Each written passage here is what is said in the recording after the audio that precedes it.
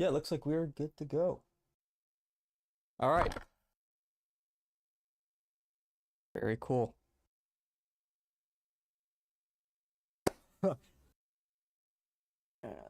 Just double check we're live on Twitch too.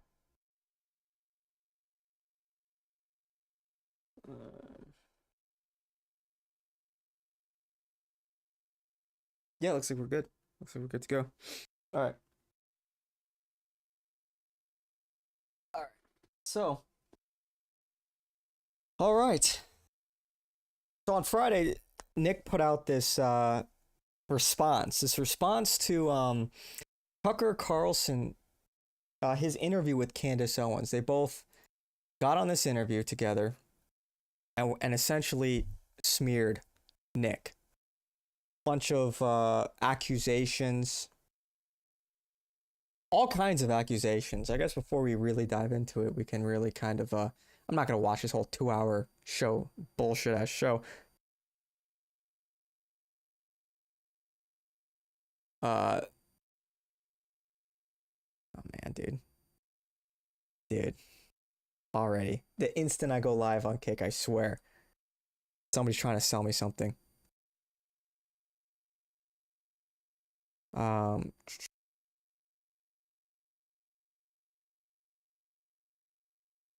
Like this is observation that has never occurred to me that the theater kids have taken, like, literally. Yeah, they're literal theater kids. Are we serious? That's just. Here's your next role. You're going to be president. So, speaking of theater, I just hesitate. What is this John Doyle level analysis? Theater kids control the government? Theater kids have taken control. Are we fucking serious right now? Does anybody buy this? Or our country is being run by theater kids. That's why it's the way that it is. Seriously. I mean, what a crock of shit. Even to ask this, but because I mean, it just opens up all this stuff I don't want to deal with. But you just interviewed Nick Fuentes. I did. Or had a conversation with him. What did you think of that? What do you think of him? I mean, I can tell you my experience was entirely fraudulent with him. Wow. I never interview people as a gotcha interview. It's always just he was making the rounds. Man. He's been around for a while. She came into that interview heated. She knew exactly what she was doing. She knew exactly what she was trying to accomplish with that interview. Asked a bunch of loaded BS questions. It was clearly hostile from the start. This is a crock of shit, man. And kind of his story, when I learned it, because he was banned from everywhere, so I didn't actually know what the backstory was with Nick Fuentes, but then I learned it when he was allowed back on X, and Jeremy Boring, who was then the CEO of Daily Wire, did this X live with him. And Jeremy Boring did an event with Nick Fuentes? It was weird. Everything was weird about what happened, but it happened. And Nick told his story, and I was listening in, and said essentially that he was canceled because he started asking questions about Israel. He was 18 years old, and he alleged that it was, very much the fault of the Daily Wire or whatever he said. And I found it to be very interesting. And I was like, oh, I actually didn't know this was the backstory. Like, maybe this really is a person who had, just ahead of everybody else, was questioning Israel and had like a bad hand given to him. So I had him on the show, welcomed him into my home, and he was very nice. We told him we're going to cut, a controversial trailer. We're going to show you like these clips. That's how she's selling that. We're going to cut a controversial trailer, not one that's deceptively edited. At one point in this trailer, she asks him, what was it specifically? Like, do you hate Jews? I believe was the question. And they cut it and played a different reaction from Nick than what actually occurred in the interview. He said, well, as if he was going to say yeah, as if he was going to try to soften this delivery, that he was going to say yeah, that he hates Jews. When in reality, he immediately answers the question, no, I don't hate Jews. I don't hate anybody. No hesitation, not a second of hesitation. So to try and spin this as she was simply trying to cut a controversial trailer. Please. That's bullshit. Honestly, like, Nick might even have I don't think he's litigious. I don't think he would actually, he probably wouldn't do this wouldn't be worth his time and effort, but he could probably sue her. It was just a total misrepresentation of what occurred in that interview. Of you talking trash about me, and you can talk about whatever you want for as long as you want, ask any questions you want to ask. It went great. He left. He said, thanks. We can now be friends. And I am not kidding. We published this 11 days later, and I don't even know how to, he just starts screaming, calling me an effing Oh my gosh. bitch who set him up. We didn't edit a single thing. Those 11 days, like 2 weeks before Are we we even serious? published the interview, we told him if there's anything that he wanted us to insert. Like, nobody does that if you go on their show. Dude, if you watch the interview, you'll see very clearly Candace is seething throughout it. She's seething. And I genuinely don't know what triggered him other than me at the very end asking him about or talking to him about family. And it was just the rage that was coming out of him was just weird. And I don't know why he did that. I don't know why he did a 180. You had access to me. You could have That's crazy. said anything after. Even if he had said in good faith, I thought I sounded a little weird here. Could you cut it out? We probably would have cut it out because I just don't want people to ever not have a good experience coming I on our understand show. that. You know what I'm saying? And also, you want Dude. people. Well, I'll speak for myself. I haven't seen this whole context. This is the first time I'm seeing everything that they've said about him. This is egregious. When I invite someone on, especially just to hear their views, I want them to be able to express what they actually think. Right. What a dishonest Exactly. And representation. you decide of what you how think, that and you interview decide how to went. express it. I mean, that's like a basic human right, kind of. Yeah. And Oh, so jeez. I'm not here to trip you up into saying something you don't mean. I want to hear what you do mean. Yeah, exactly. So- and he told the story. He did all of that. And Uh-huh. apparently then, and I don't know if it was driven by insecurity. He didn't know how his followers would take the interview, but he just did a complete 180, lied to his audience, pretended that he was surprised it was behind a paywall. We spoke about him and how we were going to release it. He said, great. I mean, it's a totally... Whoa. No, that's not how it went down according to Nick. She kind of threw that. Oh yeah, by the way, it's going to be behind the paywall. Why? Why exactly? Why is this going to be behind a paywall exactly? Why not put it out on X? Why not put it out even on Rumble? Or just put it up on YouTube? Bradley Martin did it. It's still up. What's the excuse, Candace? What's the excuse? CNN is playing Nick's clips. What's the excuse now? It's just so ridiculous. Total 180 flip. So I can now say Dude. that I didn't listen to other people say that Nick was a haven't bad seen it. person. I didn't care about what happened when he was I haven't 18, seen the 19, show 20, yet, but I 26. already know Nick is I gonna sat lay across into this. from a This is person, just had a so conversation with unbelievable. him. He behaved one way in person and then put on a show for the internet. So I actually can say my experience with Nick Fuentes is that he's a terrible person and a terrible human being, because why would you do that? There's no reason to do that. I agree. You could have come back onto the show. You could have had beginning of us discussing various topics. I think in many ways, whatever happened to him was when he was 18 may have stunted his growth. Meaning that crazy. he now is responding to the internet, which is filled with people that don't even use their real names. Right? So really, truly, the irony of it all is you could just be like the IDF soldiers, just pretending to be his supporters and just getting him to say whatever you want because he's going to do whatever you say. But it was strange. It was totally Is the audio strange. okay? It Is it made too no loud? sense. And I Does just he went, have a enough. family Chapter or closed. a normal life? I or- asked him about that. He said, yeah, he comes from a 2-parent household. That's what he told me. No. Does he have his own family? Does he? No, he's not married. And I just offered to him, I was like, yeah, no, I think these are things that you learn when you're married. And Let me just test. The browser audio too. Okay. Just want to make sure. he just was vicious about it. And, About women what? don't tell me what to do or whatever it was. And it was very performative. Like I said the exact same thing to Andrew Tate months earlier. I had him and I said, you should get married. Here's why. And of course, Andrew Tate did not react like that. He told me what his hangups were about marriage. It was just a part of two people communicating on a show. But for whatever reason, he saw this as like an attack, even Trying not to though, talk over Interesting. Nick. yeah, it was weird. Yeah, sorry. I guess were you here before? Sorry about the reason. Okay, let me explain myself. Let me explain. So this is all live, right? This is all live. When I was reacting to a live stream before, it's a bit of a balancing act. I don't want to pause the live stream because it's happening live, but I also want to respond to chat. Everything today will be after the fact. But yeah, you're right. It is irritating, isn't it? Talking over the content. Yeah, I don't know. I mean, it's like, I guess because I didn't expect this, but when Nick went on Alex Jones, they just had like an hour long segment uninterrupted. I'm not used to that. I'm used to like the fucking alpha. What is it? The turmeric 95 coming up. Filibustering the conversation, but it's a bit of a balancing act because I also want the stream to be somewhat transformative, so I don't get hit by copyright strikes. Not that I think Alex Jones would, but it's also I don't want it to be totally uncouth where I'm just ripping somebody else's content and like sitting there in the corner, not, you know what I mean?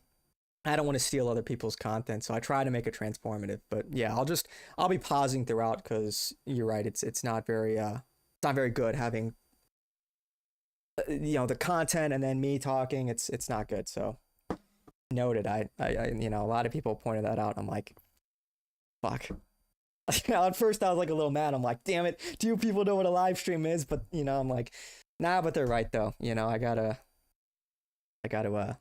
not talk over the content. Anyway, what's going on? Today I'm gonna be reacting to Nick's show he did on Friday. I'm just going over the clips first. Candace and Tucker talking, really talking shit about Nick. That really primed the response. It was totally weird. Tender spot. Well, okay. Has it occurred to you that, and I just want to say, I haven't watched a lot of Nick Fuentes in my life at all.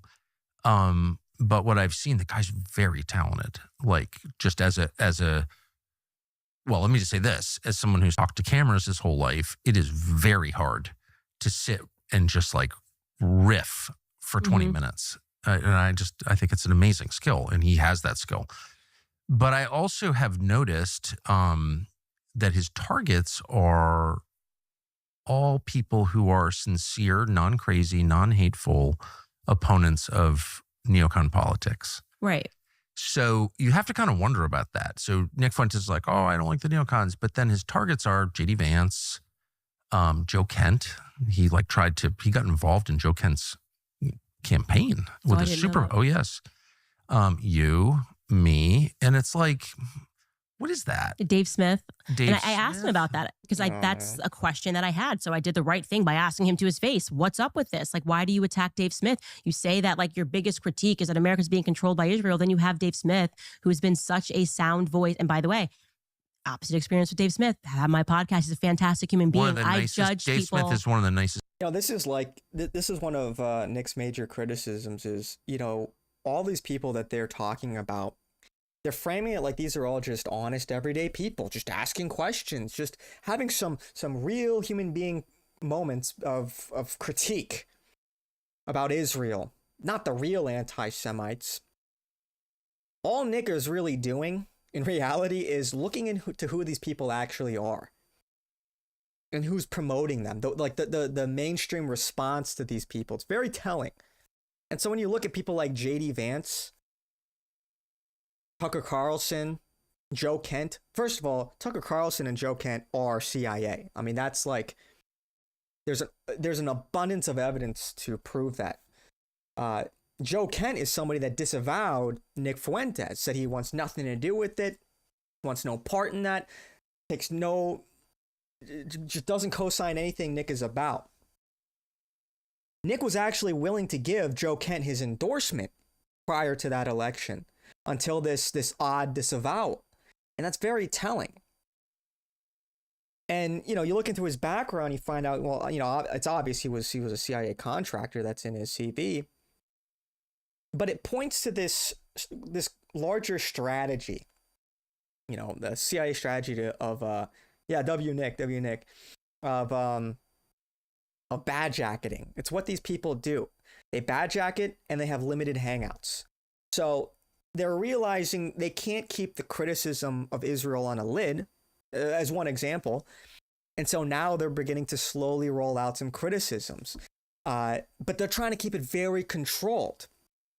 That's why they'll only promote certain voices, certain pre-approved talking points.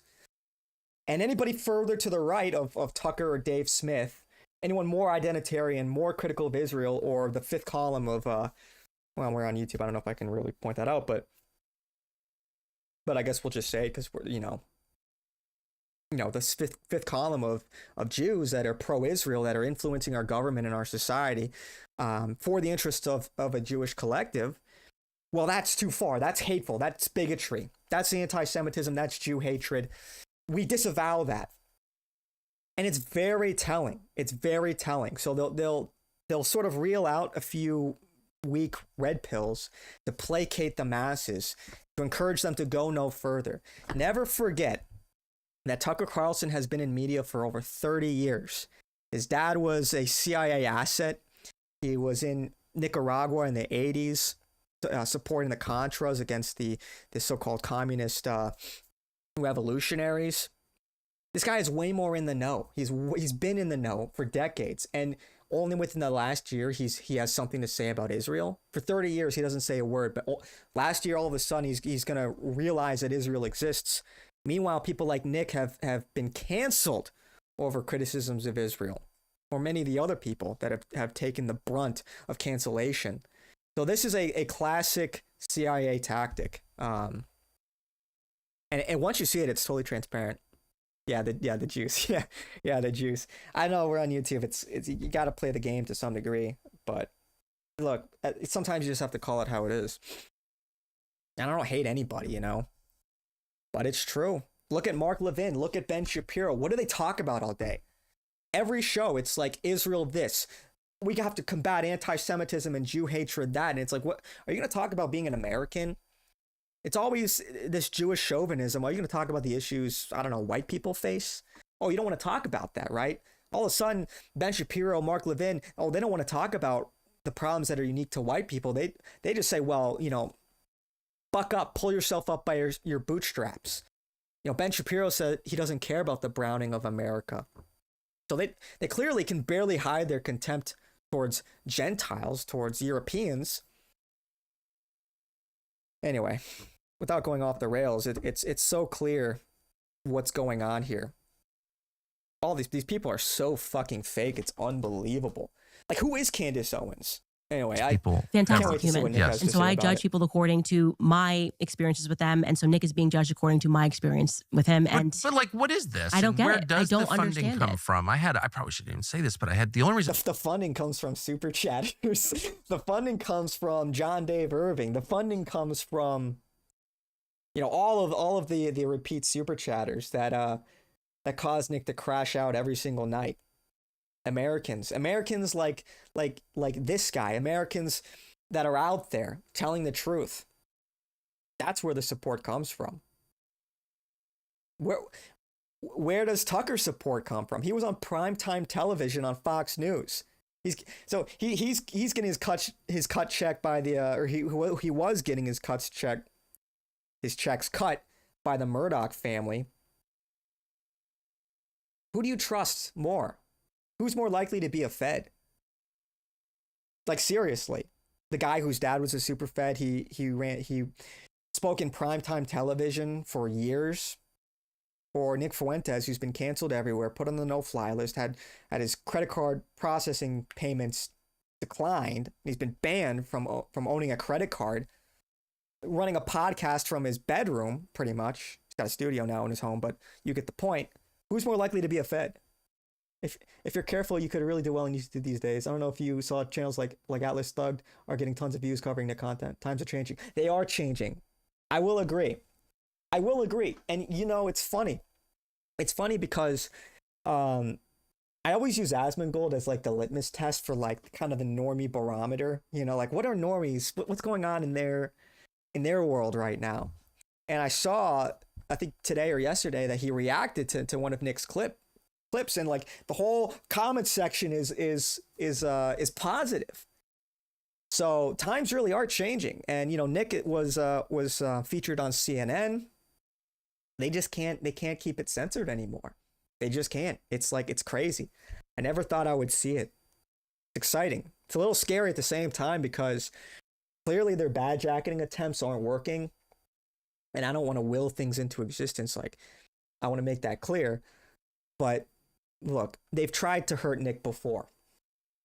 I really hope they don't do anything else. I think if they tried to take him out, that would turn him into a martyr.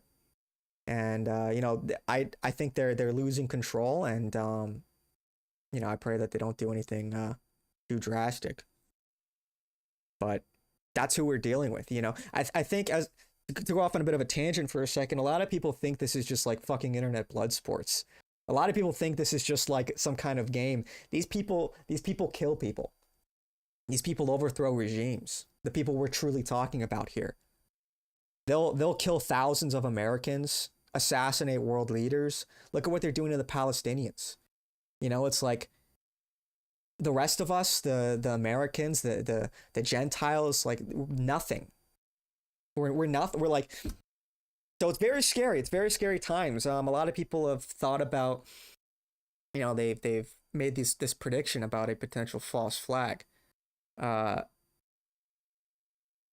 Look, I don't want to dive too deep into that right now, but I'll say this.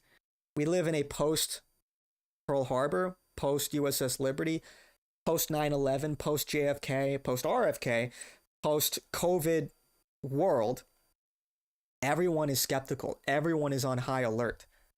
The fact that so many people are agreeing that the threat of a false flag on American soil is so high says to me that the way that, the Mossad would be looking at this is they would have to do something so unprecedented.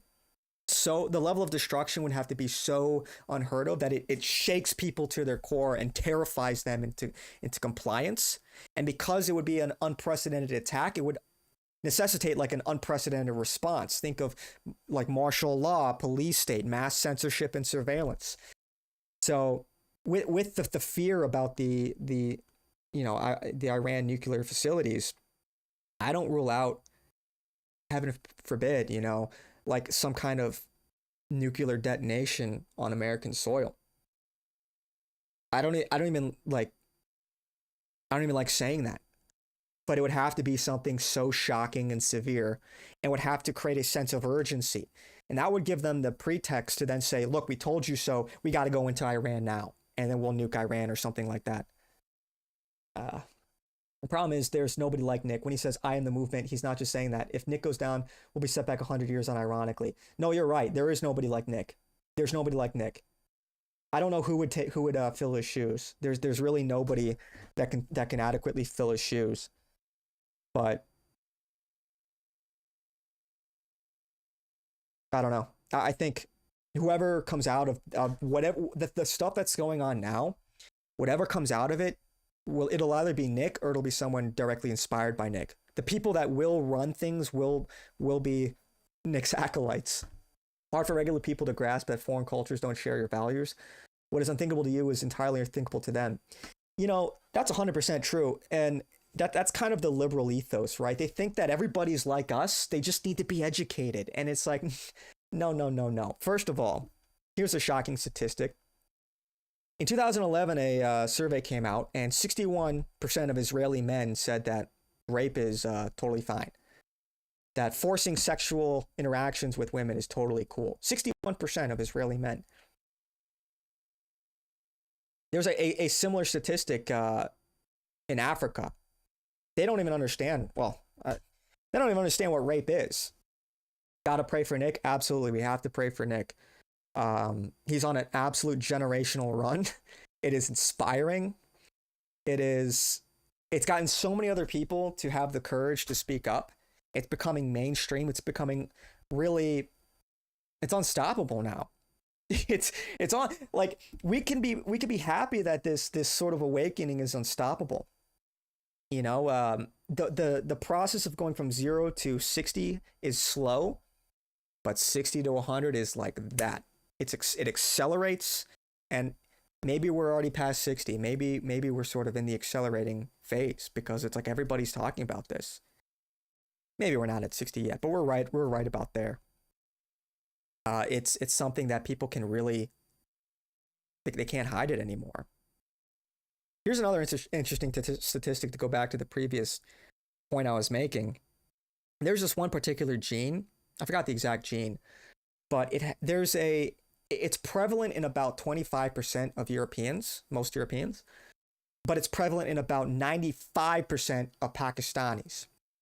this gene has been linked to expressions of satisfaction or joy of seeing a certain outgroup suffer. So people that are not of your group, like a different ethnic group, suffer. 95% in Pakistanis. So, and obviously there's degrees to this, right? You know, it's not necessarily like they won't be horrified by watching like a non-Pakistani get shot in the head or something, but it is to say there's a lack of empathy for the out group. So when Pakistanis move into like European countries, for example, they don't feel any kind of remorse. They don't feel empathy towards the at least the vast majority of them don't feel that same empathy. It's like people need to realize very quickly that the rest of the world it's not like us. And that's I think a tough conversation for a lot of people to have. If I asked members of my extended family, how would you feel if your entire neighborhood became Mexican? Their answer would be blackpilling. Yeah, more tacos, dude. So naive. Most people come over the age of 5 are cooked. I believe. Yeah, no. Some boomers are really based. Some are very based, but they would have kind of already had to have been based, you know? Like, believe it or not, when I first started watching Nick like 4 years ago, it was actually my dad that put me onto him. He's like, oh, dude, you got to watch this Nick guy. He's dangerous. Let me tell you, he's dangerous. He's like, Nick. I'm like, Nick Fuentes. And I naively, like everybody else was like, what is that guy, Mexican or something? Yeah, but, you know, my dad is, you know, he totally gets it. And it's so nice to have, you know, somebody in your family that just understands. So, but I agree. It's going to be the young generation. It's going to be, at the very least, Generation Z and Alpha that are going to turn things around. I think millennials kind of get it, but they're kind of cooked still, you know. Most people are detectable, you know, by the censored media and internet, stopping, you know, from knowing what most people really think is top priority. Most people are detectable to you. To you how? Your dad is a Chad? He is a Chad. He's a great dad. I love my dad dearly. He's a great man. Yeah. I mean, that's why I think so we know two things for certain, right? They want a war with Iran. That is crucial to Israel's foreign, well, I guess you can kind of say domestic policy, but that is crucial to their grand strategy in the Middle East. They need to topple Iran's regime, prevent them from obtaining a nuclear weapon. But their sphere of influence, the Iranian hegemony, needs to be collapsed so Israel can control the region. Then, truly, they say they can be safe. If all of their enemies are destroyed or pacified, then they can be safe. They've made it explicitly clear they want a war with Iran. They want Iran wiped out of, you know, off the face of the planet. That's one. Two, they want to stop this rising tide of quote unquote anti-Semitism. Your younger brother gets it, nobody else. I hate to say this, but unfortunately, I think for a lot of people, things are going to have to get worse first.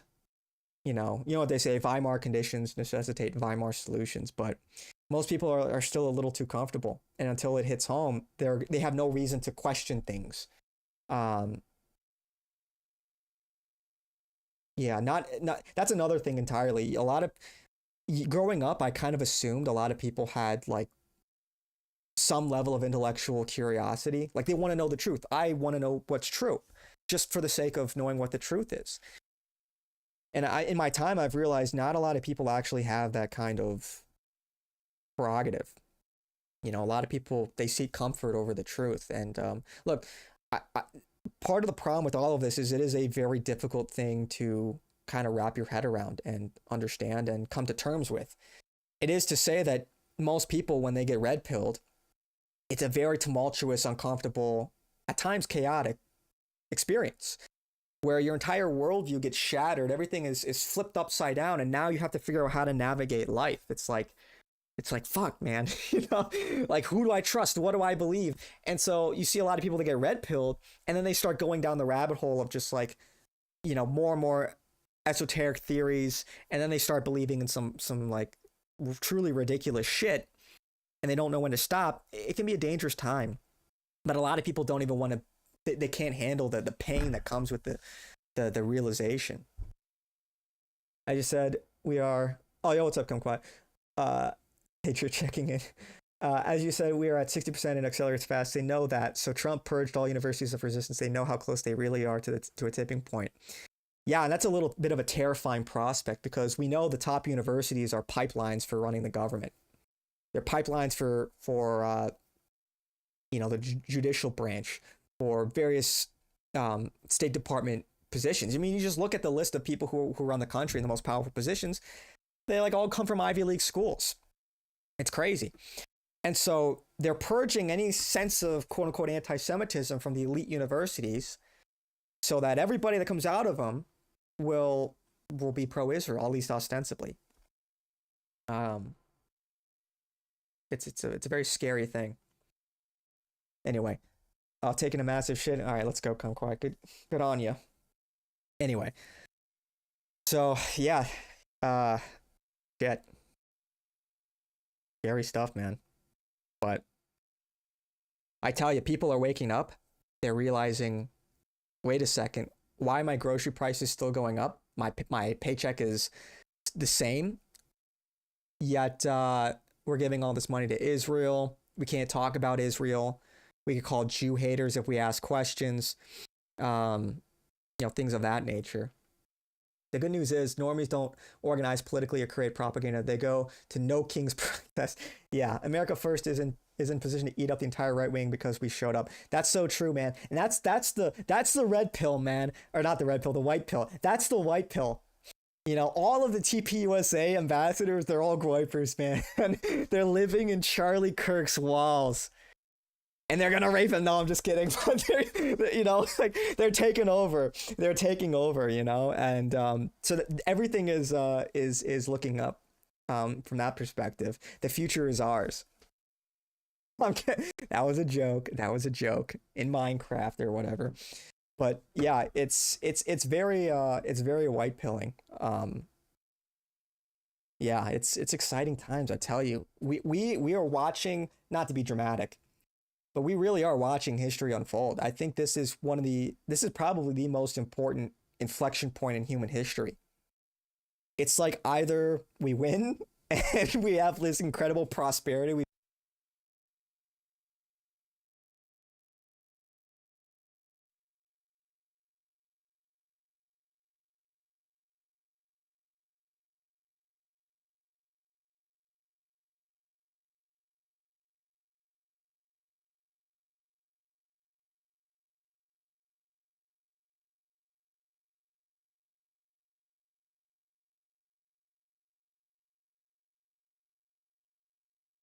Are we back? There we go. Sorry, I got to make sure my computer doesn't go to sleep. Sorry about that. Otherwise, it fucks up the software. Anyway, yeah, with the hobbits and dark elves, Curtis Yarvin's theory. Yeah, that's pretty obvious what he was getting at there. The dark elves need to run things. That's coded language out for obviously the Jews, and the hobbits. You see what happens when they run things. Code word for the Gentiles. Are we back though? It says I'm back. Sorry about that. Yeah, again, I gotta fix that. It's such a pain. Anyway, I guess we'll finish this segment. How long does this go on?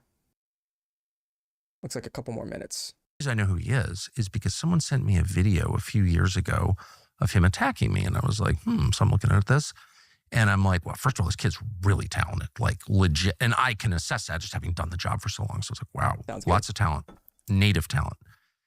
And he's attacking my dad as a CIA, his dad's in the CIA or whatever. And I'm like, well, that's no, untrue. Then my father dies, and I learn actually, yeah, was involved in that world. I was completely shocked by it. So no one has to believe me, but that's just a fact. Right. This was in March of this year. That's like, do I even have to say anything, man? Do I even have to say anything? Like, seriously, do I even have to say anything? You didn't know your dad was affiliated with the CIA. Everyone else seemed to know that. Everyone else seemed to know that Tucker's dad was like this with the CIA. Like, Wikipedia knew that before Tucker Carlson, apparently. Who fucking believes that? What a bold-faced lie. I recall in Tucker Putin's interview, Putin knew Tucker was CIA. Even Putin, yeah, Putin was like, thankfully they didn't let you into the CIA. Not officially. Because, look, the CIA works in like two ways, right? They have agents and they have assets. Agents are what you think of a CIA agent, right? They have the badge, they go around, they're an official. The asset is unofficial. They try to minimize paper trails. And this person is like a public-facing front that they don't want to be directly associated with the CIA for reasons regarding their legitimacy. If they're outed as a CIA asset, will anybody take them seriously? Tucker is a wife guy.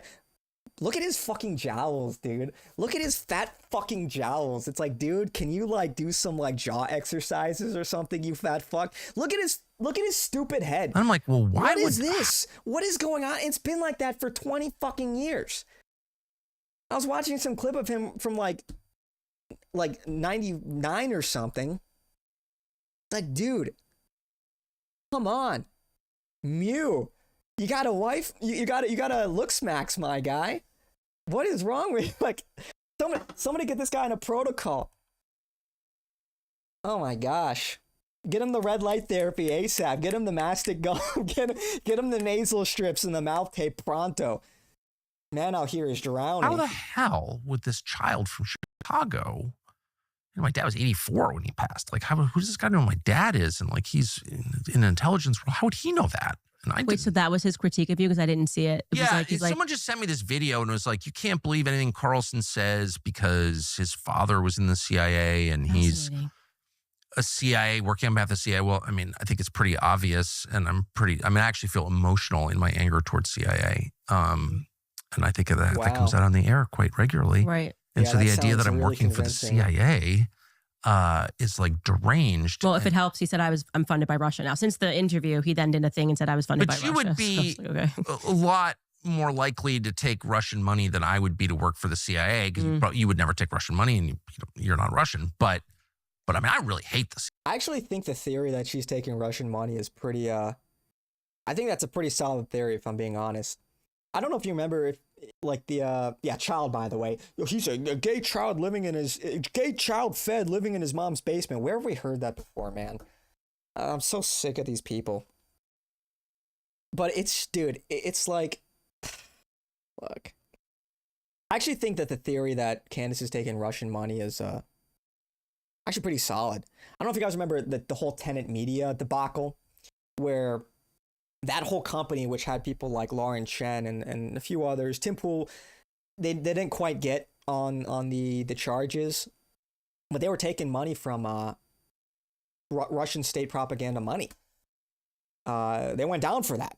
Lauren Chen has left the internet as a result. I don't know what the status of the case is, but no, that was verified that Russian money was being injected into like dissident right-wing politics or like moderate politics in America. Why would Candace go off on this Brigitte Macron theory? You might say because, well, she simply took the red pill and didn't know where to stop. You see that happen from time to time.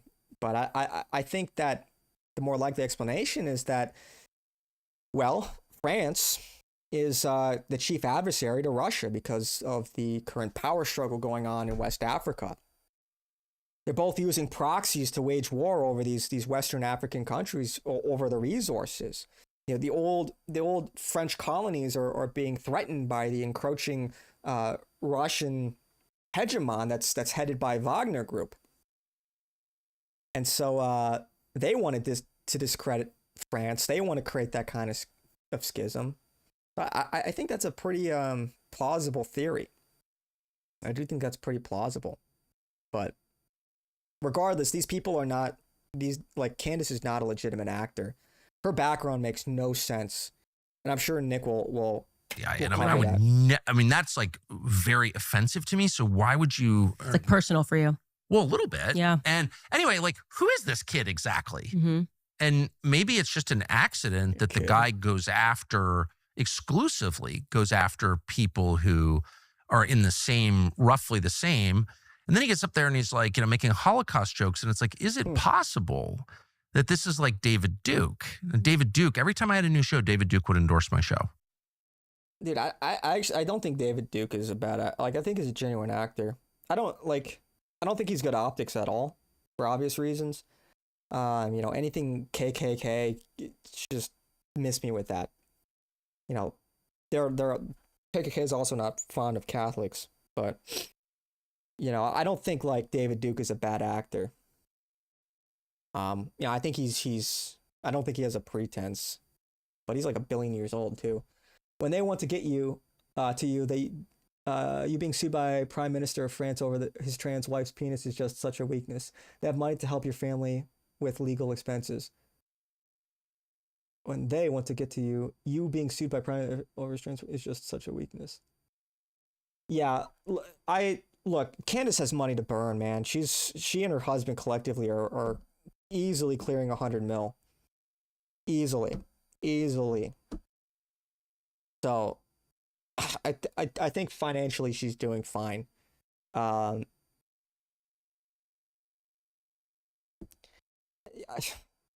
think she knows she's covered.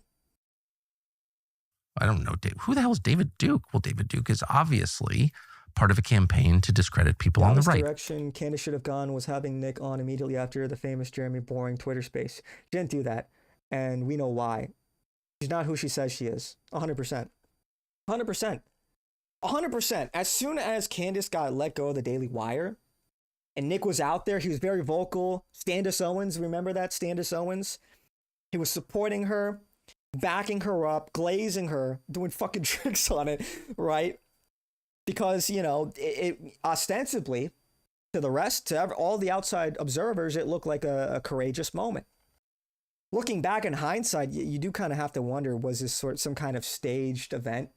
Was she trying to position herself as some kind of Israel critic? And look, she broke off from the Daily Wire, so she means business now. She got red pilled, and now she's going to act as a gatekeeper. So yeah, that was kind of the canary in the coal mine moment, was the fact that even though she was tight with Ye, she obviously knew who Nick was. You can't not know who Nick was. Even 3 years ago, or was it 2 or 3 years ago, you could not know, you could not reasonably not, no, I know it's a double negative, know who Nick was. He was everywhere. Especially if it's your job to be in touch with right-wing politics. That's one of the reasons why I don't believe either of these fucking people when they say, I don't even know who Nick is. It's like, it's your job. You do this minimum 8 hours a day. You're supposed to have your finger on the pulse in American politics, and you're going to feign ignorance. You're going to say that you don't know who Nick Fuentes is. Are we kidding right now? Are we serious right now? It's such obvious bullshit.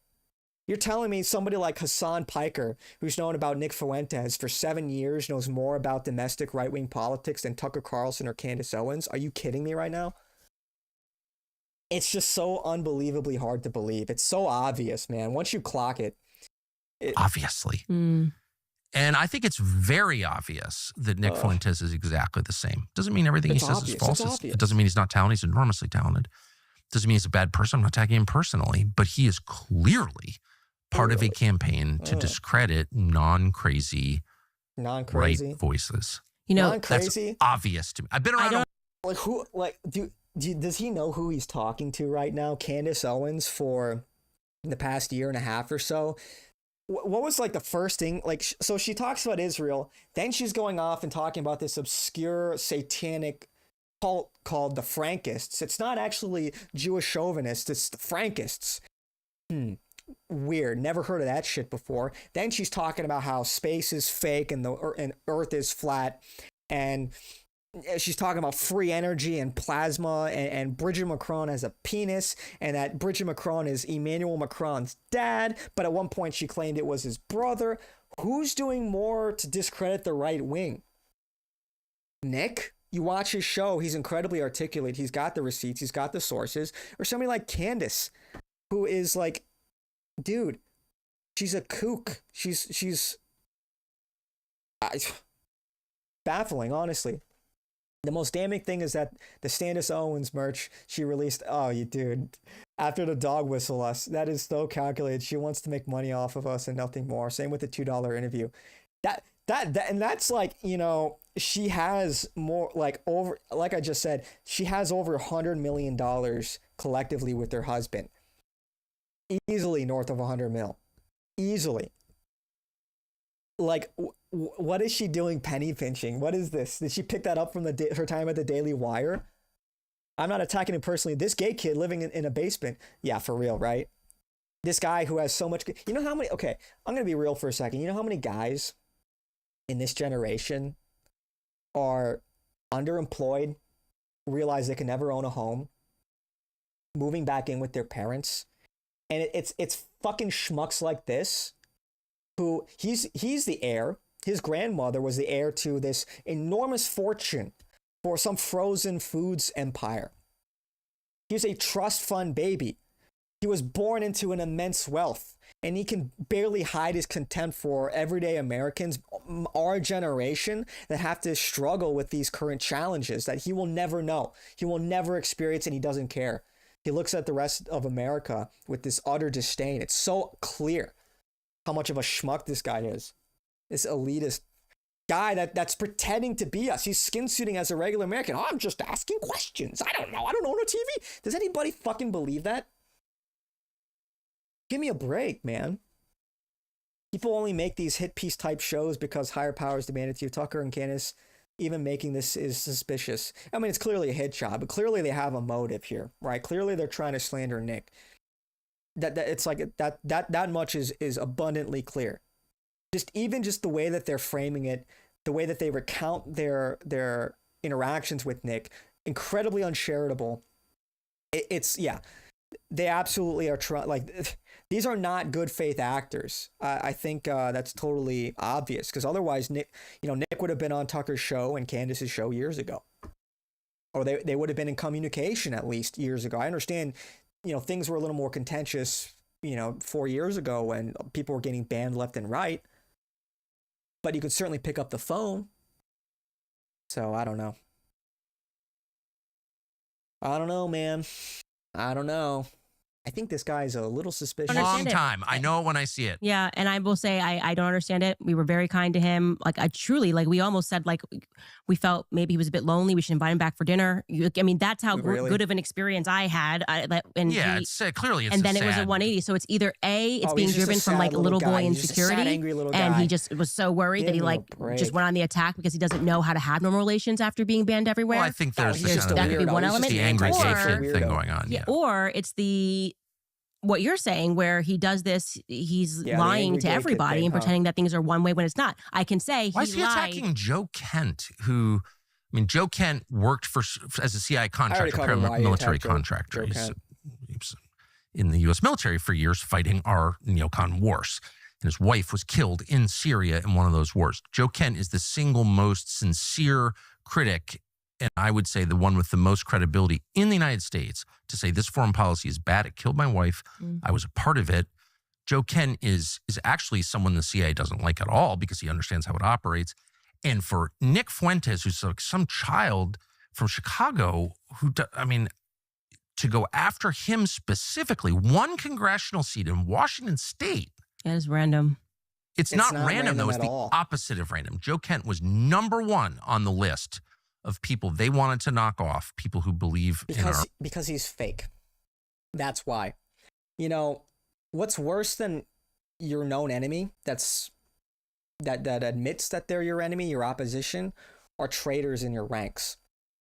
The people that will open the gates of Toledo. Those people are far more dangerous to your cause than any enemy that openly admits to being your enemy, because they'll tear things down from the inside. Look at JD Vance. Need I say more? These lying pieces of shit, bad actors always rely on the audience not hearing from the other side. Exactly. For all of these conservatives talking about how they detest cancel culture, they all engage in it. Tucker Carlson will interview Vladimir Putin, Javier Milei, dignitaries from Iran. I'm pretty sure he interviewed Khomeini too. People that our government is saying are terror, the biggest terrorists in the world. That's rhetoric coming out from our State Department, that Putin is a what do they call him, like a gas station clerk with nukes. He's dangerous. He's he's killing so many Ukrainians. And Iran, they're radicals. The mullahs, they want to just kill everybody else. Okay. So he'll go and he'll entertain that our supposed opposition are not the devil the way many of the quote unquote neocons say that they are. Yet he won't interview a guy who's committed no crime, who's a devout Catholic, who disavows violence and threats of violence at every turn, who has led more people to Christ than I think pretty much any other modern. Well, I don't want to go. I can't really back that up with a number, but has led thousands upon thousands of men to Christianity and to specifically Catholicism. You're telling me this guy is somehow worse and less redeemable than somebody like a foreign dignitary or head of state that our State Department has declared an enemy to America? Does that make sense to anybody? Does that sound honest to anybody? And so when Tucker says, I'm just asking questions, I didn't think that Putin, the media says Putin's this really bad guy, and I just wanted to figure it out for myself. Why don't you do the same thing with Nick? So it's just so obvious. I sound like Tucker now when I say it's obvious. Oh, it's obvious, but for real. I think this whole thing has been disastrous for Tucker's credibility. I think he flew a little too close to the sun on this one, and it's the backlash I already have seen is immense.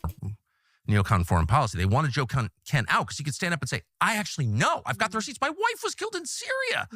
You had to take that guy out. And Nick Fuentes, this weird little gay kid in his basement in Chicago, is participating in a super PAC to bump off Joe Kent. I've been around this my whole life.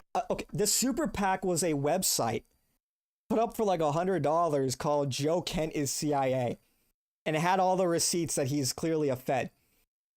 That's the super PAC, by the way. That's the super PAC. It was a $100 website that they put together in like 3 days. Bro. I know what that is. It's just an organized effort. Yeah. The organized and he also effort, did the thing that... Yeah. What super PAC? Dude, come on now. Refuses to answer the question. An organized effort. Okay. David Duke always did, including to me, which is be like, oh, yeah, it's my friend. And everyone's like, oh, Tucker Carlson's been endorsed by David Duke. I've been making like the anti-racist argument my whole life. Right. Like, I'm not for David Duke. Do I think David Duke is right when he's against affirmative action? You bet I do. But I'm not for David Duke. But David Duke would try to discredit people by hugging them. And that's exactly what Fuentes did. He goes out there, meet all these people, show up, hi, I'm Nick Fuentes. Like I said, I'm not a like David Duke guy. I don't really follow him at all. I saw his interview on Alex Jones, and that's about it. But I don't think he's like who is Tucker going to expand on what he means by that? That like who's funding him exactly? Who's funding Nick? Who's funding David Duke? What are their motives to discredit people on the right? Okay, for what purpose though? Is he ever going to expand on that? What, they're Democrat ops? Okay, prove it. Where's the breadcrumb trail? Where's the receipts? Where's the evidence? It's all of these accusations that have little to no substance. Just can I get my picture with you? That's a campaign to destroy credible voices on the right. And Fuentes is part of it. And I know I'm inviting endless trouble by saying this because, this is a kid with a lot of spare time, but it's just a fact. And I've seen it a lot. Yeah. It's just you can believe me or not. Obviously, it's just a fact. Clearly. I know what I'm talking about. I can confirm he's dishonest. I mean, so it's like you use that as your, like, I could not determine what his motives were. And I said, you know what? I don't have time for this.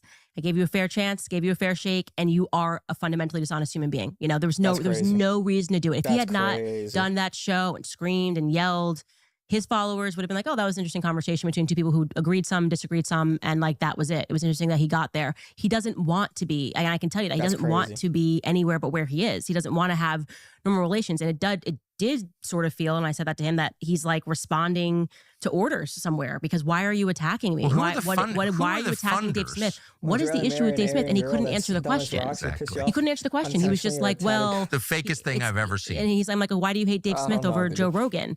And it's like, well, Dave Smith is this kind of a Jew. And I'm like, okay, I don't either. You really are this immature and you haven't gotten further in your ideas, or you're just attacking people and making people think that these attacks are legitimate when they're really not. And we were. Simple question. How does she piss you off? She's dumb as rocks. Does that carry over to the kids? Typically, intelligence follows the father. Thought the Aryans were, I don't know. Look, man, I don't know, man. I know you're in a dilemma right now and you've got to make some tough choices. You know,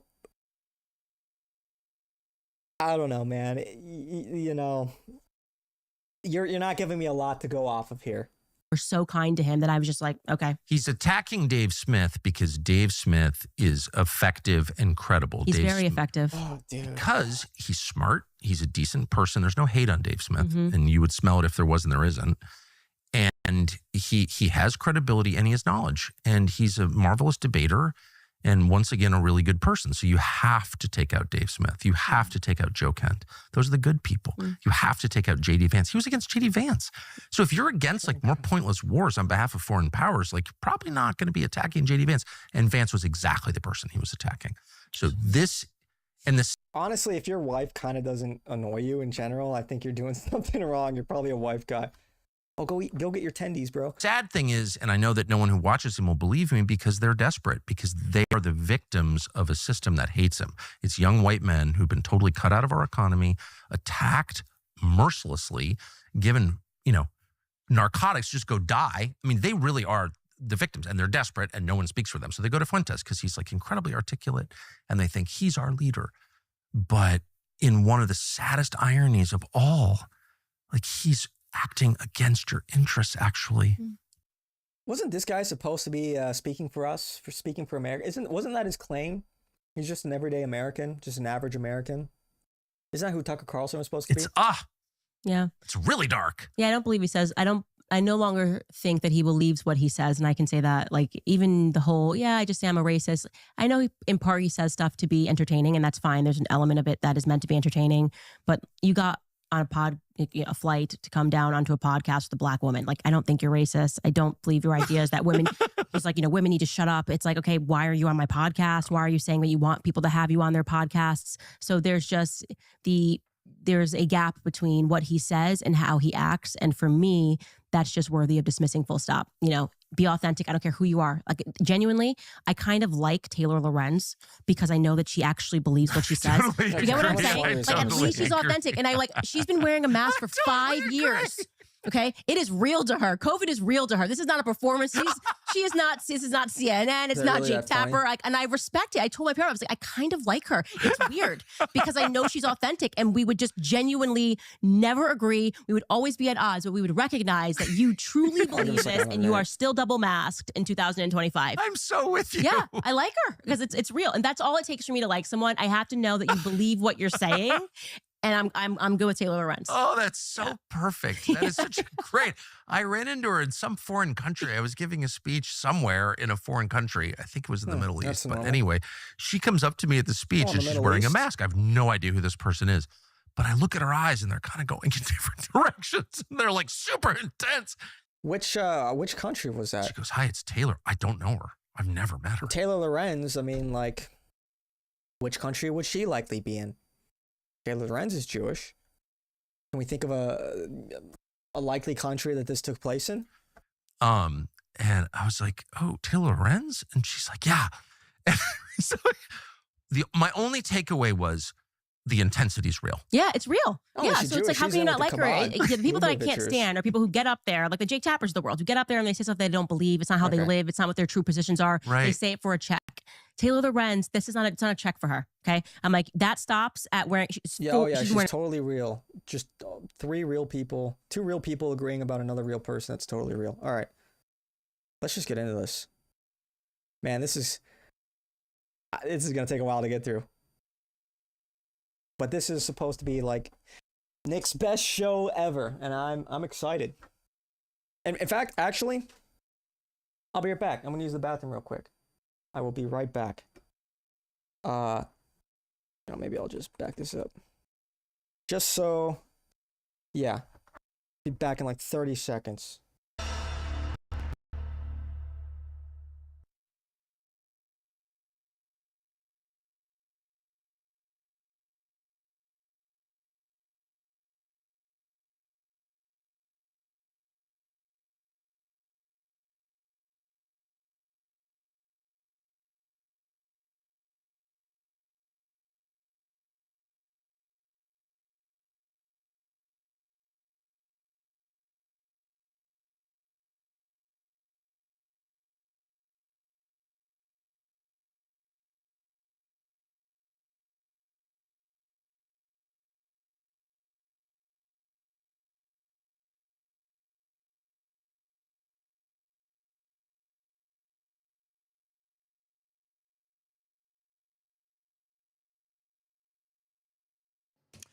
Good evening, everybody. You're watching America First. My name is Nicholas J. Fuentes. We got a great show for you tonight. Very excited to be back here with you tonight on Friday. We have a lot to talk about. Guys, this is going to be a big show. The day has finally come. Full frontal attack on the Groypers. Well, not on the Groypers, on me. On Me and America First by Tucker Carlson. And this is a fight that's been a long time in the making. It's actually been years in the making. We're going to tell a long story tonight about how all this came about. But if you followed my Twitter, you saw the tweets today. You saw the clips. Today was Doomsday. Doomsday from Tucker and Candace Owens. And we're going to watch the clip. We're going to play the clip in full, which I normally don't do on the show. It's about we just watched the clip. 6 minutes, 5-6 minutes. We'll watch the excerpt where they launch their slander and accusations. And I'm going to make a systematic case. I'm going to break down piece by piece because this is really important stuff. I'm going to break it down piece by piece and make a case about what I think is going on here. Now, if you watch my show, you may already have heard a lot of this or some of this. Maybe you know where I'm going with this. But I'm going to break it down and I'm going to make a case about what I think Tucker Carlson is and why I think he's coming after me, why he's been coming after me. And as I said on Twitter, I'm going to bring all the receipts. I have a lot of documentation, a lot of quotes, a lot of information. And what I'd like to do at some point is to make a more high quality, high production quality version of this, where I piece it all together with the screenshots and videos. With a live stream, I can't really do that. I don't have a production assistant. Oh, you know what? He did post something. Does this have any edits in it? Let me just scroll through this real quick to see if this is like a... Oh no, it's just a cut version, I think. The first thing that I want to do is I actually want... Anyway, sorry about that. That does that kind of thing. So it's hard for me to bring in real time all the clips, screenshots, things like that. I'll cite everything with dates, sources, stuff like that. But in the future, I want to do something a little bit more in-depth where you could actually see and hear from the people that are involved themselves, from the different materials. But anyway, that is going to be our big show tonight. We're going to go pretty in detail on a lot of this stuff. It's going to be very thorough. And I don't normally do these deep dive shows. As you know, normally I do current events. I'll give my analysis about the day's events. We'll pull from an article or something like that. But tonight is a rare occasion, and I think it's very important. And I think that'll be clear by the end of the show why I'm doing this. And why I want to spend a lot of time on it. I think it'll be very clear what's going on. Actually, I think last night's show would be a good companion. So if you missed last night's show, you may want to check it out. If you saw it, I think you're going to hear some similar themes. And it's crazy because I was preparing for this show tonight. I was actually pulling a lot of the sources, and it rhymes. A lot of the stuff that I talked about last night we covered Canada's recognition of Palestine, which will be forthcoming next month at the General Assembly. And I talked about the big picture of what Israel's ambitions are with Palestine, with Iran, with the broader Middle East, and the strategic implications for the United States at large. Because that is the central question, is what happens the day after? Obviously, we're in this world historical moment ever since October 7th. Israel is on the move. Trump and the United States are a very critical part of that. Major changes are happening. That all-important region is undergoing a convulsion like we haven't seen in 50 years. Question is, what is the objective? What is Israel's endgame? What does the day after look like? And people have so much to say about it in America. We're going to try to discern their motivations in light of what America's strategic goal is in that region. Now, if none of this makes sense now, I think by the end of it, you'll see where I'm going with this. But that's going to be our show. In particular, we're going to respond to what I would consider the major allegation that Tucker has made. And this is one that I've been grappling with my entire career. At once, when I got started, I was called a racist, a Nazi, a sexist, all the usual things. And I would say that was one form of cancel culture. It came from the left. It was of the left. And the basis of the attack is that I was an extreme rightist. I was an extreme right-wing guy, a Nazi, a racist, a fascist, all the rest of it. And that was sort of the primary attack for many years. That was the main primary attack that defined me, I would say roughly from 2017 to 2022. But what I have been undergoing ever since around 2022 is a secondary form of attack, a secondary form of cancel culture. And I think that there was a self-conscious decision by my attackers, or maybe by a different faction attacking me. But I think there was a realization that that attack wasn't working. Screeching about racists and Nazis, it doesn't really work anymore. It doesn't have the same punch. So they switched it up. And by the way, much of the mainstream right had been moving further to the right, closer to many of my positions on immigration, as of late on Israel, on all the things I talk about, Christian nationalism. So the secondary attack is more subtle. And they say, we're not going to call him racist. We're not going to call him a Nazi. They say, we're going to call him illegitimate, a non-credible voice. They're not going to attack what I'm saying, the substance of what I'm saying, because the substance is winning people over. People watched my coverage of the Iran war and they loved it, left, right, and center. People watch my analysis, my polemical statements about Gaza, and they say, I'm from the left. I hate this guy. I agree with him. So in some ways, in many ways, they realized attacking the substance isn't going to work. Saying you're too far right doesn't pack a punch. We've sort of exhausted that. There's this boy who cried wolf effect. What's more, the mainstream right is moving too far to the right. They're too proximate to me. So I can't really be attacked from the right in that vein anymore. And the arguments on a similar vein are becoming very compelling in light of recent events.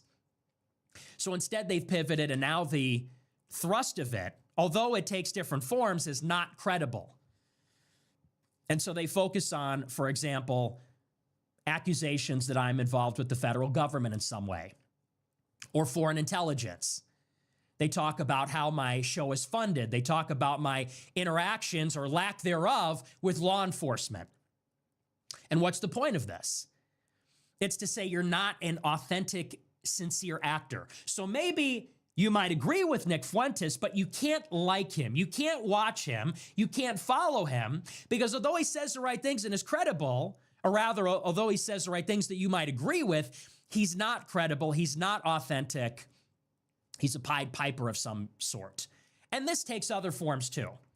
Now, it is this genre, it is this species, this secondary kind of attack. This is how Tucker Carlson attacked me today. And many things were said by Candace, by him, personal insults, all kinds of things.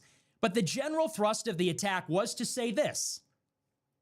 Tucker said that I am, in his words, obviously a part of a concerted, intentional campaign to discredit anti-neocon voices on the right wing.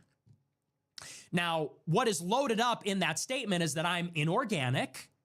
I am being put up to this by some organization, maybe government, maybe left-wing partisan, but I am an astroturfed inorganic voice put up by the left, by government, by some sort of organization with the goal of discrediting by association the authentic opponents, his words, of neocon politics. That's how he characterized it, of the neocons.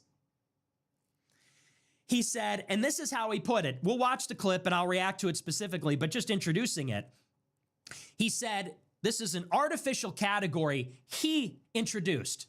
He said, you have crazy people and not crazy people. You have crazy, hateful people and not crazy, not hateful people. He said, and there are loads of not crazy, not hateful people like JD Vance, Joe Kent, Candace Owens, and himself that are opposing the neocons. He said that here comes Nick Fuentes, a crazy, hateful person who sounds like them and will damn them by associating with them, will embrace them, wrap my arms around them, and make them look crazy, make them look hateful by association to sabotage them. That is the central claim. We're going to look at that. And maybe people are curious. I'm sure a lot of people tuning in have the same question or have thought that about me in the past. But we are going to break down piece by piece everything that he said. We'll watch the clip and I'll provide the receipts. We'll look at his evidence for this because he qualified the statement. And his evidence was that I only attack the so-called real voices of America first, the real voices against the neocons for no reason, randomly, exclusively. He said, and that alone has led him, obviously, beyond a shadow of a doubt, to the conclusion, without talking to me, watching my show, that I'm an inorganic, bad faith actor trying to sabotage the real opposition. I'm the controlled opposition, they say. Okay, well, let's look at that. White girl toxicity isn't the same. I never know when I go too far. Bullying a Latina is normal. They like it. Bullying a white girl is like kicking a puppy. You just gotta find a way to make it playful, you know? Yeah, I don't know. Like, Latinas are toxic. They're born in it, molded by it, right? I don't know. What do I know? What do I know? I'm just a chud. I'm just a chud incel. What do I know? That's going to be our show. It's going to be controversial. It's going to be interesting. And I will be objective. We're going to go to the facts. We'll go to the receipts. And I will let you judge. I will try not to do any editorializing. I'll try my best not to make personal attacks. I will present the timeline. I'll present the information. I will tell you my thought process. I'll explain my actions and where I was coming from on a lot of this stuff. And you be the judge. The truth fears no investigation. That's what I've always believed.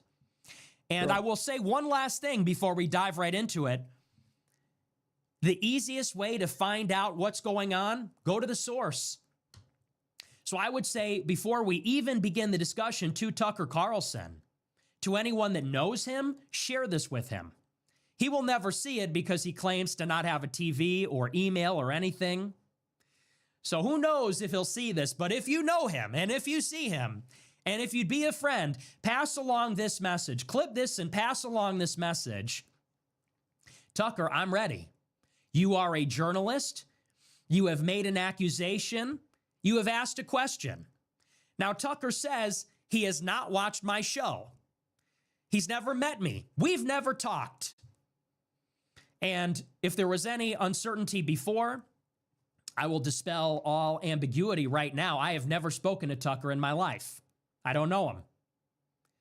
And yet he's making some pretty big claims about me for somebody who doesn't watch my show and doesn't know me and has no experience with me. And I would say if you would give the president of Iran a chance, if you would give Prime Minister Netanyahu a chance, he's offered to interview him, Vladimir Putin, Ted Cruz, Candace Owens, if he's willing to debate Ben Shapiro. He called out Ray Epps, who is also accused of being a Fed involved in January 6th. Why not me?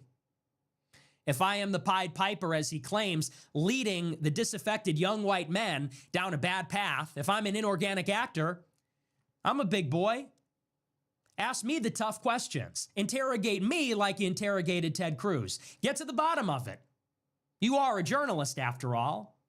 And if you're confident in your position, then one of two things will come to light.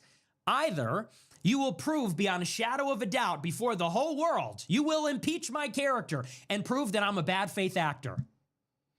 And the spell will be broken. And the true opponents of the neocons will prevail. Or you will find, or the audience will find, that I am who I say I am. And they will learn why I have attacked JD Vance and Joe Kent and Tucker himself. Maybe we'll find the whole thing was a big misunderstanding. And maybe Tucker will apologize to me if he got it wrong. But you don't know until you have the conversation. I don't fear the tough questions. I don't fear sunlight, which is the best disinfectant. So if you have the balls to gossip about me and make snarky personal attacks with Candace Owens, and you're both going to talk about me and about what happened and about other things, I think it's only right that I should be able to reply. I think it's only right that I should be able to face the accusation. I'm not asking for you to do a puff piece. I'm not asking for you to take it easy on me. I'm not asking for you to promote me or defend me. Be as tough as you want to be. Ask me anything. I'm here for it. I think that's reasonable. If you're able to say it when I'm not in the room, you should say it to my face. He's been insinuating it for a long time. I think that's reasonable. But with that being said, before we get into all of the information, I want to remind you to smash the follow button on Rumble, smash the like button, leave a comment, and give me your feedback. Let me know what you think about this show. Wait until the end, but let me know what you think, because I do want your thoughts. I want to know, because for me, this is a process of inquiry. I'm interested in the truth also. And if I'm wrong about Tucker, if I'm wrong about some of the things I'm going to say tonight, I want you to tell me, and I want to know. So leave a comment. Also, check out our hats for those that do not watch normally. We do have our hats that are back on sale. We have our America First trucker hats. He's just a humble hat Fuentes.store, salesman. $40, made in America, free shipping. If you want them, get them. I'm done with my MAGA hat, with everything that's going on, nuking Russia, burying the Epstein files, bombing Iran. I'm done with the MAGA hat. I have an America First hat. That's what I wear. Also, we have our America First archive website, which just launched on Monday. For $15, you can subscribe and you can watch my entire archive of content, 5,000 hours. It's $15 a month. It's at americafirst.plus. That is the name of the membership. That is the name of the website. In particular, if you want to fact check me, you can go back and watch the streams. I will cite tonight a stream that I did in March 2022, where I predicted everything that I'm about to talk about now. And you can get that exclusively on the archive. I myself used the service to prepare for the show. And it was a stream about Joe Kent, who's a big subject of this controversy. So check it out, americafirst.plus. $15 to get the whole archive, $100 a month. You get to talk to me directly. If you have a question, friend or foe, $100 a month. Get in the group chat, ask away. Pretty great value. Okay, that's the shilling. We got to get the shilling out of the way. We're going to dive in. The first thing that I want to do is I actually want to watch unfiltered, uncut, what was said on Tucker Carlson's show. Which we just watched. It's 5 minutes, so bear with me. I will do my best not to interrupt. We're just going to play it straight through because I want you to see the whole conversation. I think I'm going to skip Nothing this part. to hide here. I want you to see it. I want you to watch it. I want you to hear the context and the back and forth.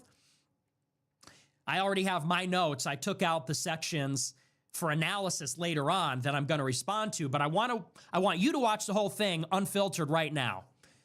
So this is from Tucker Carlson's show this afternoon. For context, I don't know when this was filmed, It was released today, but I don't know when this was recorded. It had to have been after America bombed Iran in the middle of June, and it had to have taken place, or I suppose it would have taken place after Candace dropped the interview at the beginning of July. So this was filmed sometime in July, I believe, but it was released this afternoon. It's crazy that Nick prepared all, like, I mean, this is something he's been working on for a while, but his show on this night, which was Friday, extemporaneous. He's got his notes, but there's no script. Already, just that opening preamble, he completely set the stage, gave all of the relevant context. Dude, nobody does it like Nick, man. Nobody is on this level. Nobody comes close.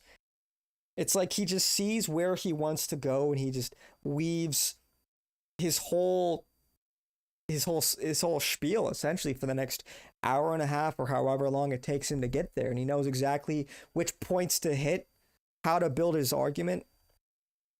Like, you know, it's like the burger analogy for like a good essay, right? A good 5-paragraph essay, except it's like, you know, 100-paragraph essay. Crazy. This was Candace on Tucker. They talked about a lot of different things, but then they did about 15 or 20 minutes on me. This is from my updates channel. This is the 5-minute relevant part. We'll play this, we'll watch, then we'll react to it, okay? Here it is. Oh, hang on, I got to turn my desktop audio on. Here we go. Attacking Joe Kent, who Joe Kent worked for one of those. I was a part who Joe Kent was #1. Was killed in Sump Off. He also did the making, but David's a can't spare. Confirm he's just a human being. That was it. Respond. The fake and further because and good people attack have been talks for them. Well, yeah, I just woman like the likes cut out at the very because I know that she actually believes what she says. Totally. Okay, so there you have it. We could even back it up. I think this cut out at the very beginning. We could play the very beginning part because I want to have it all out there. It is real to her. COVID is real to her. This is not a performance. There was like one little part at the beginning that just cut off. Like okay, unattacked, and then we'll get into it. Interesting. Yeah, it was weird. It was totally weird. Tender spot. Well, okay. Has it occurred to you that? And I just want to say I haven't watched a lot of Nick Fuentes in my life at all.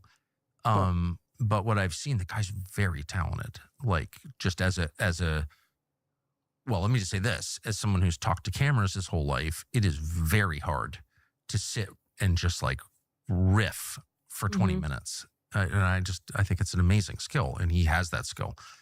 But I also have noticed that his targets are all people who are sincere, non-crazy, non-hateful opponents of neocon politics. Right. So you have to kind of wonder about that. So Nick Fuentes is like, oh, I don't like the neocons. But then his targets are JD Vance, Joe Kent. He got involved in Joe Kent's campaign with a super. Oh, yes. You, me. And it's like. That like your biggest goal. This one thing, we watched all this before. As a seat, it was like, well, what he comes out. Said I was. I mean, no Dave went to pain. Stand-ups are one. The other. Not. I can say why is he attacking Joe Kent, who. I mean, Joe Kent worked as a CIA contractor, paramilitary contractor. This is where the other clip began. Okay, so that's the whole thing. That's about, I think it was about 10 minutes. I'm going to go back to the screen. And I want to break down every major claim that was made in that clip. Now you've seen the whole thing and you sort of get the gist of it. And I'll lay it out at the very beginning so we can kind of organize this a little bit. So in the first place, we have some really easy stuff to get out of the way. Number one, Candace makes this claim. I really want to focus on what Tucker said. We've done the Candace stuff to death already, but she says, I was treated so well. We were going to invite him to dinner. He had no answer on Dave Smith. Suffice to say, I think that's a misrepresentation of how that went, of the entire thing. I've already been over that many times. The consensus from, I think, nearly everybody that watched, including people that are mutual friends, people that are friends with Candace and me, people like Myron Gaines, people like Dan Bilzerian, other people that I don't want to name on the show. The consensus was that she was very rude to me. It was very combative. It was effectively a setup. where she aired out personal slights and misrepresented what it was going to be from the outset, which was supposed to be maybe a fair or friendly conversation, but turned out to be more of a hit job behind a paywall. We can kind of leave that aside for our purposes tonight. We won't really relitigate that on this show. Another thing that was mentioned, which I think is really important, very briefly, is Tucker Carlson said that he did not know his dad was in the CIA until his father passed this year in March. Nick Fuentes, the glowiest and I just want to say very briefly, that is... Exposes someone? Are you being facetious right now? You think Nick Fuentes glows more than Tucker Carlson or Candace Owens? I hope that's a joke. It's a very, very important thing that he said, because if he's lying about that, in my opinion, it calls into question in a very serious way whether he is a sincere or honest person, in particular about his relationship or his family's relationship with the CIA. And spoiler alert, that is a lie. It's a very strange, bald-faced lie. You just watched him in his own show, and he said specifically, I did not know my father was in the CIA until he died, which was in March 2025. He said, and I was, quote, shocked to learn this. Well, we have the clip. In June 2024, he was on Sean Ryan's show, and he said, my father is in the CIA. Yeah. When his father was very much alive. In addition, Tucker tried to join the CIA. You think, okay, buddy, you think that's how it works? Oh, he got rejected from the CIA. Nothing more to see here. Are you stupid? But still, Nick Fuentes glows. How does he glow? Give me some receipts here. Give me some actual credible evidence, rather than just throwing these accusations around. And don't say January 6th. That's just like, yeah, that's retarded.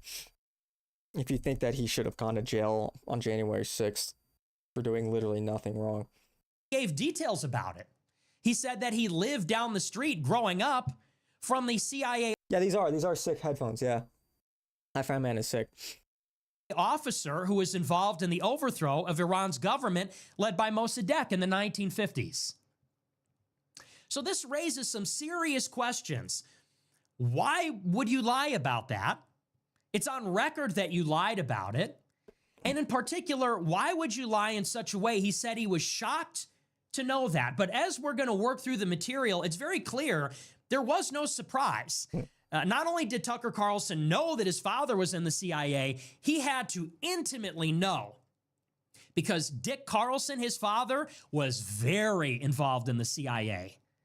It's not peripheral. It wasn't a footnote. His father was a CIA man and played a crucial role at the CIA. I will read you quotes from testimony that he gave, recorded by C-SPAN in the 1990s, where he talks about how instrumental Dick Carlson was, his father was, in the overthrow of Soviet Union governments, or governments backed by the Soviet Union, of Tiananmen Square in China, his relationship with Neocon nonprofits after he left Voice of America, and the other organizations he was a part of. So for Tucker to say not only did he not know, but he was shocked. I hope you're listening. I hope you're listening right now, because look, this is Nick's direct response to these accusations that he's a Fed. Basically is exposing a glowy. Okay, you're not explaining where is the evidence that he glows. You keep saying that. But where is the evidence that he glows? He's been under investigation. He was put on the no-fly list. He's banned from banking. He was censored everywhere. Yeah, he glows because he glows. Okay, yeah, it's like, come on, man. Come on. Like, he has faced that accusation for years. For years. Look no further because he's a Fed. Where's the evidence that he's a Fed? He looks like a Fed. Okay, but answer the question. This is how people have gotten away with smearing him and badjacketing him for years. And this stream, what we're reacting to right now, is him addressing those smear tactics. Yeah, 666. That's awesome stuff. I hope that's an attempt at irony, but I don't know. That does not pass a smell test at all. That is a brazen lie, a strange and weird lie that he compounded by saying, not only did I not know, I was surprised. Well, that is absolutely not the case. And for him to misrepresent his knowledge, what he knew, when he knew it. Man, just listen to the shit he has said for years. He was literally at that January 6th nonsense yelling at the megaphone to storm the building. People went to prison for less. Dude, he told people not to go into the building explicitly. Explicitly. You know, most of the people the vast majority of people at January 6th did not get arrested. They did not get... Yeah, pull up the clip if you've got it.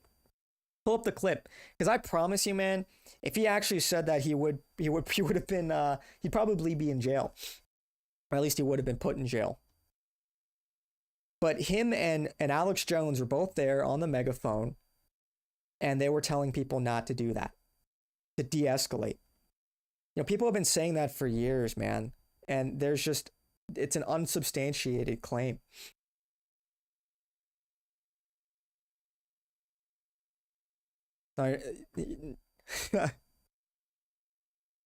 Yeah. Not like, okay, like I don't know what to tell you, man, but like, look. Nick Fuentes has been canceled everywhere. He's been attacked by the establishment. He's been gate-kept out of the conversation. They call him gay. They call him a Fed. They call him a fake Catholic. They call him a racist, Nazi, misogynist, whatever. All of these smear tactics. Manny Fuentes tards are really then ghetto. Okay, look, yeah, you see, you're really not making a strong case here. I ask for evidence, and you just say, he's a Fed. I'm like, okay, where's the evidence? He's a Fed. He's a Fed. January 6th. I explain how that's not true, and then you just say, oh, you're retarded. It's like, dude, I think this is the Dunning-Kruger effect in full display. He isn't even banned from Matt. Are you stupid? He literally is. He can't get a fucking credit card processor. Oh my gosh. The only way to buy his hats are through crypto. My goodness, man. In such a provably false way is very strange to me. But where's the connection, dude? Where's the connection? Where's the connection with the feds exactly? What is the angle? What is the angle exactly? Why, even if he is a Fed, okay, even if he is a Fed, to what purpose exactly? What purpose does him being a Fed, what kind of asset is he serving here? What is his job exactly? Yeah, asking for a clip is low IQ, I guess. That's news to me. This whole time, I guess I thought asking for evidence was a legitimate request. But like, you know, you people, it's all the same, man. It's like unsubstantiated claims, smear tactics, a lack of evidence. And then it's just like, you think that would work? You think that this tactic is working? Coming from a guy named, yeah, Shabbos Goy 666. Yeah, I would hope that name is ironic, but I don't know, like am I talking to like a fucking, is this like a Unit A200 officer I'm talking to? Is this like am I talking to somebody in Tel Aviv right now? I have a hard time believing a well-adjusted person would create an account called Shabbos Goy 666. Like, even if you're actually based by chanting rape and how women are gay and such, dude. Oh, are you just a wife guy? Are you a wife guy? Dude, bro. No shot. Did he offend you? Does your wife know you're on the computer right now? Alienating 50% of the populace? Dude, oh man, does your wife know you're using the computer right now? Does your wife know that you're talking to strangers? Don't get in trouble. I hope you did all your chores. Yeah, populance. Maybe he's typing quickly. I'll give him the benefit of the doubt. But yeah, high IQ.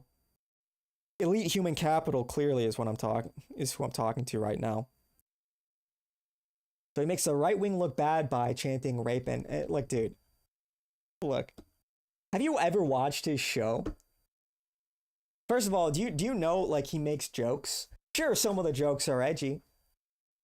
What are we? Snowflakes? Didn't we like wasn't the right wing shitting all over the left wing for calling them snowflakes because they got offended all the time? English is your fourth language. What's your first language? Yiddish. Second language, Hebrew. Third language, fucking Russian. English is your fourth language. Oh man. Yeah, high IQ individual here. Elite human capital. I don't know. You sound like a wife guy. You sound like you're totally whipped by your wife or your girlfriend or something. Finnish, Swedish, and some German. What are you like a pagan LARPer or something? Man, that kind of explains it. Cause yeah, the Nordics are kind of cucked right now.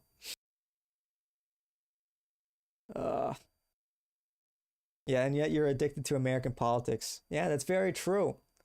Shouldn't you be more concerned about your own country and how like oh, I don't know, or I don't even know which country if Finnish is your first language, Finland. It's not the first time a retarded Finn came into chat. But shouldn't you be more concerned about what's going on in Finland? Or is there just like nothing going on? There's nothing exciting going on. Gotta like get involved in niche American politics. That's how you know America is just the most important country in the world by far. I can't even imagine being a Finnish nationalist. That sucks to just be kind of irrelevant. But anyway. And I think it calls into question his credibility on that subject, but we'll go through that. Now, those, in my opinion, are more minor things. In broad strokes, the big literally doesn't matter here because Jews control everything and voting literally doesn't matter. So let me get this straight.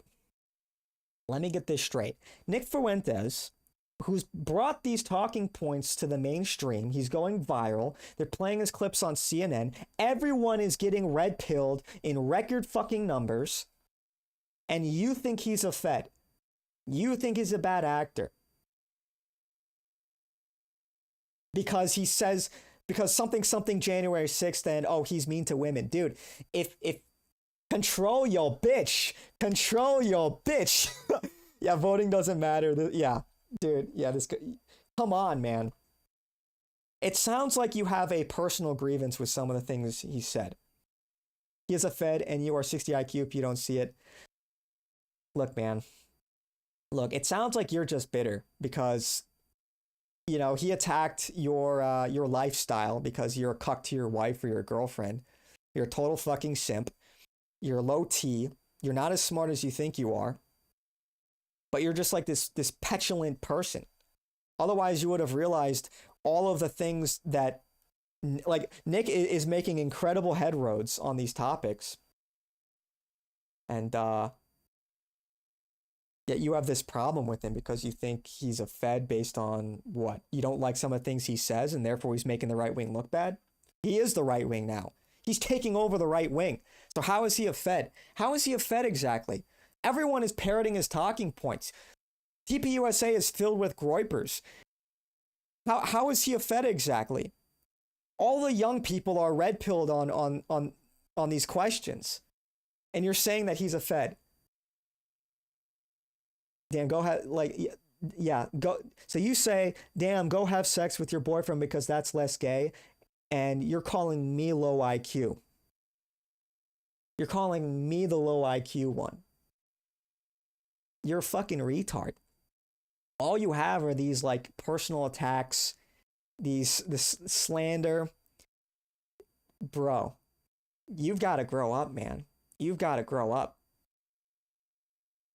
I don't know what to tell you. Argument that I want to focus on tonight. He said that what I represent is a campaign.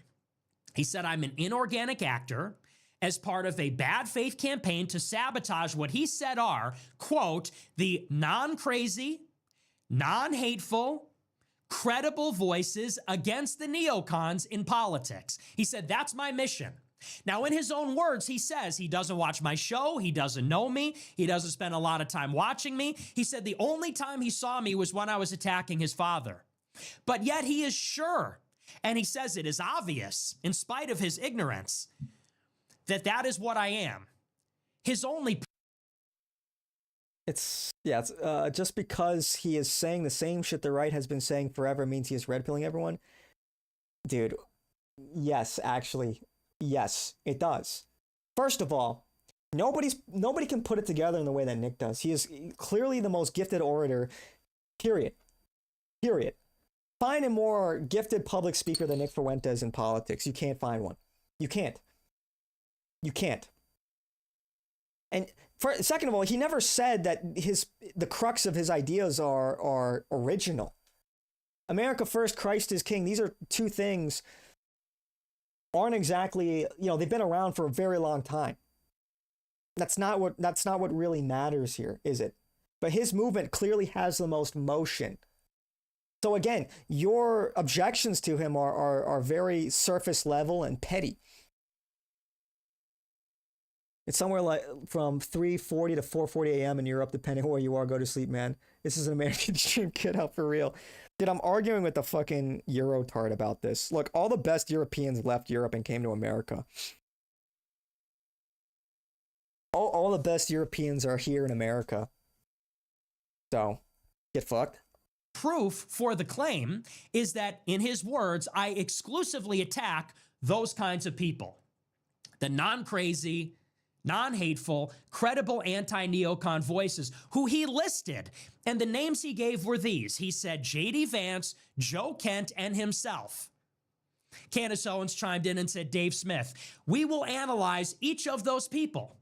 And we will evaluate tonight what is this artificial distinction being created between non-crazies and crazies, non-haters and haters, anti-neocon voices and whatever I am. We're going to break that down. And if Joe Kent is your champion, well, we'll look at Joe Kent and we'll look at his views. Tucker characterized my attacks on Joe Kent and JD Vance as random. Candace Owens agreed. She said it is random. Tucker said, no, it's not random. Joe Kent was enemy number one, public enemy number one of the neocons. So Candace says it's random. Tucker says it's conspicuous, but it was targeted. We'll talk about my history with Joe Kent. So we're going to dive in. Enough introduction. We'll break this down. First, I want to talk about Joe Kent.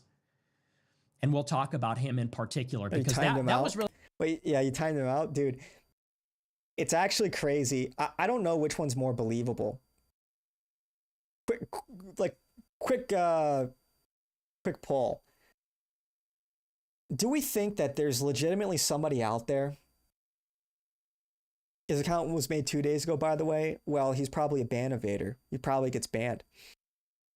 Straight up. Yeah, I was getting warnings that this guy is probably a ban evader, which was warning me.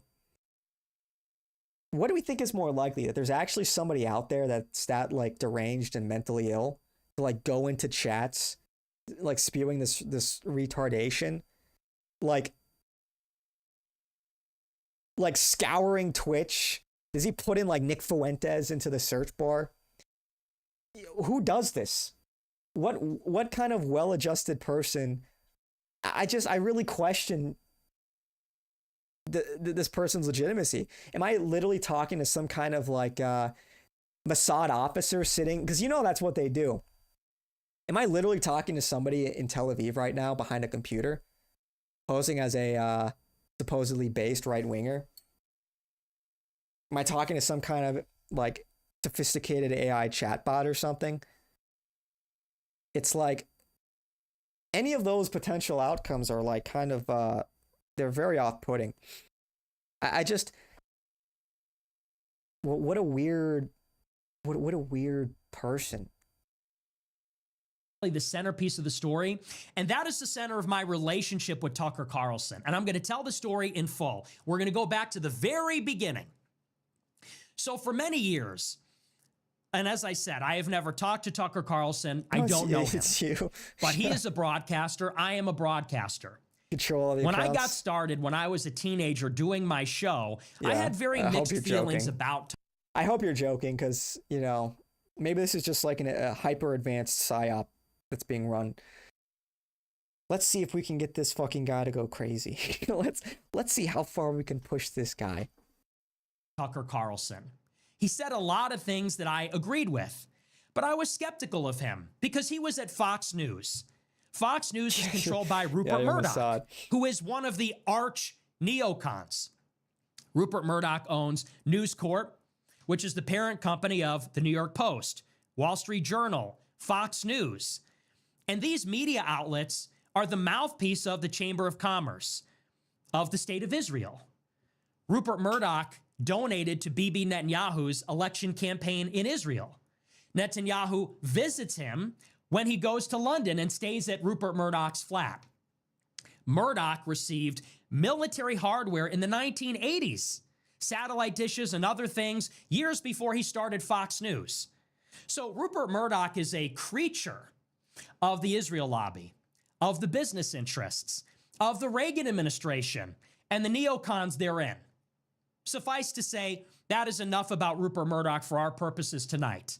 But I don't trust that Tucker Carlson was who he said he was purely because he was at Fox News. What's more, and we'll talk a little bit about this tonight as well, for many years, Tucker Carlson was known as a silly guy who wore a bow tie, who was defeated by Jon Stewart in a debate, who sat on the couch on Fox and Friends.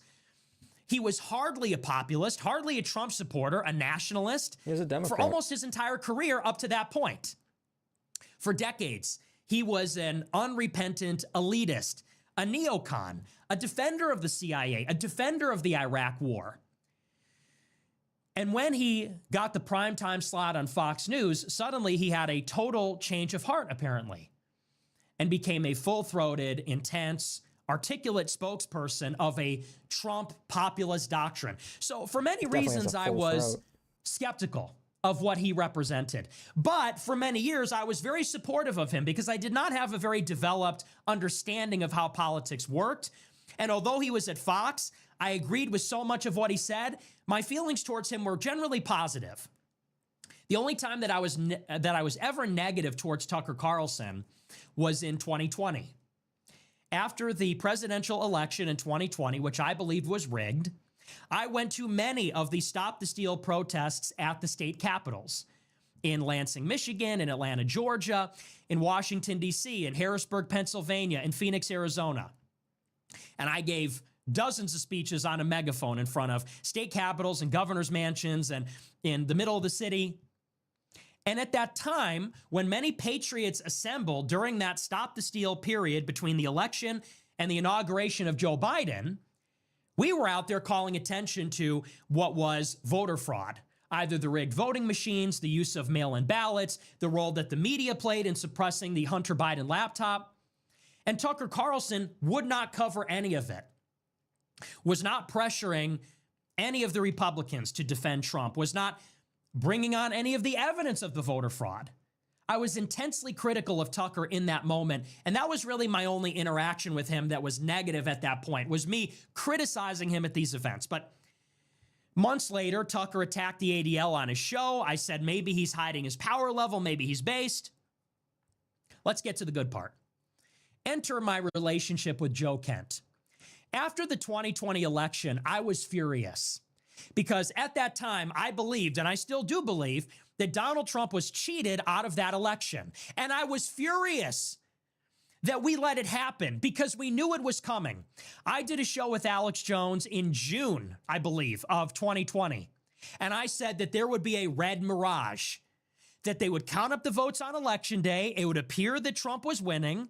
And then once they started counting the mail-in ballots, of which there would be many because of the pandemic, over time, Joe Biden would take the lead and would be declared the president, and they would steal the election from Trump.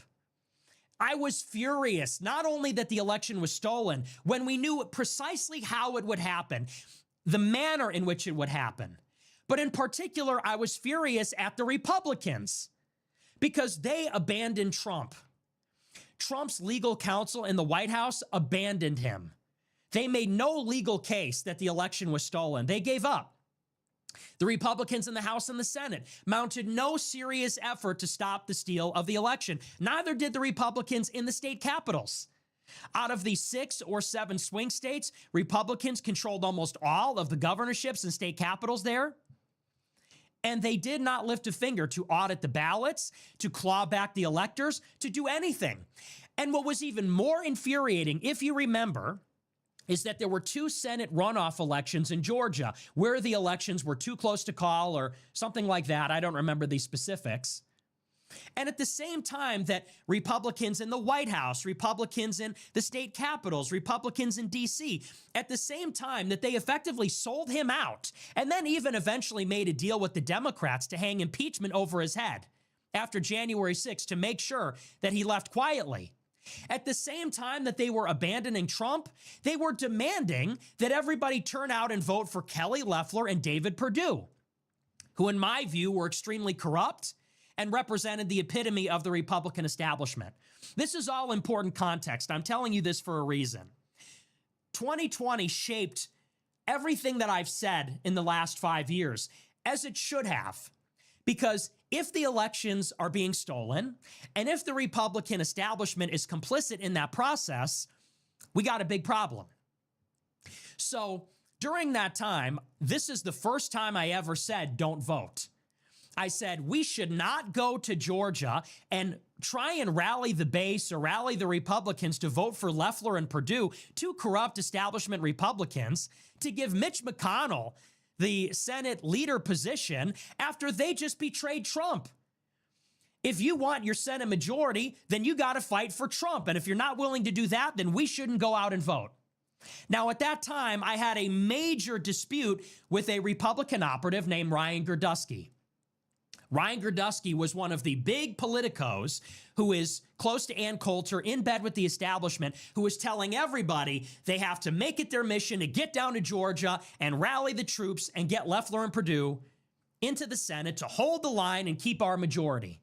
I had a major falling out with him over this. Now, in response to what happened in the all-important 2020 election, again, Tucker did nothing for us during that time. In fact, he was attacking the people that were trying to litigate it on Trump's behalf.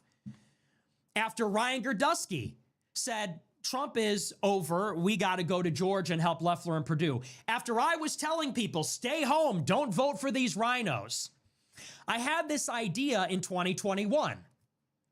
And my idea in 2021 was America First candidates. I said, you know what? We can't count on the Republicans. They betrayed Trump. The Republicans in the House and the Senate, although they made gestures towards trying to stop the steal, like some of the lawsuits and some of the machinations they planned to do on J6, there was never a serious attempt to keep Trump in office other than from Garrett Ziegler under Peter Navarro. I said, in response to this, we need real America First guys that can back Trump up. So I was building up my nonprofit, America First Foundation. I was building up my political infrastructure. We were trying to enter politics. In February 2021, Representative Paul Gosar from Arizona spoke at my conference. So we were trying to increase our presence in the Capitol. I called up Ryan Girdusky, my friend. I called up a bunch of people that I was close to. And I said, who is good?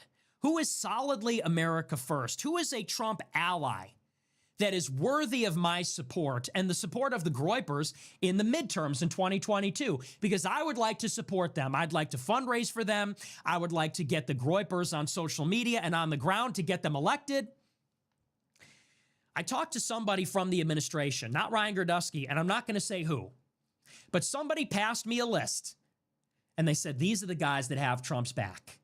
And some of the names were Joe Kent, who is running in Washington State, JD Vance, who is running for Senate in Ohio, Blake Masters running for Senate in Arizona, Patrick Witt, who is running for Congress in Georgia.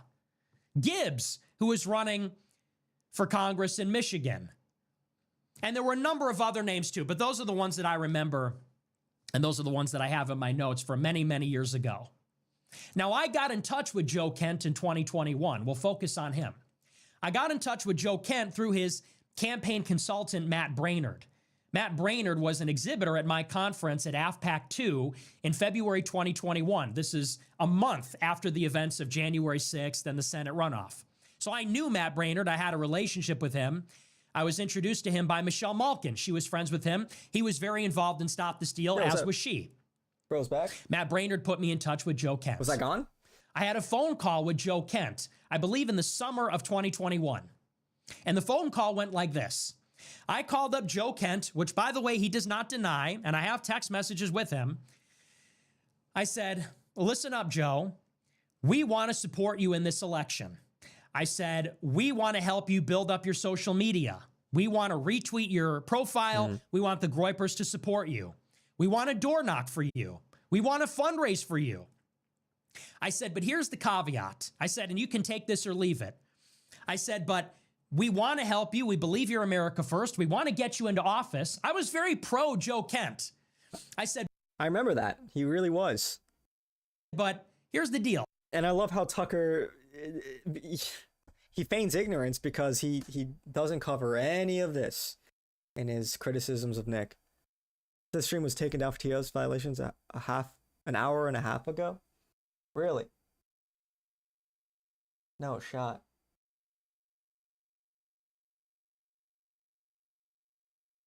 Really?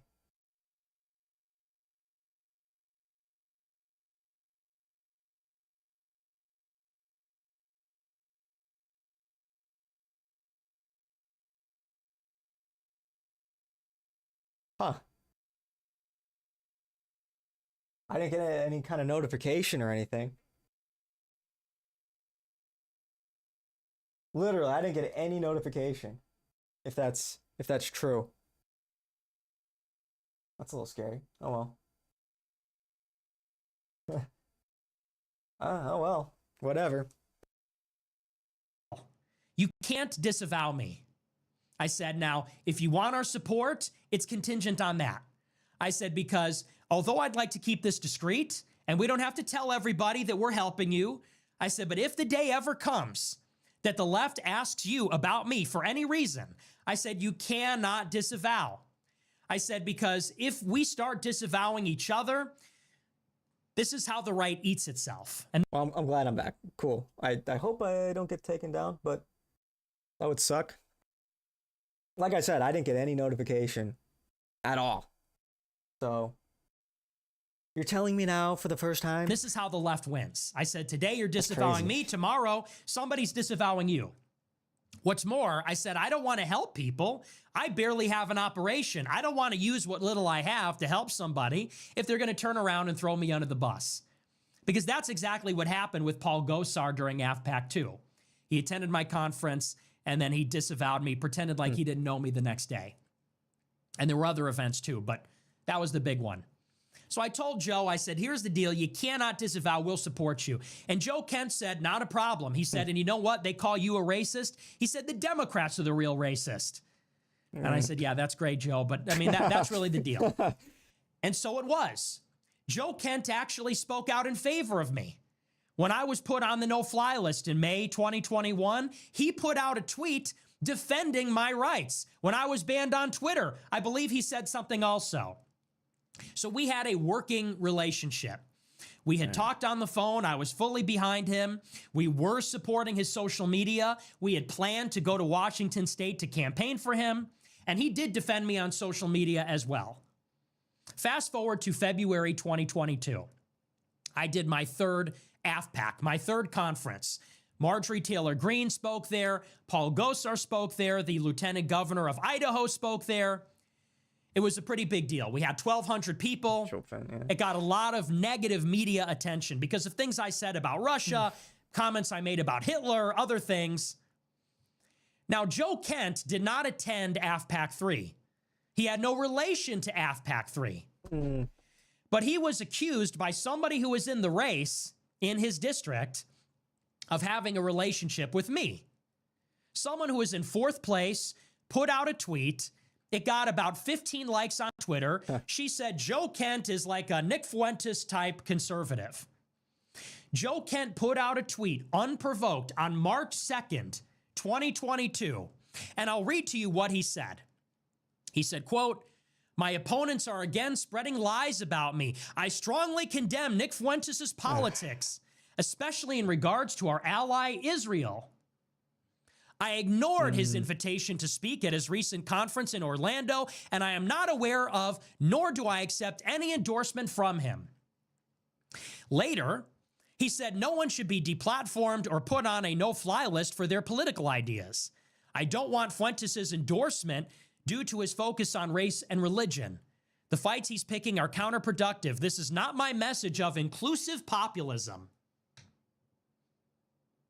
So to be very clear, I talked to Joe Kent on the phone. I helped him, he helped me.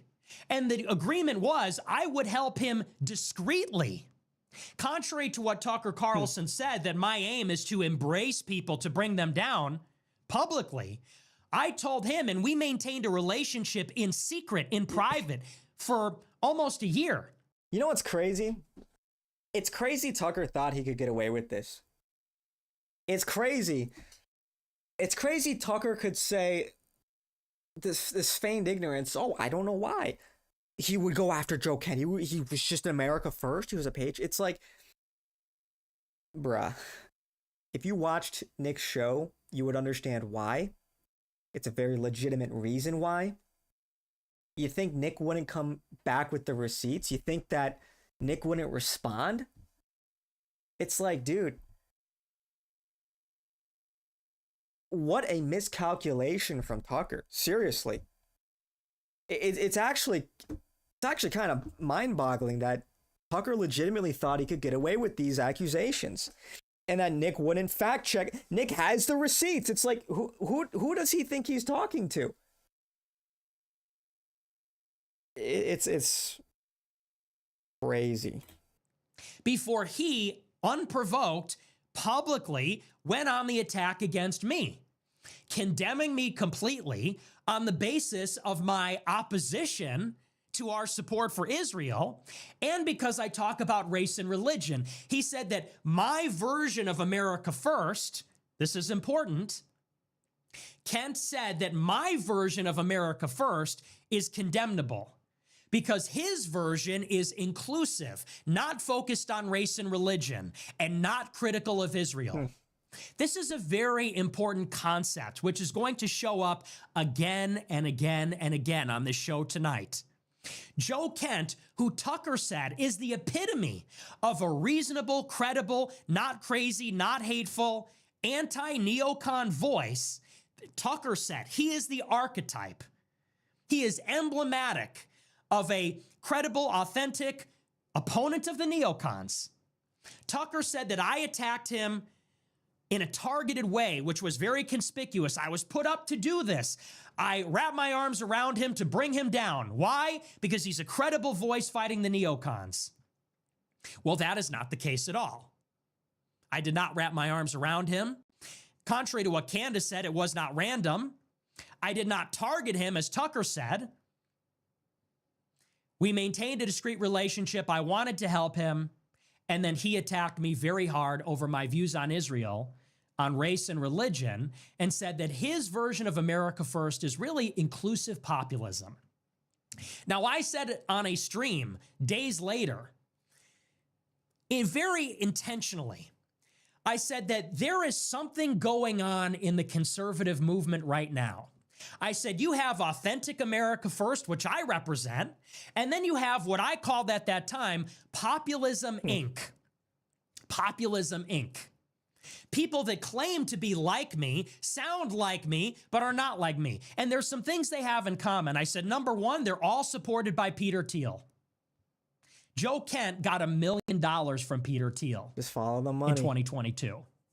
JD Vance got $15 million from Peter Thiel in 2022. So did Blake Masters, got $15 million.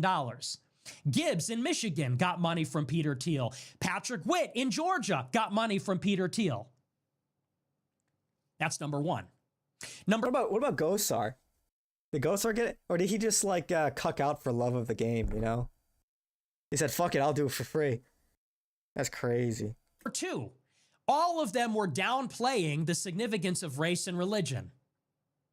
All of them were very pro-Israel.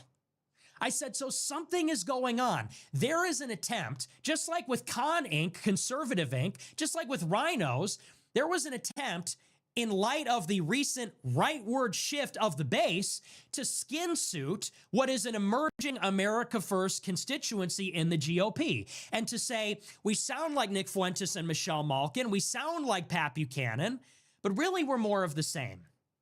We're pro-Israel, race blind, and have no religion. I said, so this is a deliberate usurpation. They are trying to usurp America First.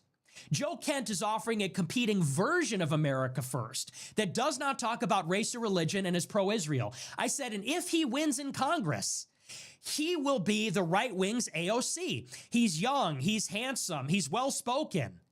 He would be the most right-wing member of Congress. He would suck all the oxygen out of the room, and people like him and JD Vance, they would get to define what comes after Donald Trump. This new generation of representatives and senators who are coming up, funded by Peter Thiel, inclusive and pro-Israel, they would have the final word on what America First is going to be and how it will develop. And they will do it in a direction that's pro-Israel and all these other things. I said, that cannot be allowed to happen. He will become a danger, because if someone like that would disavow me, then there goes any possibility that someone like myself could influence Congress, or someone who has similar views to me could influence the government, because they will be swatted down by these usurpers who are telling the body politic, you don't want to listen to those racist, religious nut jobs, those anti-Israel people. Our America First is inclusive. I said, so he cannot win. What's more, I said, there needs to be a pain mechanism. I said, we need to make an example out of Joe Kent. He went out of his way to disavow me for being critical of Israel. And I said in a stream in 2022, after he said this, I stated my intentions openly.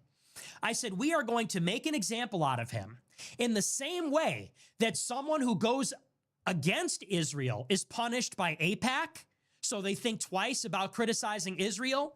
I said, we need to do the opposite.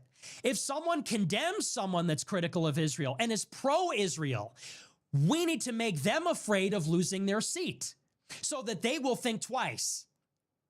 They will say, I don't want to be like Joe Kent. Maybe I will just leave Nick Fuentes alone. Maybe I won't be super pro-Israel next time because I don't want the Groypers to make me lose a close race. That was my intention. That was my stated, explicit intention back then. So we started up a campaign. We started up, contrary to what Tucker says, he said there were these super PACs. I started my own PAC. It was called Republicans Against Rhinos. The FEC filings are public. We spent about $100 on a website to develop and to buy a domain for a website. Yeah, that's the super PAC that Tucker said that Nick was a part of, right? This $100 PAC that Nick himself put together. That's the ominous super PAC that's pulling the strings behind Nick Fuentes. And the premise was Joe Kent is CIA. Now, the other thing about all these people is they have these connections to the CIA, which at that time I wasn't really aware of. But we found out that Joe Kent was a Green Beret who didn't even live in the United States for 20 years. He was involved as a contractor, as a mercenary with U.S. intelligence and the military. And so we actively went to Washington State and put up stickers and went to his town halls and went to his events to say, you can't trust this guy. This guy's in the CIA. This guy is of the deep state. Don't trust him. Don't vote for him. Now, in November 2022, Joe Kent lost by about 1%. He was favored to win. He lost by about 2,000 votes. The New York Times said it was the biggest upset of the 2022 midterm elections. We succeeded. We won. At the same time, I dined with Donald Trump and Ye at Mar-a-Lago. I became very popular because of that. Now, let's jump ahead to January 2023. This is a couple of months after the election. I get a call from a friend of mine, Lauren Witzke. Lauren Witzke was a lot closer to Michelle Malkin than I was at that time. And Lauren told me off the record, because Michelle didn't want me to air this out, but I did anyway. Lauren Witzke called me and said that Michelle Malkin got a phone call from Tucker Carlson, which she never does. Michelle characterizes her relationship with Tucker like this. She says that she texted Tucker from time to time to give him information or stories, and many times Tucker wouldn't even reply. Sometimes he'd give a thumbs up, sometimes he'd reply, but not really. They were not close. They never talked on the phone, over the phone like that, maybe texted now and again. But Michelle got a call from Tucker, and Tucker was asking about me, asking about my relationship with Ye, asking about the dinner at Mar-a-Lago, fishing for a quote, asking her about my opposition to Joe Kent, insinuating that I went to the dinner with Trump to make him look bad, insinuating that I took out Joe Kent because I'm part of this campaign. I thought it was very strange. He was shopping this hit piece. Fast forward a few weeks, I get a call from Anya Parampil. She is the wife of Max Blumenthal. They're both writers at the Grayzone. Max Blumenthal is very close to Tucker Carlson. Now, more on him later. But I get a call from Anya Parampil, and she's writing a story about me. It turns out to be a 3-part hit piece, a massive hit piece that literally unfolded over multiple days in 3 parts and was centered on my opposition to Joe Kent. But it threw everything at me. Talked about January 6th, talked about Ye, talked about my comments on the Taliban, on women, on Jim Crow, on the Holocaust. But the thrust of the article was that I took out Joe Kent because my mission is to make the real America First anti-neocon people look bad. I was deployed, and that article was basically revenge for having made Joe Kent look bad. Now, what's interesting about the article is although it accuses me of trying to take out Joe Kent for no good reason, it does not include any mention of the fact that he disavowed me first. No mention of his tweets saying that he condemns me first and foremost because I'm anti-Israel. No mention of my stated intention, which I relayed to her over the phone, about why I tried to take out Joe Kent from the race. It gets better. Shortly after the piece came out, I got a phone call from a friend of mine who I think I can say now it was Bryson Gray because he has since copped to it. But Bryson Gray called me up. He's a black rapper. He's used to be pro-Trump. Now he's like a Christian rapper, a very good friend of mine. Bryson called me up and said, hey, man, and we don't usually talk either. At least we don't talk often. He called me up and said, hey, my wife just got a campaign from Influenceable. If you don't know what that is, Influenceable at that time, now it's very big, but at that time, it was a small outfit that pays conservative right-wing influencers to promote social media campaigns. So they will put out in a group text to a number of influencers that you all know. It's hey, like, how could you possibly trust anyone who ever does anything like that? Like, your political opinions are for sale. Like, that's just so disingenuous. How could you ever follow somebody that ever accepts any kind of sponsorship deal like that for certain rhetoric? That's just like, that's just beyond the pale. If you put out a TikTok or a tweet pushing this link or this hashtag or this message, we'll give you $300 per tweet. And it has to say this, and it has to say it in this way. It's basically an undisclosed advertisement. They're like an advertising agency, but it's all under the table. So Bryson called me up and said, my wife, Shekinah, she got a campaign from Influenceable that is pushing the Grayzone article calling you a Fed. It ran from February 15th to February 20th. The campaign was called Fed Fuentes, Disassociate from the Far Right.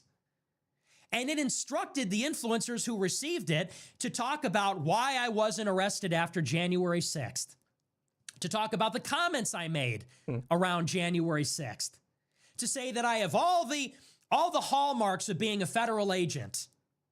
Sounds like the guy that came in a chat not too long ago, making these same accusations. I also think I think I did get copyright striked, or not striked, but detected, because I was reacting to the Candace Tucker interview. That would be the only thing that I think would be copyrightable. But I thought that my stream was transformative. So that's kind of stupid. They just take your stream down for that duration. But whatever. Someone paid Influenceable $100,000 to push this campaign under the table. They gave this brokerage a vast sum of money, and that brokerage, Influenceable, texted in group text messages to influencers, "We will pay you. You have to say Fed Fuentes. You have to link the article. You have to say these things." And none of that went reported. Now, there was one person that tweeted the hashtag before I got ahead of the story. It was somebody from New York, this short, bald Jewish guy who many people believe is sexually abusive. That's an allegation. One person tweeted it out before I went live. As soon as I got the campaign, I went live the same day and I blew up their spot. The CEO of Influenceable called me up and said, "Please stop attacking us. We pulled the campaign. Stop bringing attention to us. The Groypers are all after us." Is this not weird? What's weird here? Now, I want to go even a little bit further. Who wrote the article? Max Blumenthal's wife. For those that don't know, Max Blumenthal, he's Jewish. He's extremely critical of Israel. He's written for Media Matters. He's written for Russia Today, Iranian state media. He's very close with Tucker Carlson. Max Blumenthal is the son of Sidney Blumenthal. Sidney Blumenthal ran a private intelligence network for Hillary Clinton with CIA officers, mercenaries. When Hillary Clinton was Secretary of State, he was basically an intelligence broker for her. He's been described as the hatchet man of Bill and Hillary Clinton, also Jewish. It is his son that is close with Tucker. It's his wife that wrote this article, that Tucker was shopping a month before it came out, fishing for quotes from Michelle Malkin.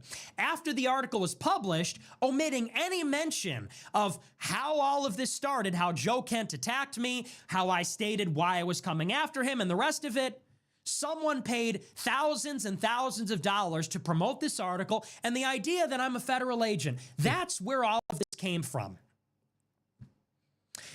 Now, there's a little epilogue to the story. And by the way, that's where all this came from. There's a little epilogue to the story. In August 2024, last year, Tucker said the CIA took out Joe Kent in his election in Washington state last year. But what's really interesting is that later in 2024, Donald Trump nominated Joe Kent for a counterterrorism position. And what he said about Joe Kent is that he is a CIA officer. Not only was Joe Kent a Green Beret and a mercenary, a contractor, as Tucker described him in his show with Candace this afternoon, Donald Trump blew the whistle on him. He was a CIA officer the entire time. So let's back this up and let's sum up the whole thing.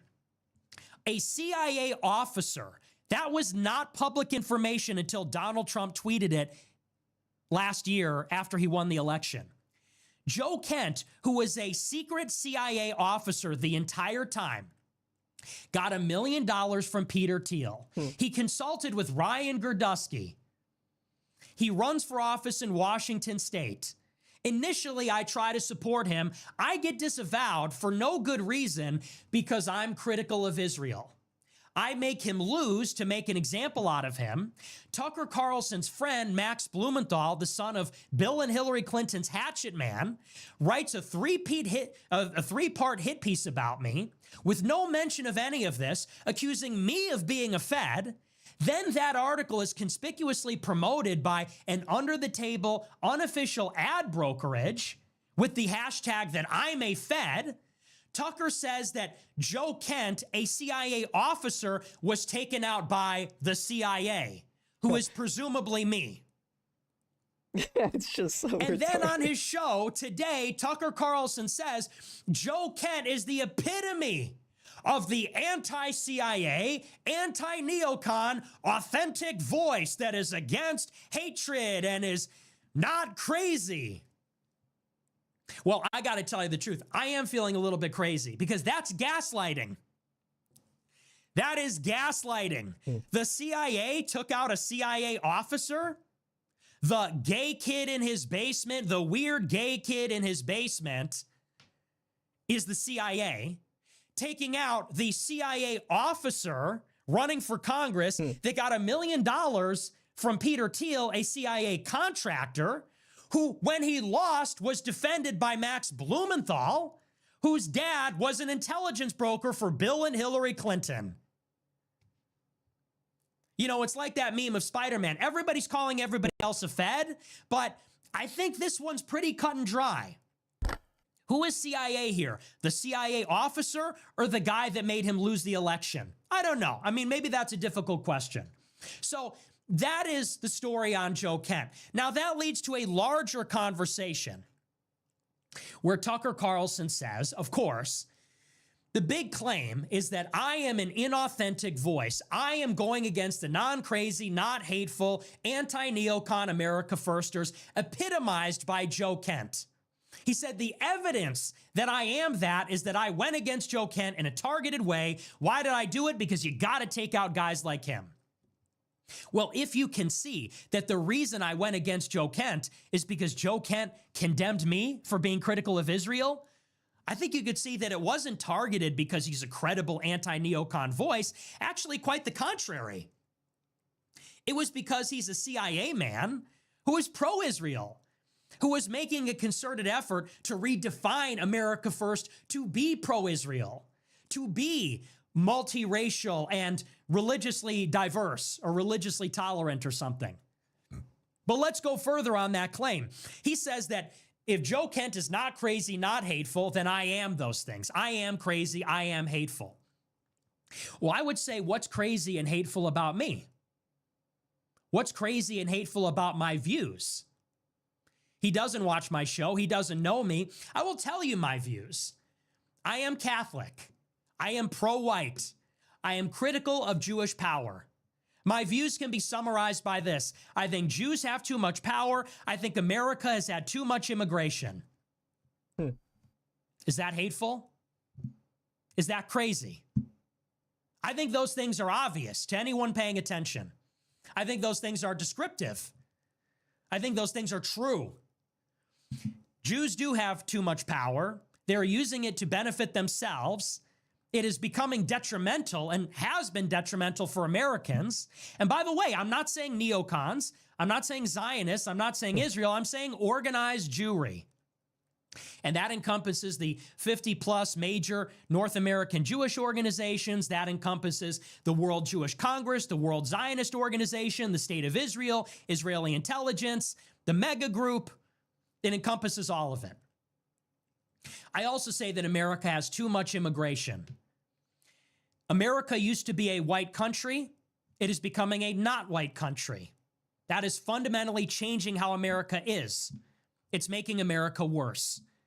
You want the proof? Go to a city where it's already happened. LA became non-white before America has. Chicago, New York have become non-white before America has. Are those places you want to live? Are those places you'd like to raise a family? Are they safe? Are they prosperous? I don't think so.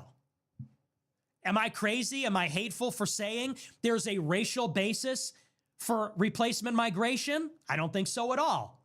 Am I hateful for saying that the Jewishness of Israel and the Mossad and AIPAC is kind of critical to why they're able to operate so effectively in America and that they have too much power? I don't think either of those ideas are hateful. I don't think either of those ideas are crazy.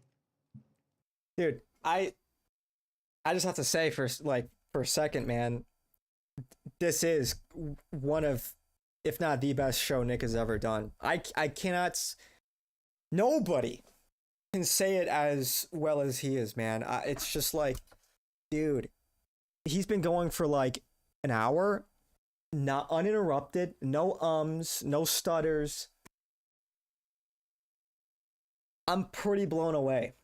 I've been watching Nick for years. This, I think, is his magnum opus performance. He's just laying everything out there. He's just, my goodness. I don't even want to pause. I kind of have to interject here and there. Otherwise, I'm just like, I have to make it at least somewhat transformative. I have to put like some kind of effort in. But, dude, what can I really add? This is just phenomenal. He really is a generational talent. Even if you don't like the guy, this is just, I can't think of anybody that's ever come close. And this is just insane. But there is a distinction between me and Joe Kent and Tucker Carlson and JD Vance. I will tell you what those distinctions are. This is the changing of the guard.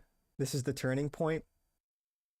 I think so, man. I said this earlier in the stream. I don't know if this is during the portion where it got fucking whatchamacallit, where it got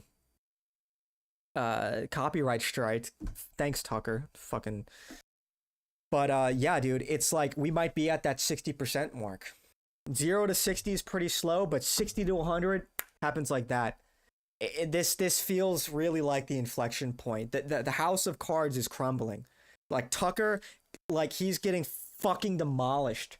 This right here is undeniable. This is irrefutable. What can Tucker say? What can that bumbling jagoff say to defend himself? He got caught in fucking 4K and everybody can see it. He's going to get ratioed on every single one of his posts from now till the end, until his career is over. Like, this is just such an unbelievable performance. Like, I don't even want to say it's that almost implies it's like, this is just raw. This is just, he is laying it out there. It's personal. He's got this Rolodex of information because he lived it. He lived all of these things. And it's funny. I remember watching a show when these things were happening. Funny how it comes full circle. Like he really, like, I mean, I know it's like Glaze hour, but it's like main character syndrome, like for real. You kind of thought that the Joe Kent stuff would be maybe like a side plot. But it's kind of magnificent how this is ballooned into this greater narrative. This really was like the sabotage for Peter Thiel's master grand strategy. You would have had a few more huge pieces in play, but now it's like it's all being exposed.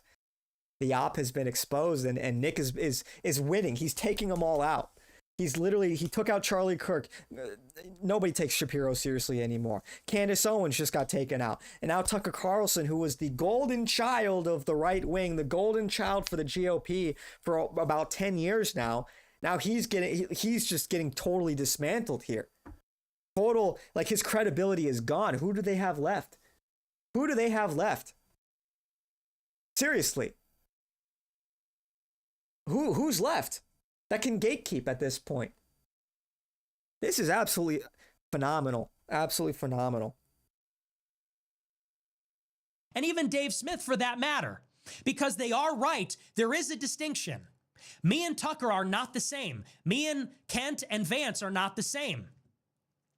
Tucker characterizes it as a not crazy, hateful, not hateful divide. I would characterize it differently. I already gave you a preview. How Joe Kent said it is that he's pro-Israel, I'm anti-Israel. He doesn't talk about race and religion, I do. Now, there is a distinction there. There are two separate categories, but would you say that Joe Kent, being in favor of multiracialism, being in favor of multi-religious tolerance, being pro-Israel, would you call that not crazy? Would you say that's good? Would you even say that's America first? I think the answer to all of that is no. I would say the difference is he is a liberal. He is a pro-Israel, center-right Republican. If you're a Republican saying we need inclusive populism, he even used the word inclusivity. If you are an inclusive, compassionate conservative, inclusive populism, we don't need to talk about race and religion. That's all nonsense. And we need to be pro-Israel. How are you different than any other Republican? He is an authentic, not crazy person against the neocons? That doesn't make any sense to me at all. Let's go through some of Tucker Carlson's statements. This is what Tucker says about race. Tucker said April 25th, 2023, and I quote, "The United States is becoming non-white. So what that means is you're going to get at some point, probably in my lifetime, people standing up and saying, I represent white people. And I just want to say on the record, I'm going to tell that person to fuck off. Nobody speaks for me because of my skin color. This idea that someone of a certain skin color speaks automatically on behalf of all people who share that skin color is a Nazi idea, and I am opposed to it." White identity politics is Nazism. It's a Nazi idea. It's evil. He opposes it, says Tucker. Tucker said on June 26, 2024, quote, this is in response to a journalist. He said, "Have I said whites are being replaced? I don't think I've said that. When did I say that? I said whites are being replaced? I would challenge you to cite that. I said native-born Americans are being replaced." So Tucker is one of these populists, like Joe Kent, that is inclusive. He's an inclusive populist. Colorblind meritocracy is the message. It's not a white, non-white replacement. He doesn't stand for identity politics. He wants a colorblind meritocracy. Very much like Joe Kent. Would it be safe to say that colorblind meritocracy and inclusive populism sound very similar? When Joe Kent says that I focus too much on race and religion, would that be similar to these remarks? Saying that the replacement migration has nothing to do with race, that identity politics, a person claiming to speak for a race of people, is Nazi and evil. Would it be fair to say that that tracks? That Joe Kent and Tucker have the same position on race? Who has the crazy position? 60 years ago, America was 90% white. Now it's maybe 55, 60% white. Obviously, that is having an effect on America. Obviously, there's a racial dimension. If I point that out and they don't, if I say that the antidote to this is for white people to stand up and say, we don't want America to become a non-white country, no matter how much merit these people have, we want America to remain coherent racially, consistent with its historic demographics. And Tucker and Joe Kent say, we don't care what race America is. It's not a racial issue. Which is the crazy position? He says, with regard to Israel, quote, "I have been attacked in ways that are so crazy and it's coordinated from Israel. So finally, the other day, I called someone I know in the Israeli government. There are great people in the Israeli government. I called up one of them and I said, stop this. I am not your enemy. You don't think you have enough enemies? You have real enemies." May 6, 2025. February 3rd, he said, "I support Israel in the sense that I really like Israel. To the extent that it helps the United States, I'm for Israel, of course." February 3rd, 2025. He said, "If you think I'm anti-Israel, you have lost the plot. If you think I'm your enemy, not at all. I like Israel. Are you kidding? I spend a lot of time there." June 16, 2025. And he said this consistently, that he supports Israel. We shouldn't cut aid to Israel. He's pro-Israel. Just like Joe Kent. So many consistencies here. They're both inclusive populists. They both might criticize aspects of Israel, but are fundamentally pro-Israel. Is the distinction, again, there that I'm crazy and they're not? I'm hateful and they're not? I don't think so. I think the divide is that they are liberal on race and religion, whereas I am reactionary. They are pro-Israel, but maybe in a qualified way. I am extremely critical. I would say anti-Israeli influence. I don't think we should support Israel. I don't like Israel. Israel does consider me their enemy. That's the distinction. And Tucker and Joe Kent are claiming to be the credible, authentic voice, the not crazy, not hateful voice. I'm the not credible, not authentic, inorganic, hateful, crazy person, making them look bad. Jockeying for who gets to define what America First really is. Now, it's crucial how Tucker Carlson framed the discussion. He said they are anti-neocon. I'm not anti-neocon.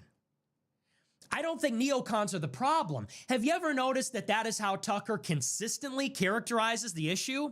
He said that Mark Levin, who pushed Trump with Ike Perlmutter to bomb Iran in June of this year, Mark Levin, a psycho pro-Israel zealot, he characterized Mark Levin as a neocon. Is Mark Levin a neocon?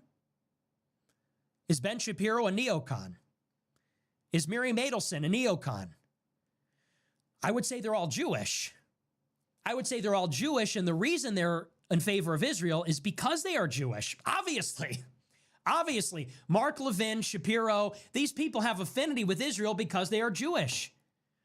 Epstein, Harvey Weinstein, all these people have affinity with Israel because they are Jewish. Now, their Jewishness is the reason they support Israel, not their ideology. I don't think Dave Portnoy is an ideological neocon, but he does support Israel because he is Jewish.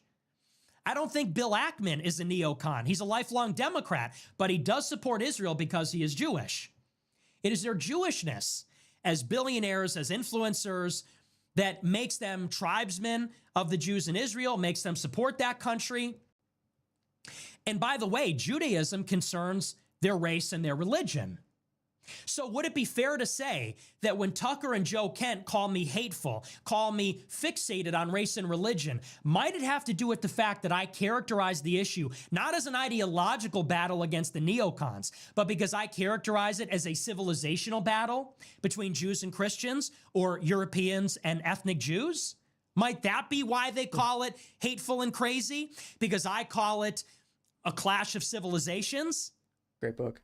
That I suspect Mark Levin, not because he's a nation-building, regime-changing neocon, but because he is a dyed-in-the-wool loyalist to Israel because of his Jewishness, because of his race and religion? Is that why Joe Kent said I'm hung up on race and religion and that's not inclusive? Is that why Tucker calls me hateful? Maybe that's why Tucker says that he's not an enemy of Israel and supports them insofar as they support us, and he loves Israel, but he just has some issues with their foreign policy. Whereas I would say, no, Israel is a much deeper problem. It's more deeply ingrained than that. Ben Shapiro says that Europeans are genetically anti-Semitic. Josh Hammer says we are genetically, in our blood, Europeans are anti-Semitic Jew haters. Is that a neocon position, or is that a specifically Jewish position that is echoed in their holy books, that is echoed by their rabbis, that is echoed in their religious law, by their government ministers, by Jews that are liberal and conservative? Am I crazy and hateful, or am I diagnosing the problem more acutely? That's the difference. Now, there's this question of narrative control. Tucker says that people might agree with what I say. They might think I'm a compelling speaker. The young white men look up to me because they're disaffected and I'm articulate. And, he said, what I say isn't wrong and how I say it is very articulate. He said, but I'm inorganic and I'm, trying to sabotage everybody. He said, so we need to not pay attention to him saying the things you agree with. We need to pay attention to Dave Smith. And oh, shit.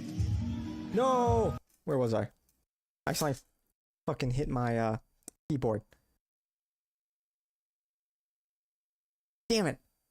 The State of Israel, Israeli intelligence, the mega group. Fuck, where was I? Shit. It encompasses all of it. I also say that America has too much immigration.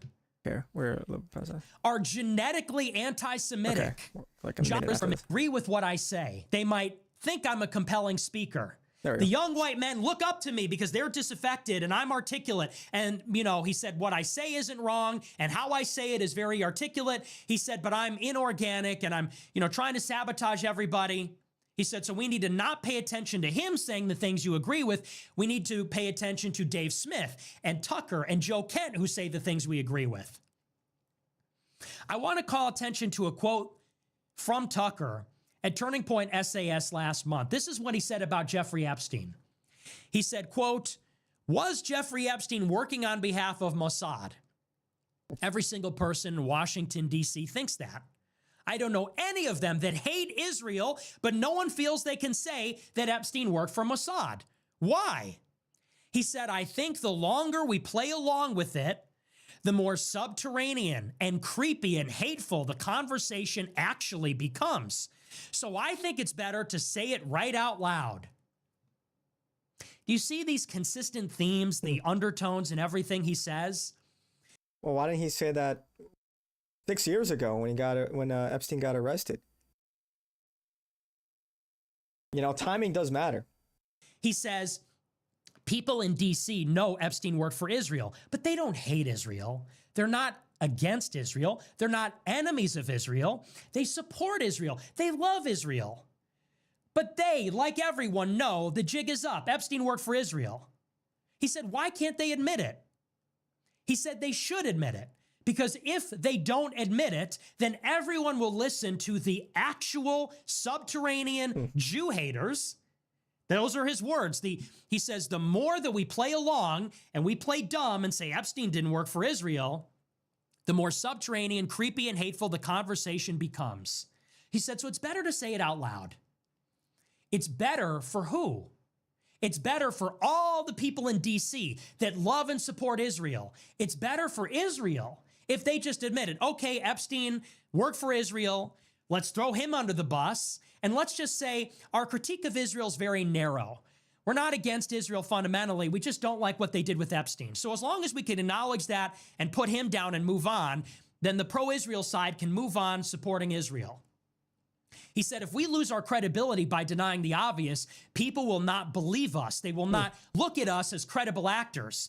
And they will look to alternatives who are hateful, who are actually against Israel, the real enemies of Israel, the real haters.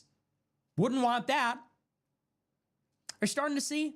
Now, Dave Smith said something similar. Let's work through some of these people that Tucker mentioned, the credible. Why do you have to go against Dave Smith? Because he's smart and he makes good arguments and you have nothing on him. I want to read a transcript from his interview on Joe Rogan with Douglas Murray. This is what Dave Smith, who is Jewish, had to say. Douglas Murray said, quote, just as the left likes to play with dark, ugly stuff, they spend decades trying to do down the evils that were done on their side. Just like the left, I would suggest one of the things going on, there are movements on the right, including people who follow both of you, Joe Rogan and Dave Smith, who are very interested in playing with this absolutely beyond the pale thing. Why does Jake Shields want to play around with Holocaust denial? Why? Dave Smith said, there's something Michael Malice had this great line about how when you take the red pill, you're supposed to take one, not swallow the whole bottle. The idea you wake up to realizing that so much of the stuff you believed was bullshit propaganda, like Epstein, and it's all lies. He said this is a real danger when the establishment and the institutions are caught with their pants down, having sold very consequential policies based on lies. And then once people realize that, they go, what else have they been lying to me about? They almost want to look into every single thing and go, I think the whole thing was lies. He said, I agree with you. There's a danger in that. And there are some things that when people jump to conclusions and they're totally wrong. Take one red pill. Don't swallow the whole bottle. Some people see that they were lied to about foreign aid, or they were lied to about Epstein, and they say, what else have they been lying to me about? And they jump to conclusions like about the Holocaust. Don't do that. Take one red pill. Don't take any more. Don't draw the obvious conclusion, which is that if Epstein was working for Israel, maybe they've been lying about other things about Israel. If they said it's anti-Semitic to question Epstein, maybe a lot of the things that they called anti-Semitic are also true. Dave Smith says, don't draw that conclusion. Don't go any further. Stop. Michael Malice, another Jewish libertarian, says, take one red pill. Don't swallow the whole bottle. I agree, Douglas Murray. Jake Shields' Holocaust denial is hateful and beyond the pale and creepy. Dave Smith, another credible, not crazy, smart. And look, I like Dave Smith. But the fact of the matter is, Dave Smith is Jewish. Now, after many, many years of censoring every conversation about Israel, all of a sudden, the cat is out of the bag. The war in Gaza is being broadcast on TV. Everyone is asking questions about Israel.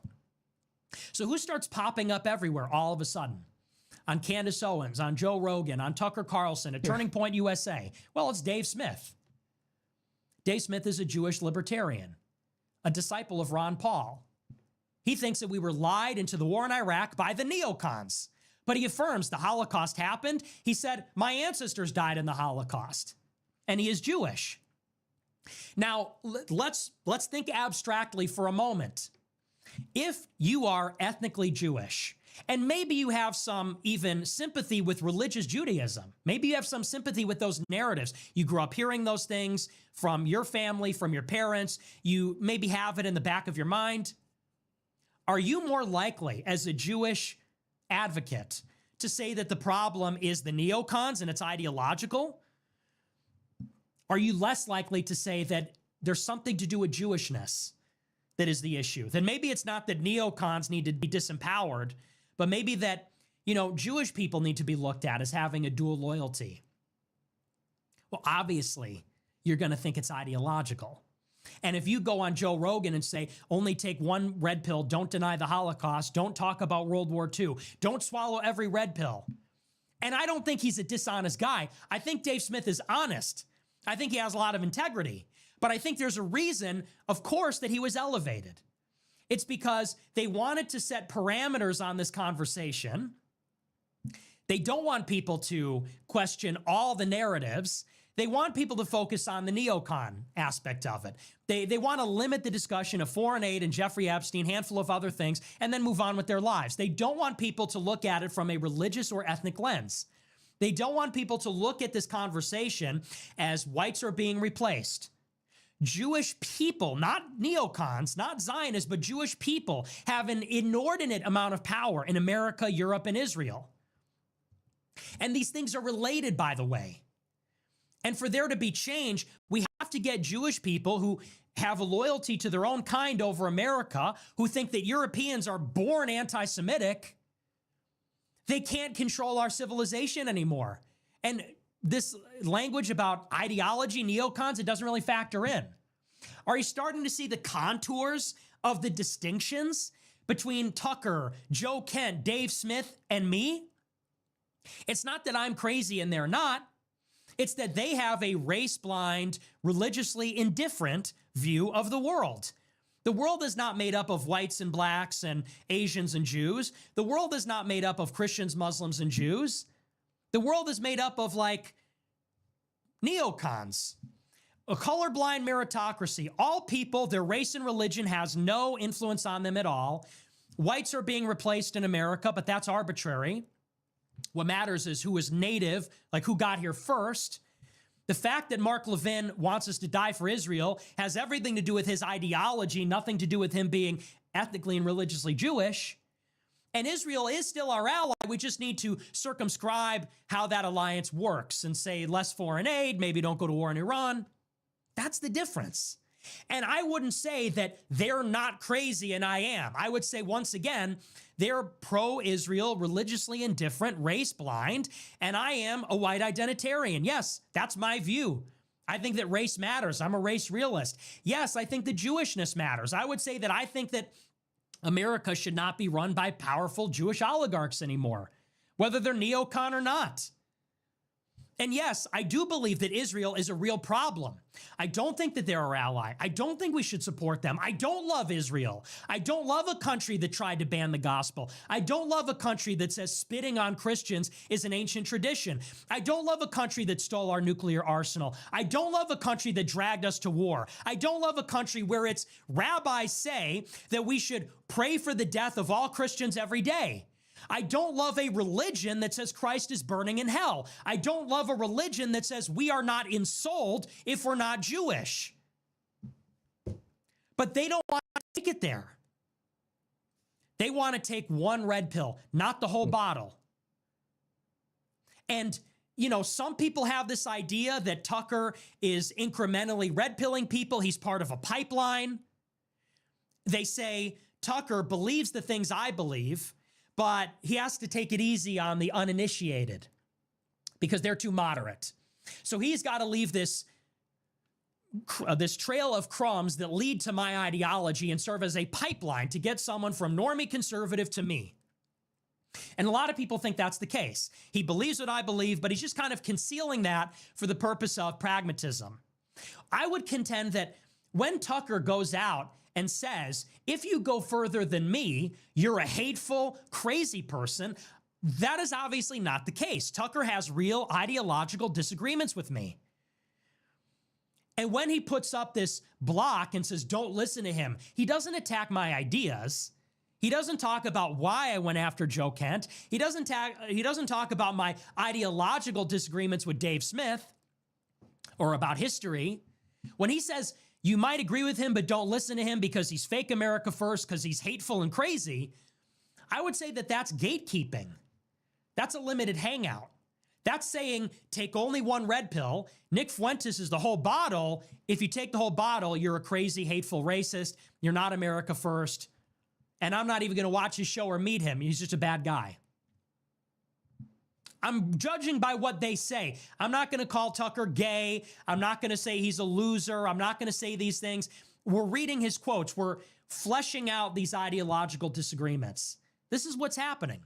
Now, let's even go further. Let's talk about JD Vance, Joe Kent, Tucker, and Dick Carlson. There's another angle here to this whole story, and I alluded to it earlier, which is that not only are Tucker, Joe Kent, and Dave Smith not ideologically aligned, there's something else about these people that they all have in common. Tucker said that I'm going against the real America First opposition to the neocons, and the names that he gave were himself, JD Vance, and Joe Kent. There's something else they all have in common.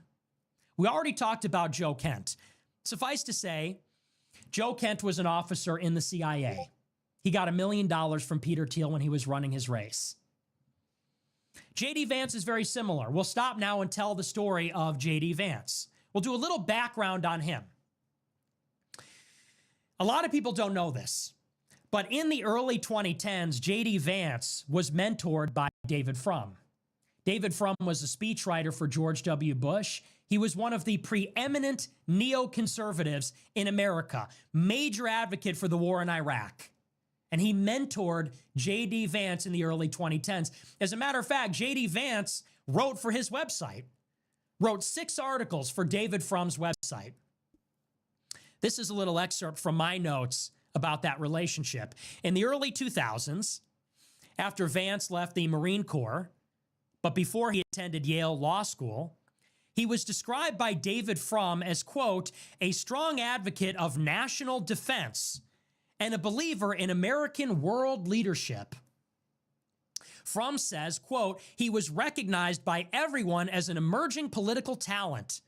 Everyone who knew him understood this was someone who was on his way to being somebody important. He had this extraordinary personal story, and a lot of us hoped that he would be the leader of modern and moderate republicanism. He's an advocate for American global leadership. That sounds like neoconservatism. Can I pull up the newest Mr. Beast video? Not right now. Why? This is phenomenal. This is like, I don't even want to pause and interrupt. I'm just going to let him keep going. That sounds like something that someone in the defense industry would say. as David Frum is, as a neocon coming from the Bush administration. He says he has an extraordinary personal story. What's his personal story? Vance's personal story is that he came from Appalachia. He was a victim of the drug abuse epidemic. He had a single mother or a caretaker that raised him. He was hated by the establishment. He wrote about it in the Hillbilly Elegy. Frum says we see him in the early 2000s. This is before he even was in law school. Frum says that he was seen as a future leader of moderate republicanism, world leadership, because of his story. He goes further. Vance discussed Hillbilly Elegy with David Frum. This is also in the early 2010s. David Frum said, quote, Vance's superpower is that in those days was his biographical credibility as he spoke about Trump America to non-Trump America. Vance's superpower in the 2010s was his biographical credibility. What does that mean? His life story, biographical. His life story gives him credibility with Trump's base. Why? Because he's the white working class. What elected Donald Trump? The white working class. His superpower is that he has credibility with that constituency because of his incredible, extraordinary story as an Appalachian white man down on his luck, drug epidemic, etc. David Frum, neocon, George Bush speechwriter, was saying this before Vance was even in politics. When he was still in law school, he was saying this. But then something changed. JD Vance got a new mentor. When he went to Yale Law School, he met Peter Thiel. Peter Thiel gave a speech at his university in 2011. He gave a speech at Yale Law School. Vance called their meeting the most significant moment of my life. And suddenly Peter Thiel, after that meeting, became Vance's new mentor. After Vance left college, he moved to San Francisco. He became an executive at Circuit Therapeutics, which is a tech company. He was hired by its CEO, Frederick Moll. Moll has gone on the record and said he hired Vance as a favor to Peter Thiel. Then JD Vance got a job at Mithril Capital, a venture firm that was founded by Peter Thiel.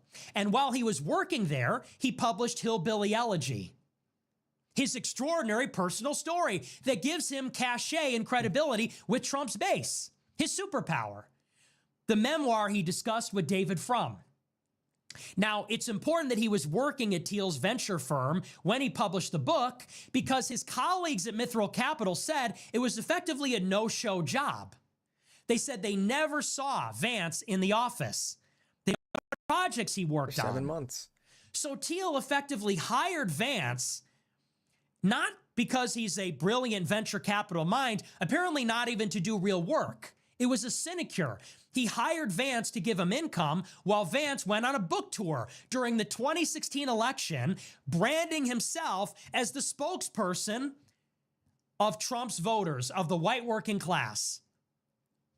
Later on in 2019, Vance launched his own venture capital firm under the name Narya Capital. It was funded by Peter Thiel, Mark Andreessen, and at that time he advised Rebecca Mercer. Vance was created by Peter Thiel, okay? From the very beginning, Peter Thiel meeting Vance, Vance describes it as the most significant moment in his life. Thiel got Vance his first job in Silicon Valley. Thiel hired Vance at his venture firm with the no-show job so he could promote his book.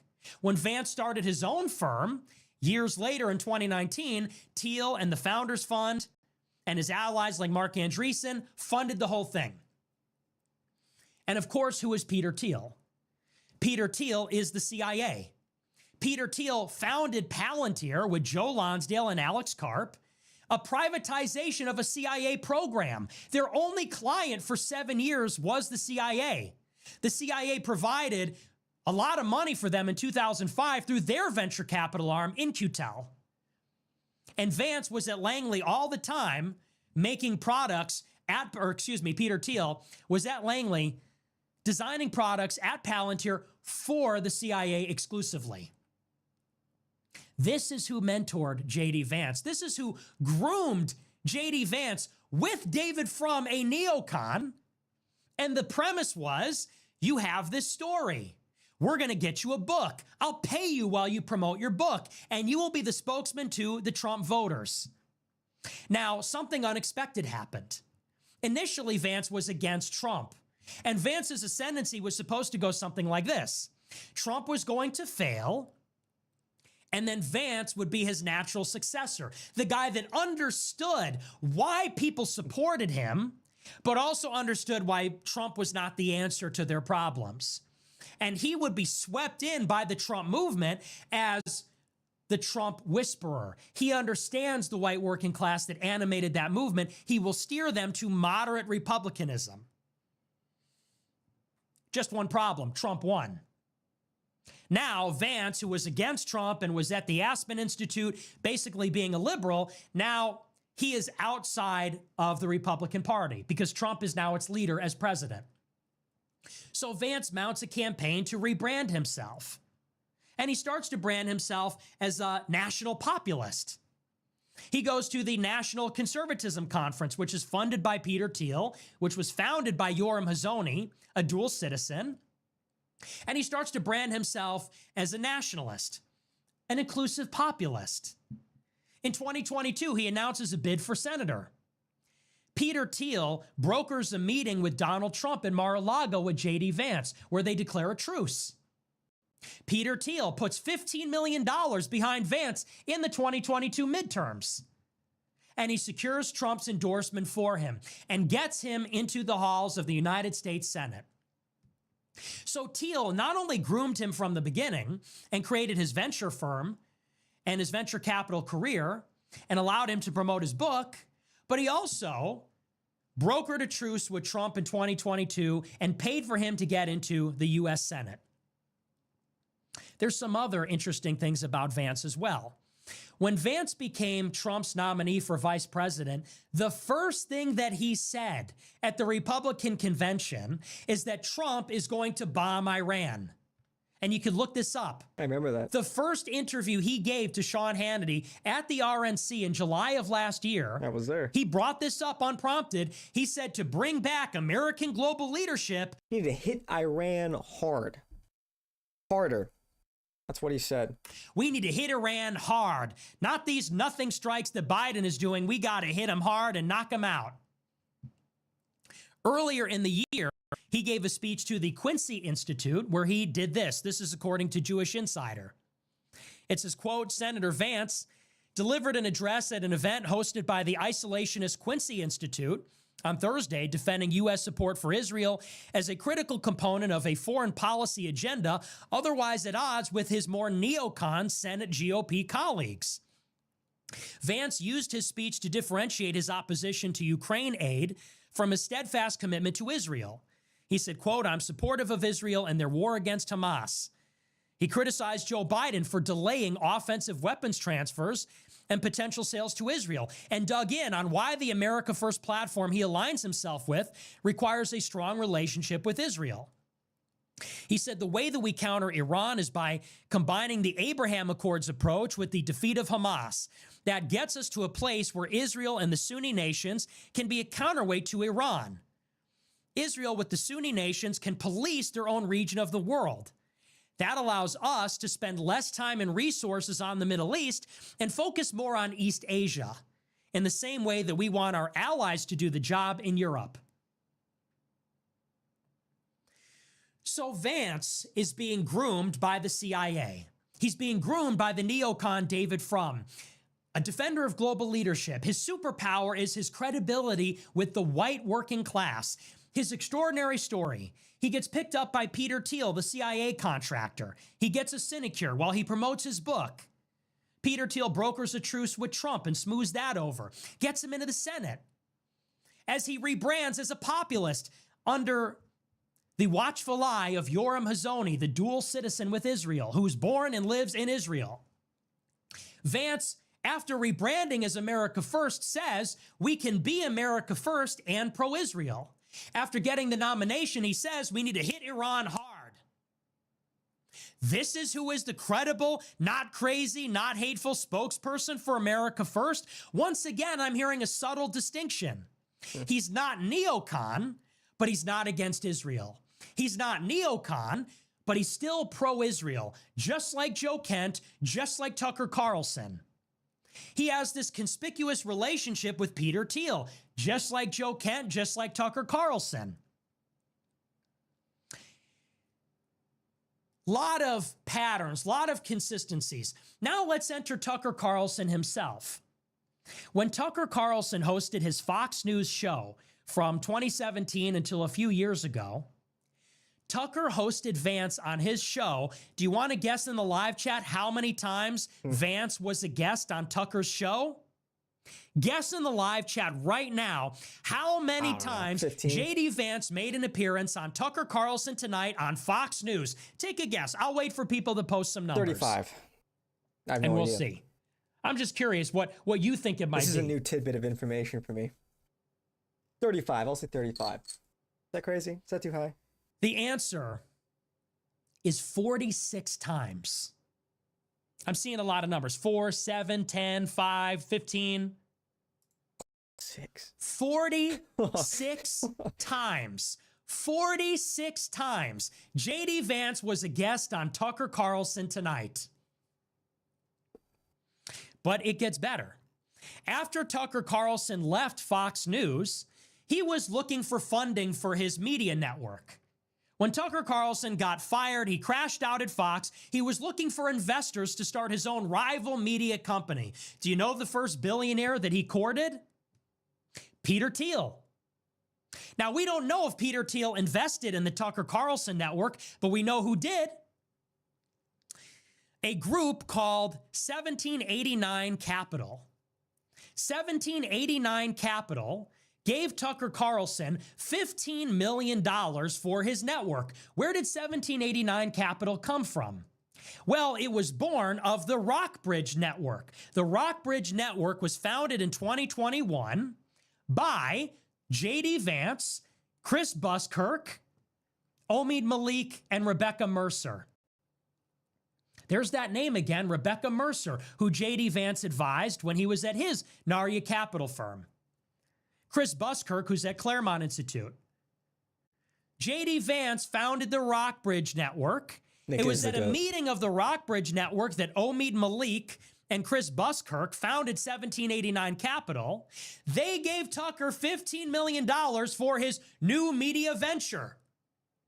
Dude, like this has been, it's been like, what, 2 hours now? I don't really have a lot to add. I mean, like, this is just a generational performance.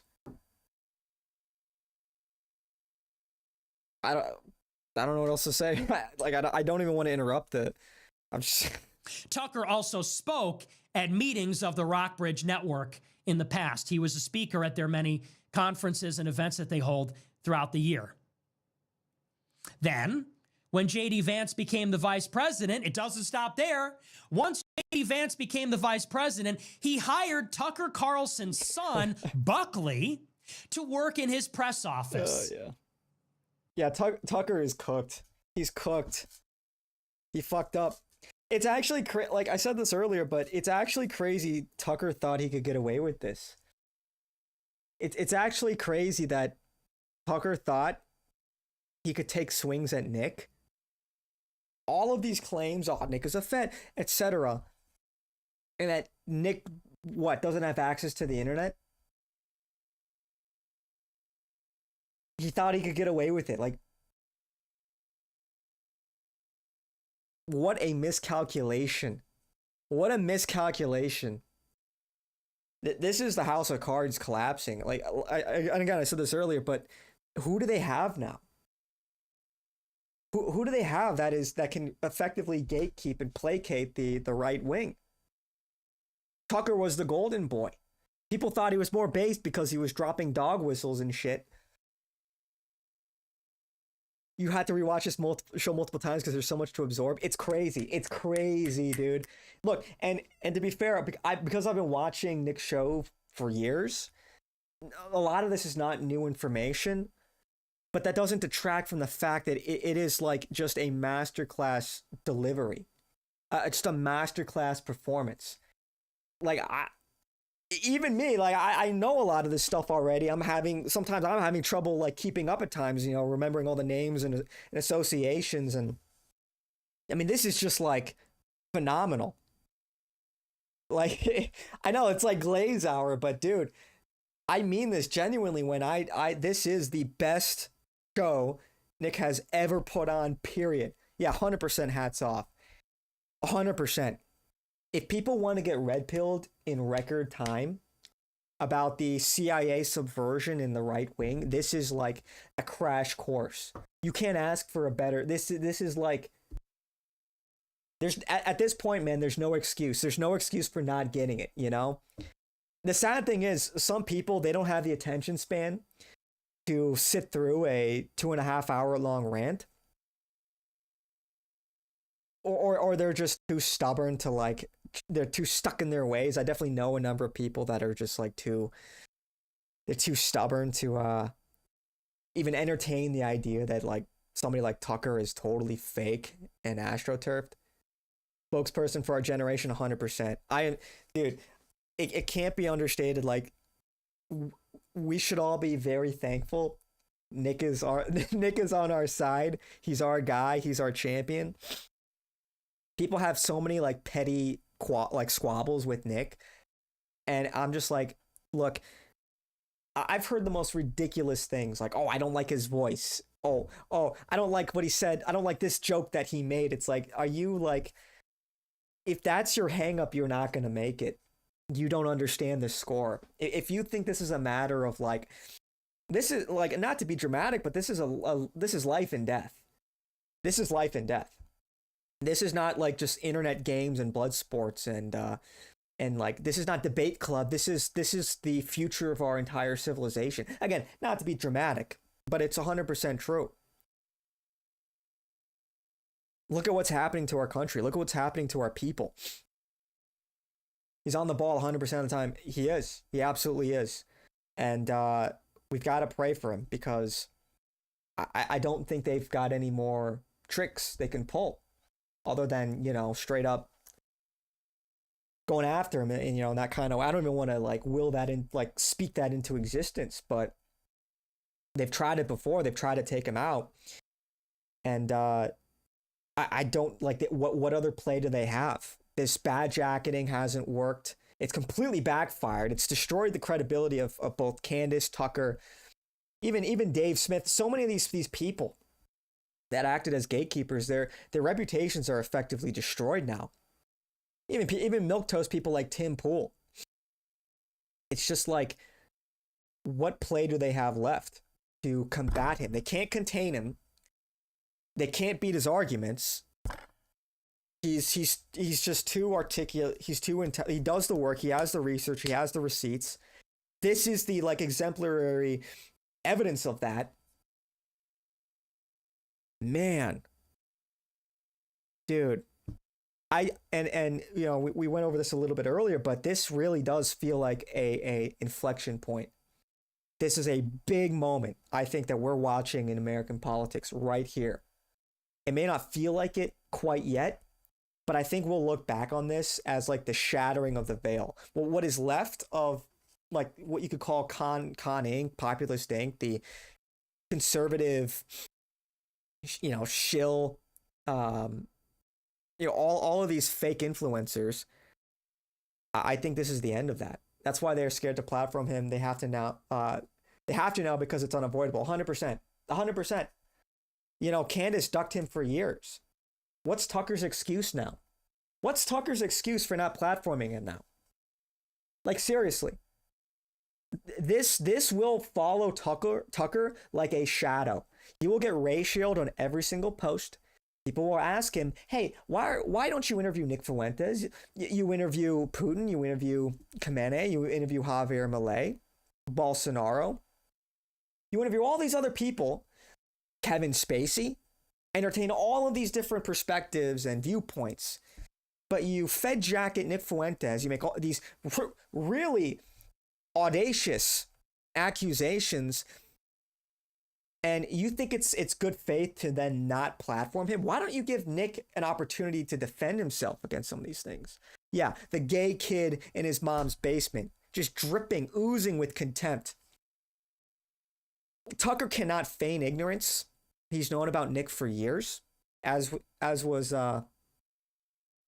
evident by his attempted hit piece, his involvement in that Grayzone hit piece. What is the excuse now? Next time he's brought up, which he will be brought up, because it's unavoidable, what is he going to say? Oh, I don't watch his show? Why the fuck not? So you're going to make an accusation, and you're going to feign ignorance, not listen to what Nick has to say? Does that sound like a good faith actor to anybody? Super nice to pedos, kind of strange, and Candace being a Russian op. Yeah, that's weird, man. That's so weird. And I said it earlier, I do think there's quite a bit of credibility that Candace has taken Russian money, considering what's going on in West Africa, the proxy war between France and Russia, and the fact that Candace has been going after Emmanuel Macron. And she's done more to discredit the right wing than Nick ever has. It's like, look, you can have your own personal beliefs about whatever, but do you not understand optics? Do you not understand, like, you talk about Israel, and then you immediately flip over and talk about all these other esoteric conspiracies. Do you not see how that can reflect very poorly? You got to prioritize here. What do you really care about? Do you care about saving our country and restoring our sovereignty away from this fifth column? Or do you care about these esoteric conspiracy theories like the Frankists, or that space is fake and gay and other shit like that? It's so irresponsible, if nothing else. But to then turn around and say Nick is discrediting the right wing is just rich. It's just rich. It's the Frankists. It's just so unfucking believable. Don't transcribing it on a leaf for Tucker. Give him a week. Yeah, for real. Yeah, because he doesn't have a TV.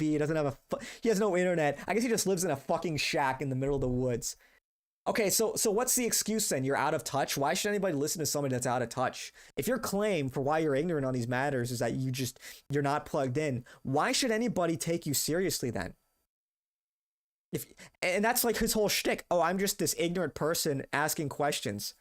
Why would anybody listen to an ignoramus? It's like you're totally betraying your own authority on these matters.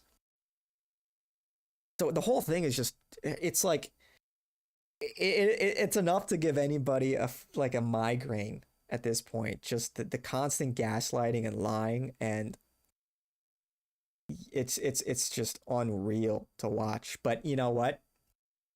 They're getting their just desserts. Like, Nick is absolutely fucking frying them. Absolutely frying in this particular one. All of the Teal network, right? The whole.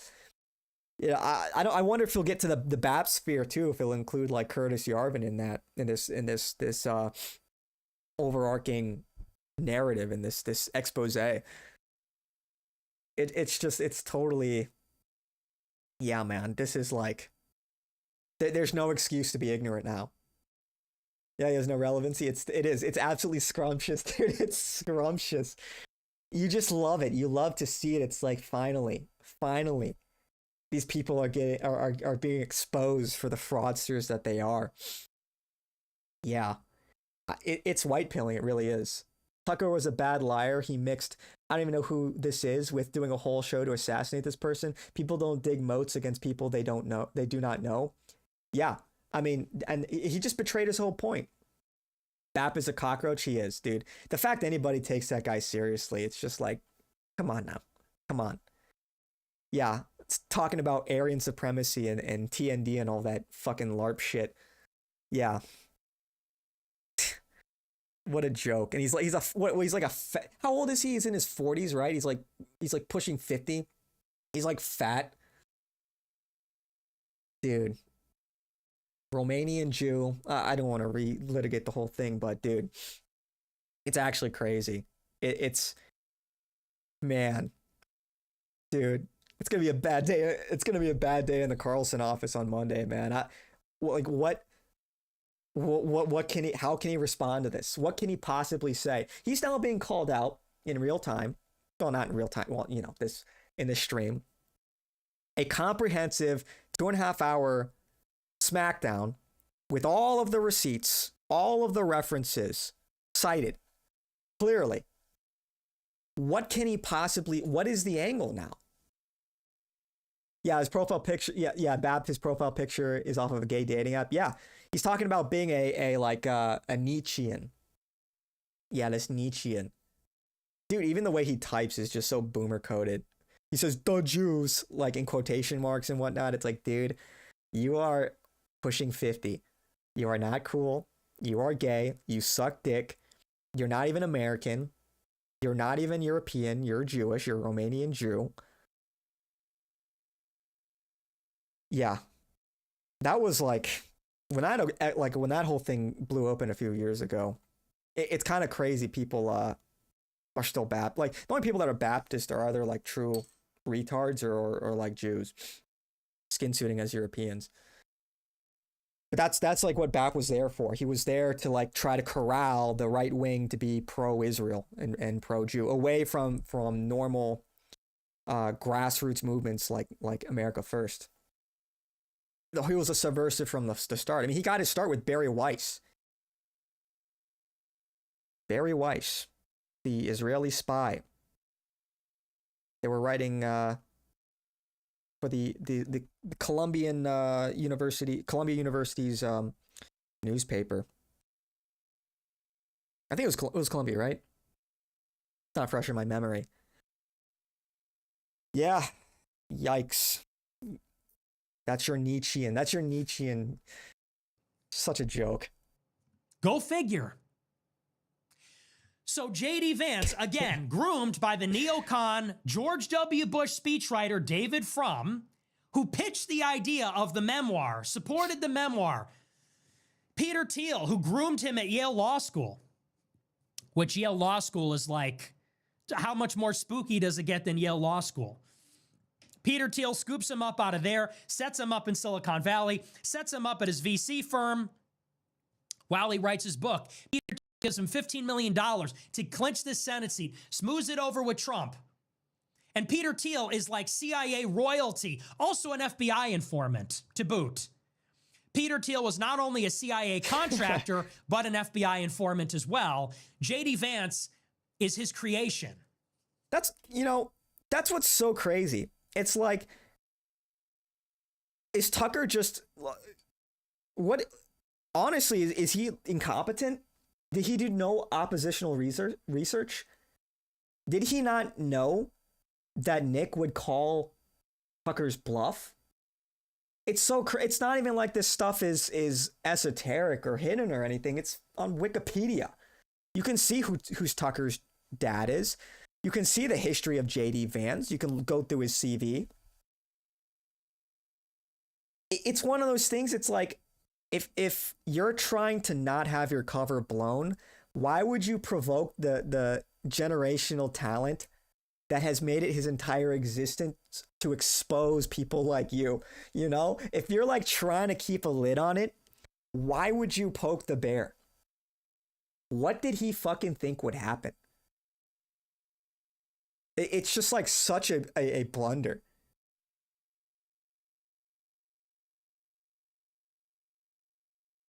Just have to dig the hole deeper. Yeah, I think that might be it. That might be it. He's just gonna probably try to brush it off, keep calling Nick a gay Fed. And it's just like, dude, people are not buying that anymore. People are just not buying that anymore. And I think people are starting to notice the similarities in tactics between the kind of badjacketing and accusations, the slander, for example, that the left wing would engage in. Oh, don't engage with him. He's a Nazi. Oh, he's a racist. And for years, the right wing would say, oh, but that's just a tactic that the left uses to discredit people, to shut down discourse. Sunlight is the best disinfectant. Oh, but don't talk to this other guy, this hateful anti-Semite, or he's a Fed. Don't talk to gay Feds, right? Dude, if you have an IQ above like 110, you should clock that immediately. You should clock the double standard immediately. It's the exact same play. Again, like, dude, once you get red, it's like you can't unsee these things. It's just, and sometimes it really is as simple as, hey, you just look at somebody's history. Where do they come from? Who are their family members? Who are their peers? Where do they get funding from? Their associates. What have other people said about this person? That's another good tell. If Peter Thiel says something nice about you, that raises a couple eyebrows. Tucker sounds a lot like Ben Shapiro in 2017. You know, I saw Sam Parker, he's on Twitter, he compiled a compilation, or at least a comparison between Shapiro's talking points in 2017, taking snipes at Nick, and Tucker, this past week, taking snipes at Nick. It's so transparent. It's the same playbook recycled. People are noticing. You can't. That's why I think we are in very dangerous territory. Because this level of noticing is unprecedented, it kind of puts them into a corner. It sort of necessitates an unprecedented response. I said this a little bit earlier, but a lot of people are making predictions, and I think it's a perfectly fair prediction, that there is a high likelihood of an Israeli false flag on American soil. The overlap is crazy. Yeah, the overlap is crazy. But I think that they are clearly losing the narrative. Clearly. Everyone is waking up not only to Zionism. Zionism is old news, right? But now they're waking up to the fifth column. They're waking up to the Jewish collectivism, this world Jewry. And they cannot control it. Their tactics are not working. Their censorship is not working. People are seeing the double standard. They're outraged by the attempts at censorship and cover-up of a literal genocide going on that we're funding, that we're complicit in, that we're enabling. And they just cannot contain that anymore. They cannot contain Nick. He's reached critical mass. He's mainstream. You've got CNN playing clips of him now. I mean, although they're using it to attack Trump, it's clear that the lid is completely blown off. Yeah, And so I like to use Asmongold as the litmus test for what like normie conservatives, where they're at. It's a good barometer because he always kind of plays it safe because he's the biggest. Really, I think he is actually technically the biggest streamer on Twitch by hours watched. And so he's like kind of he's really kind of to his credit, he's ridden the line right there for what is like acceptable content. And he reacted to Nick. And everything was positive. And his whole chat, all the comments, overwhelmingly positive. Nick on Iranian TV too. That was pretty funny. Yeah, that was pretty funny.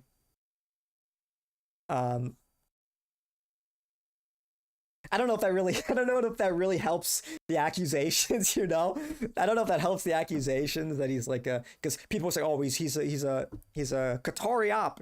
Oh, he's working for Iran. But it is a W. But yeah, dude, people are totally waking up, and so that's why I think things are dangerous. What's the play now? They're losing the narrative. They have a very limited window where they need to destroy Iran. They need to conduct a regime change and disable their nuclear enrichment facilities, their uranium enrichment facilities. Yeah, he's becoming mainstream. They can't contain him.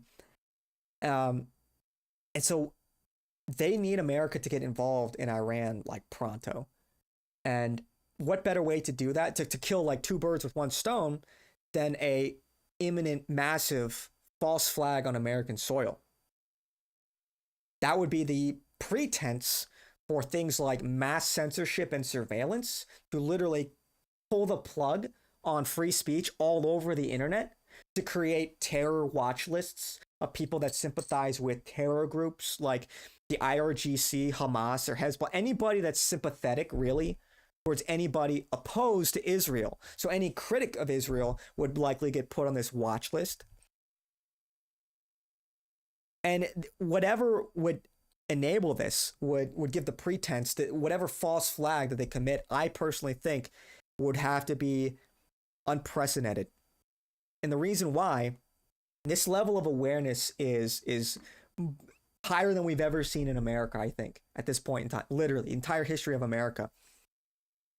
And people are totally dialed in on their tricks, on the long history of Israeli assassinations of political leaders, many of whom were American, of false flag attacks like the King David Hotel or the USS Liberty, 9/11, that Mossad clearly had a hand in, as Israel, if nothing else, Israel was the chief beneficiary of 9/11. So they had a clear motive. They had the motive, means, and opportunity. But we won't go too deep into 9/11 right now. The point is, we live in a post Pearl Harbor, post USS Liberty, post JFK and RFK assassination, post 9/11, post COVID world. And people are totally locked in. They're totally locked in. And the fact that people are wary of a false flag, and the fact that Israel's running out of options, means that I think that they are seriously considering some kind of false flag attack. And it would have to be so shocking, so unprecedented, that it would necessitate an unprecedented response, mass surveillance and censorship, and an unprecedented military response in Iran. So Israel would get everything they want. A rapid response against Iran by America, which would be likely rapid and destructive, like a nuclear strike, for instance. Maybe boots on the ground, but I think they would probably... I think from Israel's perspective, they would ideally nuke Iran.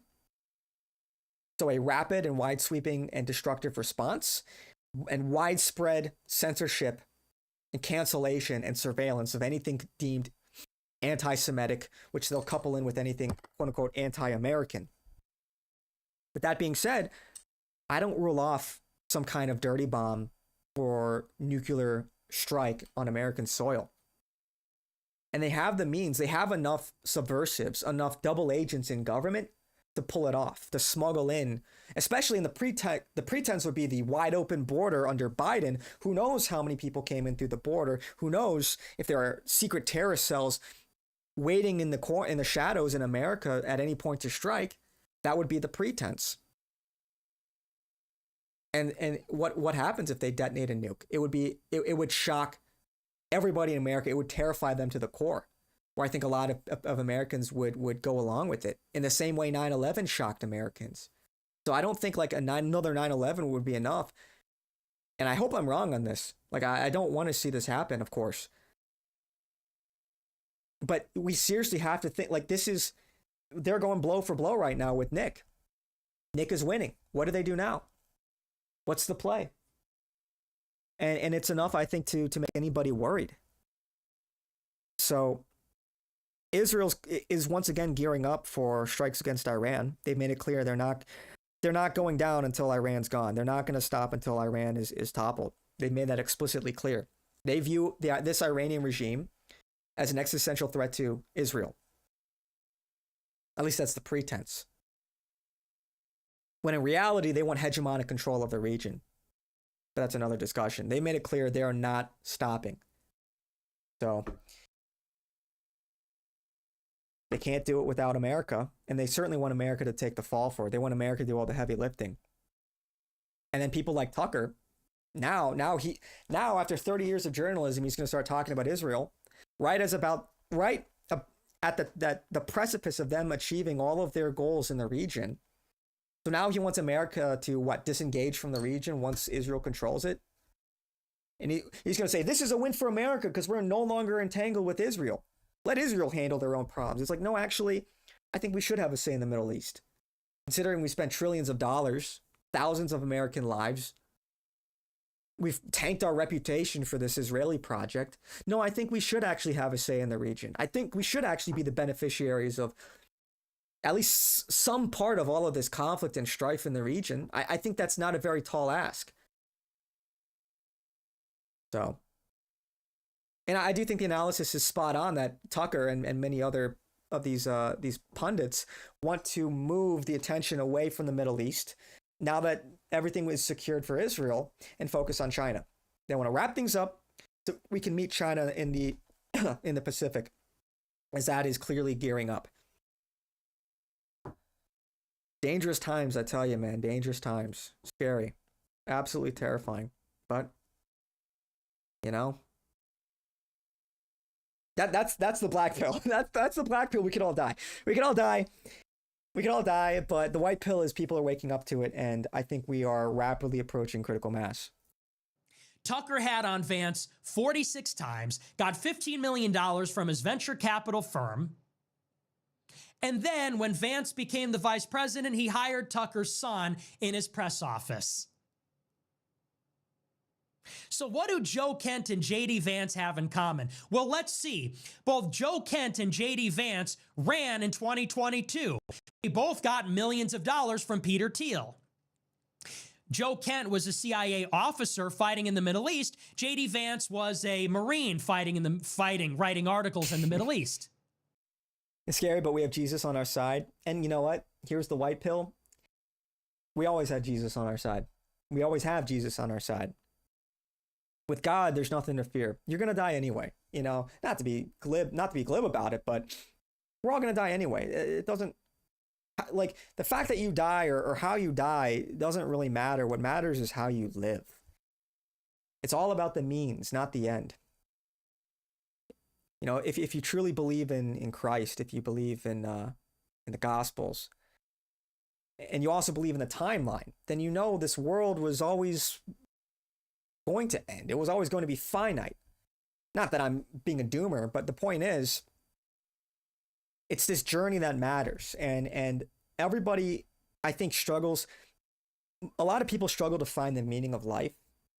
And I really think the meaning of life can be boiled down as such. Your one and only goal in life should be to reach God. One and only goal. And there are certainly a lot of specifics on how you can personally do that. Some people become priests, other people evangelize. But there's a pretty clear way to do so. And it's that simple. And if you put that as your number one priority, I'm going to follow God, and I'm going to get in the good graces of God, and I will do his work, I will do his command, then you through your actions will be a boon to the world. You will make the world a better place. I think sometimes people get caught up in that. It's a matter of prioritization. If you follow God, you love God, then you'll love everybody else. And through your actions and your decision making, it'll all reflect that, and you'll make the world a better place. And you too, through God working through you, you will lead more people to Christ as well. Oh, thanks, Grave Walker. Just take it easy. Yes. Yeah. Appreciate it, dog. Yeah.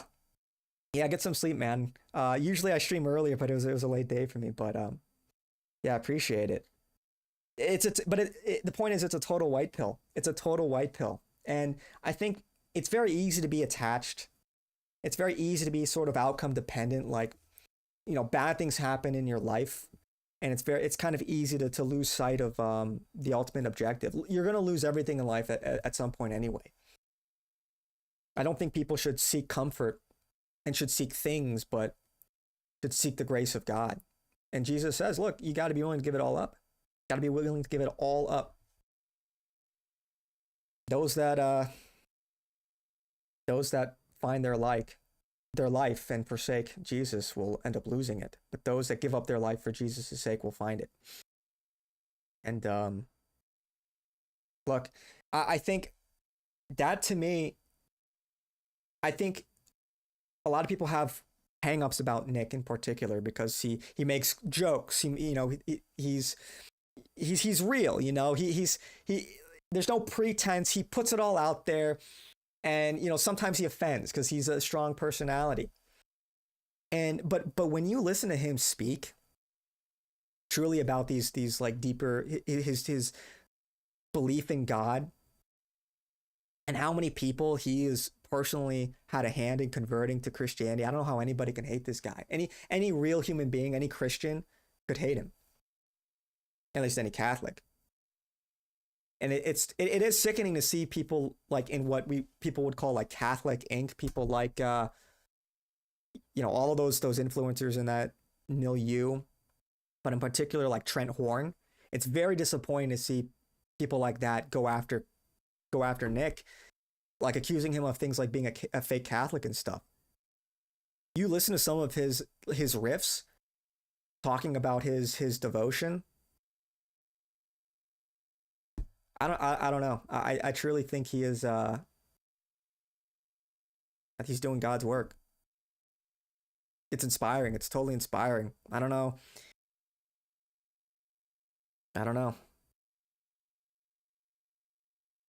It's actually incredible to watch. To watch this, because I've been watching Nick for years. To watch this whole arc, from him going from a more niche dissident voice in right-wing politics to now mainstream, undeniable. And the thing is, there are so many other people trying to do what Nick is doing. And they don't have it, but they don't represent the same thing. There are a lot of these like white nationalist types, and they don't represent Christ. Many of them hate Christ. They call him a Jewish religion, Jewish subversion. And I think it's important to note, you listen to what Nick advocates for, none of it is hateful. You want to talk about really evil people out there. There are evil people out there advocating for evil alternatives. And I think a lot of them thankfully don't get the light of day.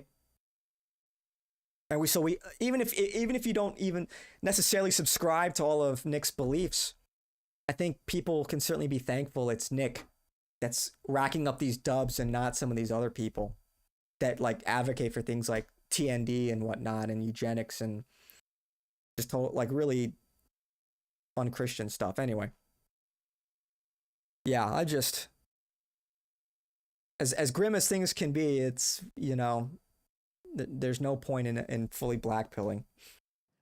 They both were hosted by Tucker Carlson on his show multiple times. They're both pro-Israel America Firsters. They're both pushing a message of inclusive populism. And according to Tucker Carlson, they are both credible, effective voices against the neocons, but they're not crazy and not hateful, unlike me. And remember, the CIA took out Joe Kent, the CIA officer. The CIA is against JD Vance, the creature of a CIA contractor. Now let's look at Tucker Carlson. Now let's look at Tucker. Tucker says that he, like Vance and Kent and Dave Smith, he's another one of these non-crazy, non-hateful America Firsters. Let's look at Tucker. Let's in particular look at his father, Dick Carlson. Let's talk about his dad. As I said at the very beginning of the show, Tucker says he's never even watched my show. He doesn't know me. He said he found out about me when somebody sent him a clip of me attacking his dad. He said that I said that no one should listen to Tucker because his dad was in the CIA. Tucker said he saw this years ago. And he said, that's ridiculous. My dad isn't in the CIA. And then he learned upon his father's death in March of this year that in fact, and he was surprised to learn this, Dick Carlson, his father, was in the CIA. Now, as I said at the beginning of the show, that is a lie. Tucker Carlson knew that his father was in the CIA. Tucker Carlson said in June of 2024, a year before his father died, in an interview with Sean Ryan, that his father was in the CIA. He went so far as to say that Tucker grew up down the street from the CIA officer who overthrew Mossadegh in Iran. That's how CIA he was. That's how CIA his family was. And he says, I was shocked to learn this year my dad was in the CIA. Well, that's just not true. That was a lie. He is not being forthcoming about his relationship with his father and, to that extent, his relationship with the CIA. Well, Tucker, I'm glad you're tuning in because this kid from Chicago, this 26-year-old kid from Chicago with this chip in the shoulder and the world in his eyes, is about to tell you more about your dad. If you were surprised to find out your dad was CIA, I'm about to blow your mind. And I didn't get this information from the CIA. I got it from Mint Press News. I got it from C-SPAN. I got it from Wikipedia. It's all on the internet. You should try it sometime. Tucker says he doesn't own a TV. He doesn't use email. Maybe that's why he doesn't know this information, right? Not gonna lie, that pic of Tucker with the AK goes hard. It kind of does. It kind of does. But, you know, ever since then, man, his jowl has started growing. Now he has, like, no visible chin. It's just all, like, blubber. It's like, weird, man. Why?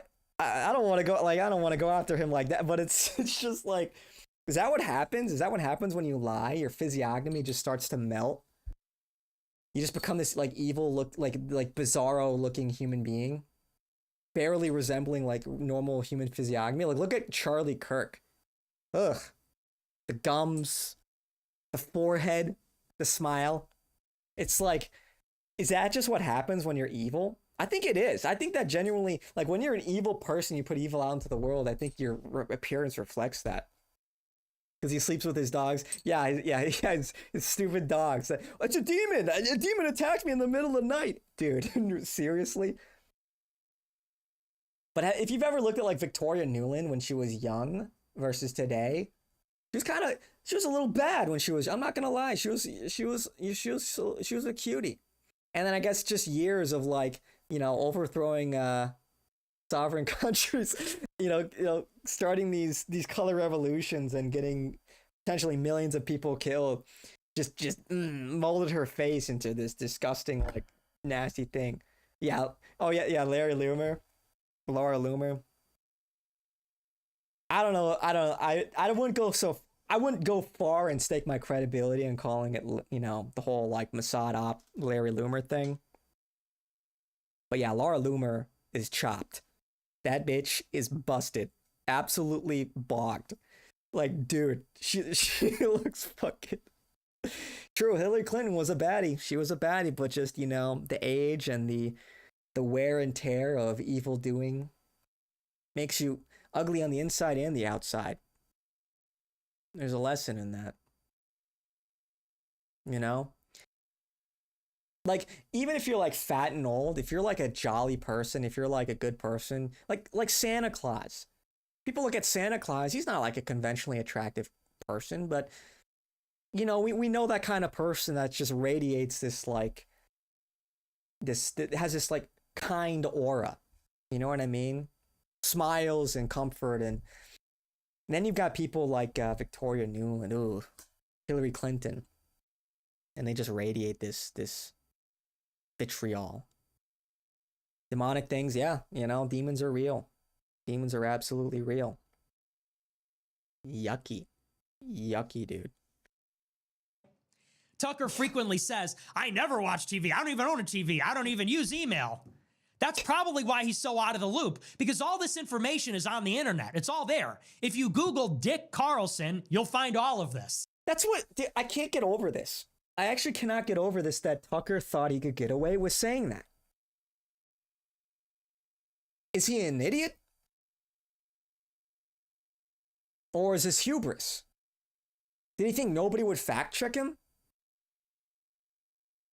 Maybe he's taking the LARP too far. Maybe he really is just this moron in the fucking woods with no computer and internet access except for his podcast. I just, like, what a blunder. The chutzpah. The chutzpah to think that he could just say all this shit and then nobody would fact check him and they would run cover and glaze him. Oh, Tucker, you're just so articulate. I just, like...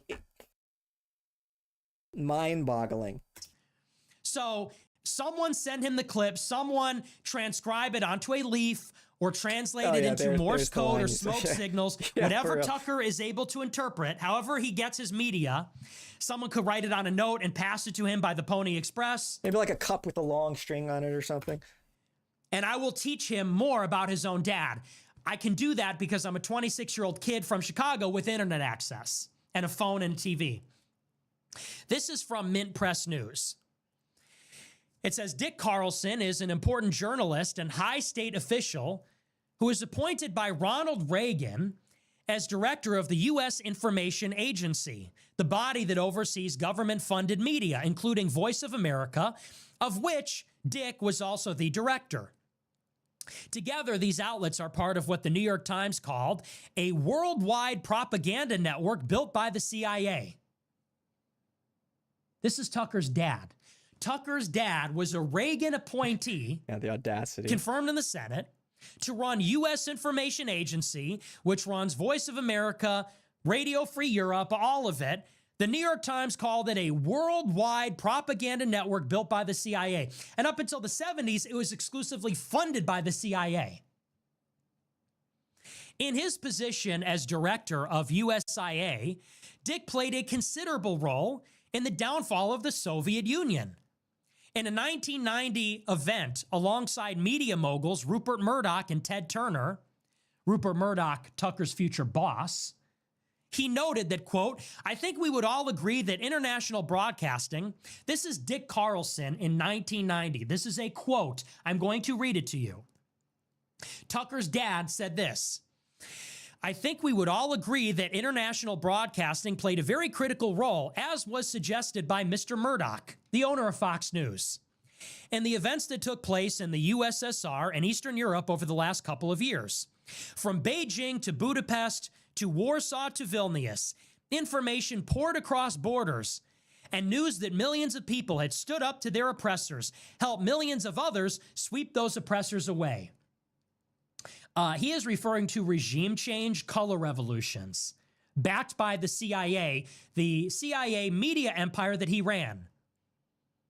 He said, I also believe that international broadcasters were equally important in laying the groundwork for the democratic revolutions that we have seen. Isn't it incredible how Western all of those Eastern Europeans sound, talking about freedom, democracy, free enterprise, environmental concerns? And they don't get those ideas from their own media or from textbooks in their countries. They get them mainly from international broadcasters like Voice of America, BBC Radio, Liberty Media for Europe. Tucker's father, Dick, ran the CIA's propaganda empire, pushing color revolutions in the Soviet Union, in the Warsaw Pact, in Tiananmen Square, in China. That's what the event was about. They were reflecting on the Tiananmen Square massacre, where Voice of America operatives were there spreading information about the student protests. Color revolutions in all the communist countries, and in China in particular. Dick Carlson wanted to overthrow the communist Chinese, and he played a part running Voice of America in 1989 to do this. And he... You know, this is one of the big reasons why China has such heavy censorship. Imagine your name is Dick. Rough. Poor Richard Spencer. But, you know, back in the 80s, Wang Huning, who's the right-hand man, the brainchild behind Xi Jinping, he took a trip to America because he wanted to learn from the Americans and implement a lot of the ideas. He was impressed by the affluence and the success, the industrial success and the power of America, and he wanted to emulate that in China. But when he got to America, he was appalled. He was appalled by the degeneracy, and very quickly he saw that many of the countries that America influenced, well, degeneracy quickly followed. And so Tiananmen Square, along with Wang Huning's, you know, as Wang Huning ascended the CCP, it's for these reasons why China has such strict censorship. Literally to avoid foreign psyops and influence. And so it's always funny that people talk about Chinese censorship, and I'm not a fan of censorship by any means, at least depends on what you're censoring. But certainly not this draconian level of censorship and control that China has over its populace. But they never talk about why. They never talk about why there's Chinese censorship. Oh, because the CCP is trying to maintain control. Kinda, because they don't want China to become the West. They don't want China to become a degenerate place, a degenerate proxy of America. Anyway. Bragged about how the peoples of the world are throwing off their oppressors, learning about free enterprise, democracy through Voice of America, which he ran. It's very important stuff. Appointed by Reagan. In the same job, Dick was a key component in the ultimately successful attempt to bring down the leftist Sandinista government in Nicaragua through hybrid warfare. That's the Iran-Contras affair, where Israel brokered arms and money exchanges, giving Iran weapons and money to fund the Contra fighters, the anti-communists in Nicaragua, the right-wing death squads. Dick was helping to do this. Dick would later be appointed by President George H.W. Bush as U.S. ambassador to the Seychelles and serve on a number of neoconservative think tanks. Chief among these is the Foundation for Defense of Democracies, an organization widely accused of being little more than a front for the Israel lobby. Indeed, when asked point blank if that were the case, he refused to deny it, stating only that Israel is a country under siege. It's a democracy in a part of the world where there are no democracies, and it is under constant irregular terrorist attack and threat. Also on the board of the FDD at that time were Gene Kirkpatrick, no, he was not. A high official. No, Fuentes is not Hawk to a Destiny, bro. Official at the board of the FDD at that time, or excuse me, a high official at the center of the Iran-Contra. If you believe that, I don't know what to tell you, man. Like, I don't know. You're just an idiot. Affair. And R. James Woolsey, the CIA director from 1993 to 1995. Dick would later team up with Woolsey again at the Institute for the Study of Terrorism and Political Violence. Okay?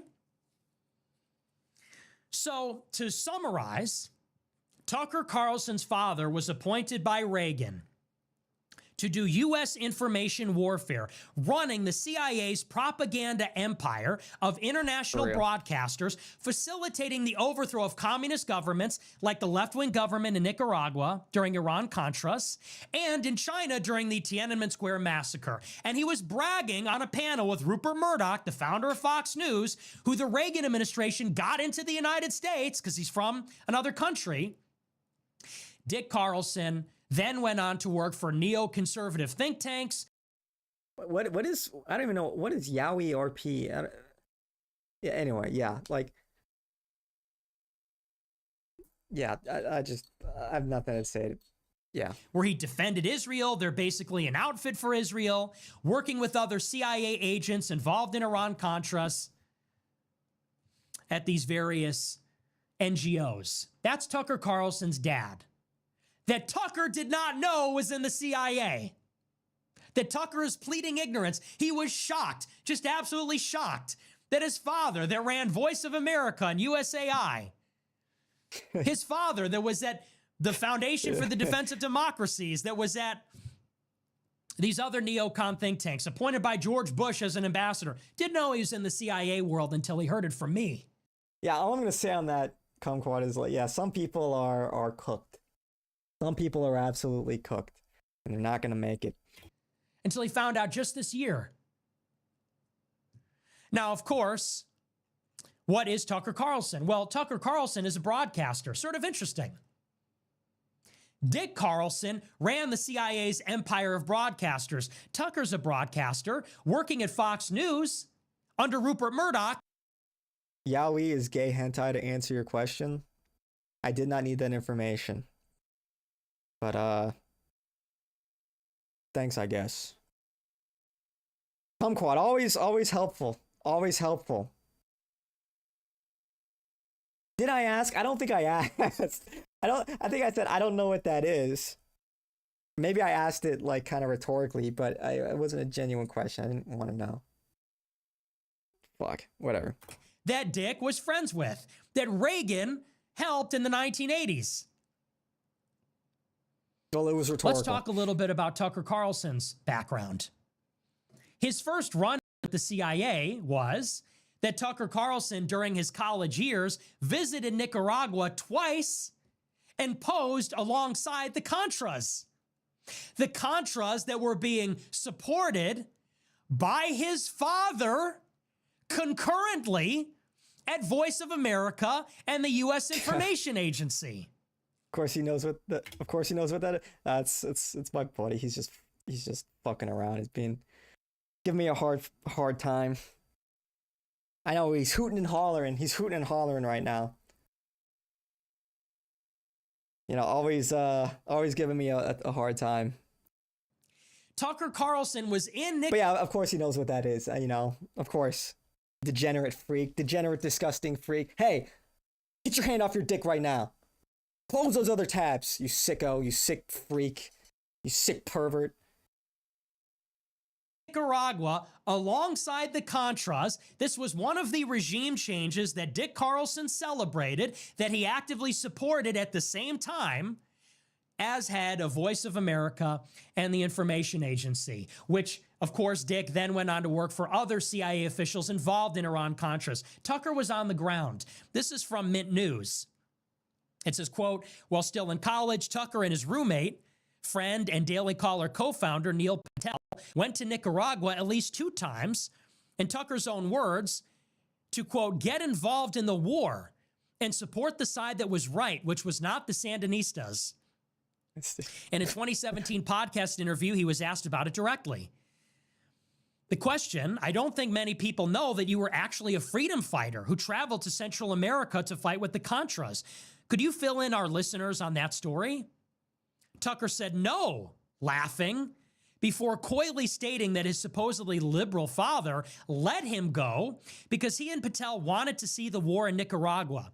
All kinds of hilarity ensued, he said, laughing nervously before changing the subject. What the fuck? Nobody knew that, by the way. Nobody knew, and it wasn't confirmed or public until 2017, that Tucker, on 2 occasions, was in Nicaragua at the height of Iran-Contras while his father was running information war for the CIA in Nicaragua as a freedom fighter. Nobody knew that until 17. And when asked about it, they said, could you fill us in? Tucker said, no, ha ha ha. I was there to see it. My liberal dad let me go. That's crazy. And all kinds of hilarity ensued. It was very funny. Anyway, next subject. Both Carlson and Patel returned in 1990 at the time of the presidential election, which pitted Sandinista Daniel Ortega against the U.S.-backed Contra-supporting candidate Violeta Chamorro. Thanks to years of U.S.-sponsored terror and huge political war chest, Chamorro was able to win, becoming the 6th person in her family to hold the office. According to a 1990 edition of his college's newsletter, the Trinity Tripod, Carlson and Patel attended many of her rallies. Indeed, in the National Review podcast, Carlson said he was literally standing next to her when she won. That's crazy. The young. Do you think the clip where Tucker nervous laughs is so telling? Yeah. Yeah, like that's. Dude. I don't know how he thought he would get away with this. Do you think he's going to go hard or play nice when they eventually debate? Nick? Are you asking if Nick is going to go hard or play nice? I think Nick will fucking demolish him. I think he'll be cordial. But I think it'll be tonally the same as this. If he doesn't go hard on the Fed stuff, they'll eventually debate this. It's going to be a massive L. 2017 blood sports. Oh, he absolutely will go hard on the Fed. Like, he's 100% going to go hard on the Fed stuff. It's almost like, what can Tucker really do? He really blew up his own spot. If he debates Nick, he'll have to confront these arguments. And what can he realistically say to get him out of this rut? Is he going to deny all of these claims that he was in Nicaragua? Is he going to deny who his dad was? What can he realistically do? He's kind of trapped. I honestly don't think he wants to debate Nick whatsoever. Especially, I didn't think he wanted to do that before, clearly. But especially now, what can he do? If he doesn't debate him, that's kind of an admission of guilt. And if he does, he's going to get absolutely fucking destroyed. Absolutely, utterly demolished. It's kind of like you're damned if you do, damned if you don't. The house of cards is coming down regardless. It just kind of determines how quickly and how spectacularly at this point. He can't talk to Nick, he'll lose his reputation. Yeah, because he'll get demolished. But he's losing his reputation anyway. So I think the only play he has, if I were Tucker, and I'm trying to save my reputation, I would open a line of dialogue with Nick, and I would try to save face as much as possible. Oh, dude, Kick is just filled with bots, man. Kick is just filled with fucking bots. Anyway, I think he would have to kiss ass, essentially. He would have to try and be diplomatic towards Nick, open a line of dialogue, and try for the first time in his life come off as like a real human being, and maybe try to get ahead of it by saying, well, he knew how the Fed accusations would look, and so he tried to downplay it when he should have just been honest. I think that's really the only thing he can do to try to save face, and just kind of admit it and try to own it, and then try to develop some kind of amicable reputation with Nick. I think that's kind of the only way he can possibly save his reputation at this point. It's to try to be a little magnanimous. But obviously that goes against his whole modus operandi, his whole objective. All of the comments under the Twitter interview are supporting Nick. Absolutely.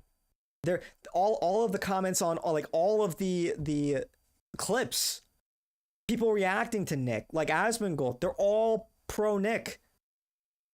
So the only thing Tucker can do is concede that he lost, concede that he's a Fed, and try to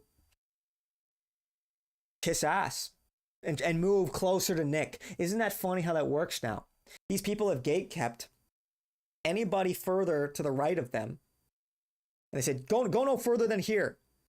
And now that Nick has this critical mass, it's forcing people to come closer to Nick. That's why Tucker all of a sudden is talking about Israel. Not because he wants to, but because he has to. He's following the trend to try and save his reputation. And so Nick is clearly the future. The only way Tucker is going to move forward with his career, with his reputation intact, is if he kisses ass, essentially. And I don't think Nick is going to let that happen. I think Nick is going to absolutely dunk on him, expose him to his face, and just plainly and cordially explain why people shouldn't trust Tucker to his face. And Tucker's done. He's cooked. It's over. It's like every patriot in the know is now aware of what Tucker really is. So it's really spectacular. Younger Carlson presents his time in Nicaragua as purely innocent. He said, "We didn't have a place to stay or any set plans. It was very spontaneous. We were extremely political. We felt that getting to know the country and some of its citizens would give us a better perspective on the situation." Even more questions are raised when one remembers that it was not long after that trip that he formally applied to become a member of the CIA. Little is known about that, but after his apparent rejection, his father encouraged him to take up journalism. Isn't that funny? His father, immensely influential in the CIA, says, "Hey, I think you'd be a better asset doing journalism." Right. It's like Charlie Kirk with his sit down with the chapter leaders. The seed has been planted, too late now. Yeah, TPUSA is totally infiltrated. Totally infiltrated. It's over. It's over for Charlie. It's funny because now all of that money, all of that Israeli money is gonna be yoinked. It's gonna be yoinked by some Groyper Gen Alpha patriot that's infiltrating as we speak, and will be working in campaigns and a staffer in congressional offices in no time, in due time. And ostensibly, it's already happening. Staffers in all of these different offices are Groypers. Groypers are everywhere in high positions in government and in industry and in the economy. This is inevitable. Very exciting. Very exciting. And Tucker, I swear, it's like the last nail in the coffin for conservative Inc. Okay. So his father says international broadcasting was key in the color revolutions that broke up the Soviet Union in Czechoslovakia. Yeah, they were behind the Tiananmen Square story. They were involved in Nicaragua. And while his father was pushing regime change in Nicaragua, Tucker was on the ground. And no one knew that. And he wasn't just on the ground, he was side by side with the CIA-backed presidential candidate that supported the Contras when she was elected in 1990. He said he was next to her. A successful Cold War regime change brought to you by the CIA propaganda network that his father ran. Then he applied to the CIA. Then he became a journalist. Let's talk about his time as a journalist. When the CIA was running this war in Nicaragua, they were accused by a prominent journalist of paying for that war by selling drugs to black people in the inner cities. This was called the Gary Webb Affair. This is from Mint Press News. It says the CIA funded its war against Nicaragua by helping the Contras to flood America's black urban centers with crack cocaine. That was the argument put forward by investigative journalist Gary Webb in his Dark Alliance series for the San Jose Mercury News, and later in his book of the same name. This was called the Gary Webb Affair. The articles were widely republished and caused a storm of indignation across the country, with massive public anger being directed towards the CIA. Okay? So a left-wing journalist, Gary Webb, puts out a story in the mid-90s. This is years after Tucker was in Nicaragua. The subject of the articles, after he applied for the CIA and was rejected, and then became a journalist. Gary Webb is putting the CIA on blast for funding this Nicaraguan war, which Tucker defended, which he was there on the ground for, on the side of the president who was elected, that his father perpetrated. Tucker had this to say about it. Working at the Neocon publication, The Weekly Standard, in 1996, Tucker published an article called A Disgraceful Newspaper Expose and Its Fans. He launched a wall-to-wall defense of the CIA that he had recently applied to join. Framing it all as a ludicrous accusation, he claimed there was no evidence for Webb's claims and presented the CIA as a noble institution under unfair scrutiny and constant attack from forces inside the United States that wanted to bring it down. Far from engaging in the drug trade, he claimed there is ample evidence the CIA had moved to remove drug traffickers from the Nicaraguan resistance. An interesting choice of words to describe the Contras. He also wrote off the black journalists showing interest in Webb's findings as conspiracy theorists, stating that few major media outlets have validated the series by reporting on its charges in any detail, as if to say this proved its erroneousness. In his book, Politics, Partisans, and Parasites, he would later describe the idea as ridiculous. Oh, so he called them crazy. Those black people attacking the CIA for flooding their cities with drugs to pay for this brutal war in Nicaragua that his father was running, Tucker said they were crazy. No evidence. I guess it was random. The CIA was very thankful to Carlson for helping muddy the waters. A declassified CIA document cites his Weekly Standard article, among others, as aiding them in managing a nightmare. So he was there during the dirty war. He left and applied for the CIA. His father told him to go into journalism. He went to work for a neocon publication, the Weekly Standard, run by Bill Kristol, where he defended the CIA, so much so that the CIA praised him and said they helped to defend their reputation in managing a nightmare. It gets better. Yeah, Tucker's fucking cooked. After the Weekly Standard, he went to CNN hosting the show Crossfire. Like Bill Kristol, he supported the invasion of Iraq, even going to Iraq to mingle with private U.S. mercenaries. An image from 2004 shows Carlson posing with 2 armed employees of DynCorp International, holding a Kalashnikov rifle himself. Carlson's article presents them as a relatively laudable force conducting vital operations rather than an occupying army carrying out war crimes. This is Tucker Carlson's background. So he lied about not knowing about his dad. His dad was not only a Reagan appointee, a neocon, promulgating and supporting regime change, pro-democracy propaganda in the Soviet Union, in China, and Nicaragua. Not only does he claim to not know that, and that's a lie, but he was apparently working with his dad, hand in glove. He was in Nicaragua. He defended the CIA in the 90s.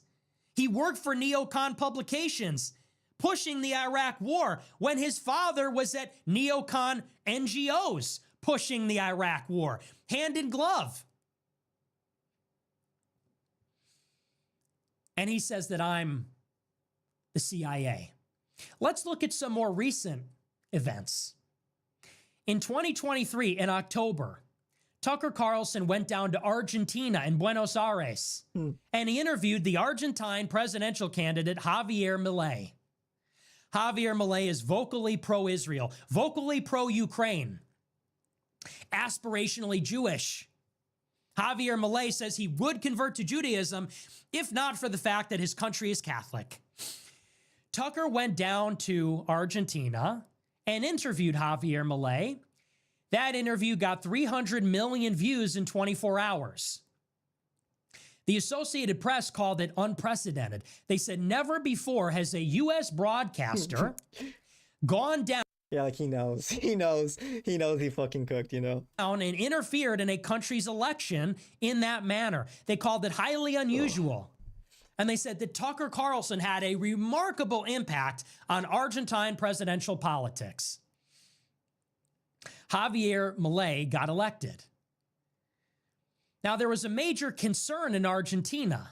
Something is going on in Central and South America. There is a new Cold War between the United States and China.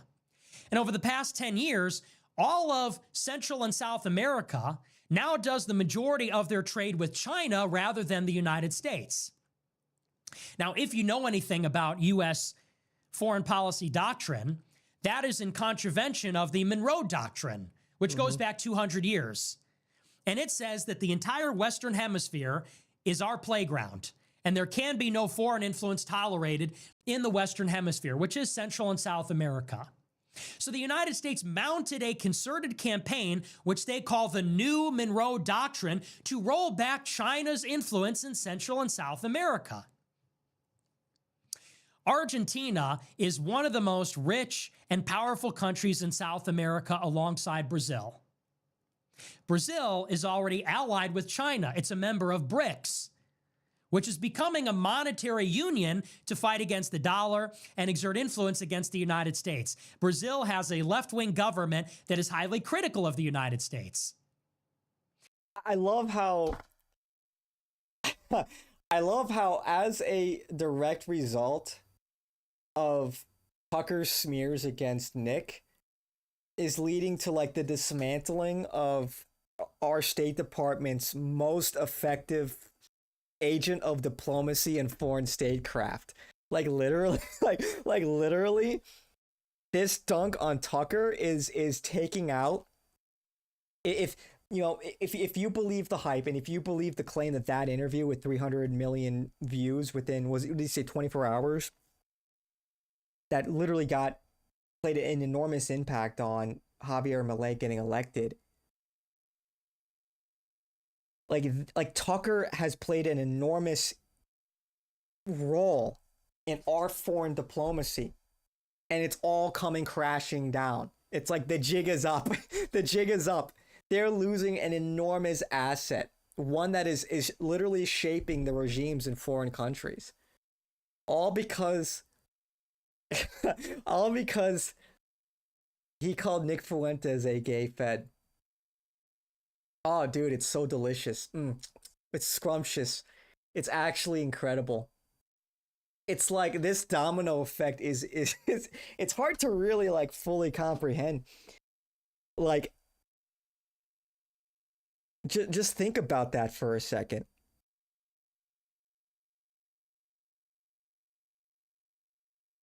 It's a little scary because now he's really fucking with the regime. Now he's really fucking with the regime when it comes to diplomacy. Wow. Tucker should have played it cool, man. Tucker should have played it cool. He fucked up. Oh, he fucked up. He blew up his spot. Now look. Now look at what's happening, man. Ugh. You love to see it. Argentina was on track to join BRICS in 2024. They were going to join up with Brazil, join up with China, if their left-wing president was elected. And if that happened, then the two most powerful countries would join Venezuela and other countries in Central and South America as having a left-wing alignment with Beijing, and it would be the second South American country to join BRICS. This would be catastrophic for the new Monroe Doctrine, which was being pushed by the Department of Defense and the CIA. When Javier Milei was elected, he canceled Argentina's accession to BRICS. Yeah, I hope, look, we have to keep praying for Nick because, like, he's actually fucking with like, legitimate diplomacy now. He's actually dismantling a key player, a key vector of attack in our State Department's strategy. Our State Department's, what would you call it? Their arsenal in foreign diplomacy. That's a serious thing. And yeah, I hope, look, we have to pray for Nick because, like, this is some scary stuff. You know, this I don't need to tell you who we're dealing with here. And they've like, when it hurts them like that, where it costs them part of their hegemon, their sphere of influence, the American Empire's sphere of influence is under threat. Those are dangerous waters. It's crazy, man. We're gonna look back on this, and this is gonna be a key domino that's falling. The longer this goes on, the more I truly believe that this sequence of events that culminated in this expose is a key inflection point in our country's history. At least in right-wing politics, we'll say. I mean, yeah, this kid from Chicago just totally took out a sophisticated CIA op. All from his basement, right? That's crazy. He said Argentina would stop doing business with China. They would cancel all of the dual-use Belt and Road projects that China invested in Argentina. Javier Milei, instead of visiting left-wing China-aligned Brazil, visited America as his first foreign visit. He cried at the center of Chabad Lubavitch, ultra-Orthodox Jews in Brooklyn, New York, and then traveled to Israel, where he kissed the wall. Then he came back to Argentina, gave the United States all of Argentina's lithium, gave the United States control over the Paraná River, and then he hosted the CIA Director, William Burns, the Secretary of State, Antony Blinken, and the Southcom Commander, Laura Richardson, who was the architect of the new Monroe Doctrine. Javier Milei is one of the only countries that votes in favor of Israel at the United Nations, supports Ukraine's war, was welcomed by the Biden administrations in a critical minerals partnership, was hosted at CPAC, friends with Elon Musk, who needs the lithium for his cars. And Tucker played a crucial role in that. So Tucker Carlson, an international broadcaster, went to a foreign country where he interfered in their election as a freedom fighter to support an anti-left-wing, anti-China candidate and was by his side when he won in fulfillment of the CIA and Pentagon's objectives in their new Cold War against China. Well, that must be a big coincidence because his father was the architect of that program in the 1980s and 90s when he was running the U.S. Information Agency, doing the same thing in the Soviet Union at Tiananmen Square and with the Contras in Nicaragua. Must be the coincidence to end all coincidences. Just like Tucker was there with the freedom fighters in Central America, in Nicaragua in the 80s and 90s, supporting the CIA-backed president that his father supported in the regime change, here he is, an international broadcaster following in his father's footsteps, supporting yet another Monroe Doctrine regime change against China's influence in Argentina, and was critical in it. 300 million views in 24 hours. What a coincidence. I'm sure just like Argentina, he was just checking it out. Or excuse me, just like in Nicaragua, he was just checking it out, taking a gap year. It was uneventful and hilarity ensued when he interfered in that country's elections. Now, what in the world is going on, folks? Let's bring it home. What in the world is going on here? Let's bring all these different threads together. So Tucker says that I attacked Joe Kent for no reason other than that Joe Kent is a credible anti-neocon voice who's not crazy or hateful. He said that is evidence that I'm inorganic and I'm trying to sabotage the real America first. Now, in reality, Joe Kent attacked me first. I was trying to support him. But he attacked me on the basis that I'm anti-Israel, that I'm talking about race and religion. We start to peel back the layers and we realize that all these people have that same agenda. Tucker, JD Vance, Joe Kent, to some extent Dave Smith, they all have the same ideological alignment, which is critical of Israel but not anti-Israel. The problem is not the race or religion, it is their ideology, that they're neocons. The problem with mass migration is not the race, but whether they're native born or something else. The problem in America is not Jewish power as is, it is neocons. The other thing that they all have in common, I'm being accused not only of being a bad faith actor who's hateful and crazy, but I'm being backed by the CIA. Tucker says the CIA took out Joe Kent. But we find that Joe Kent is a CIA agent. We find that JD Vance was groomed and created by neocons and CIA contractors, and Tucker has a quid pro quo relationship, promoted him, helped him with Trump, had him on his show, profited from his venture capital firm, 1789 Capital, got his son a job in the vice president's office. We find that Tucker is the son of CIA royalty, and there's no possible way that he could have not known his father was a CIA agent. And when we look at Tucker's early journalistic career and his contemporary journalistic career, we find something that looks like what his father did, a U.S. CIA intelligence operation aimed at countering the influence of America's adversaries. So the question is, why is Tucker going so hard against me? What's really going on? And why does he sometimes say base things? Well, you got to go back to what JD Vance said, if we can engage in speculation. You got to go back to what JD Vance said at the Quincy Institute. In May of 2024, Vance went to a isolationist think tank that is backed by Soros, that is backed by the Koch brothers.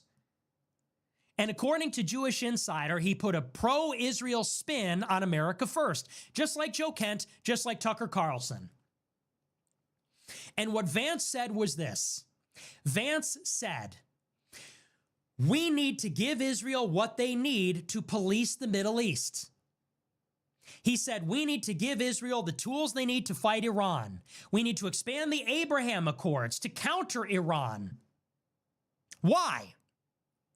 Why do we need Israel and the Sunni nations, Syria, Saudi Arabia, Egypt? Why do we need Israel and all of our other Arab allies to come together in an alliance and give them the tools they need to counter Iran? Vance gave an answer. He said the reason we need to do this is so that we can leave the Middle East and go to Asia. That's the quote. I will read it to you. He said, quote, "The way we counter Iran is combining the Abraham Accords approach with the defeat of Hamas. That gets us to a place where Israel and the Sunni nations can play a regional counterweight. Israel with the Sunni nations can police their own region. What's up, Kibler? That lets How's us it going, dude? spend less time and resources on the Middle East and focus more on East Asia in the same way we want our own allies to do the job in Europe." Okay, so why does Tucker want the war in Russia to end? Why does Tucker not want us to fight Iran? Because Tucker, like Vance, like Kent, they are creatures of the CIA. Take it easy, Kittler. Take it easy. Take it easy, man. They are creatures of U.S. intelligence and defense. And what they are pushing is a doctrine called restraint, or rather, prioritization, one or the other. I don't know exactly which one they are, but they're either restrainers or prioritizers. And the doctrine says this. This is a U.S. military doctrine. It says that in the 21st century, the rising threat is China. Ronald Reagan inaugurated our pivot to Asia. Barack Obama. Yeah, I know. But wait, you trying to get me in trouble, man?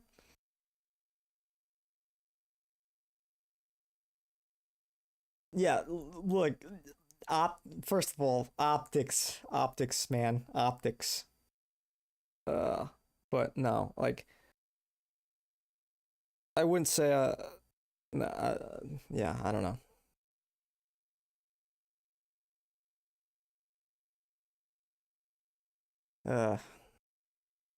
Dude, what are you talking about, man? White people get in trouble all the time. What are you talking about? Is this just bait?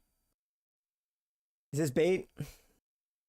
You come in here, hit me with you say white power, let's deport the blacks. What are we doing here, man?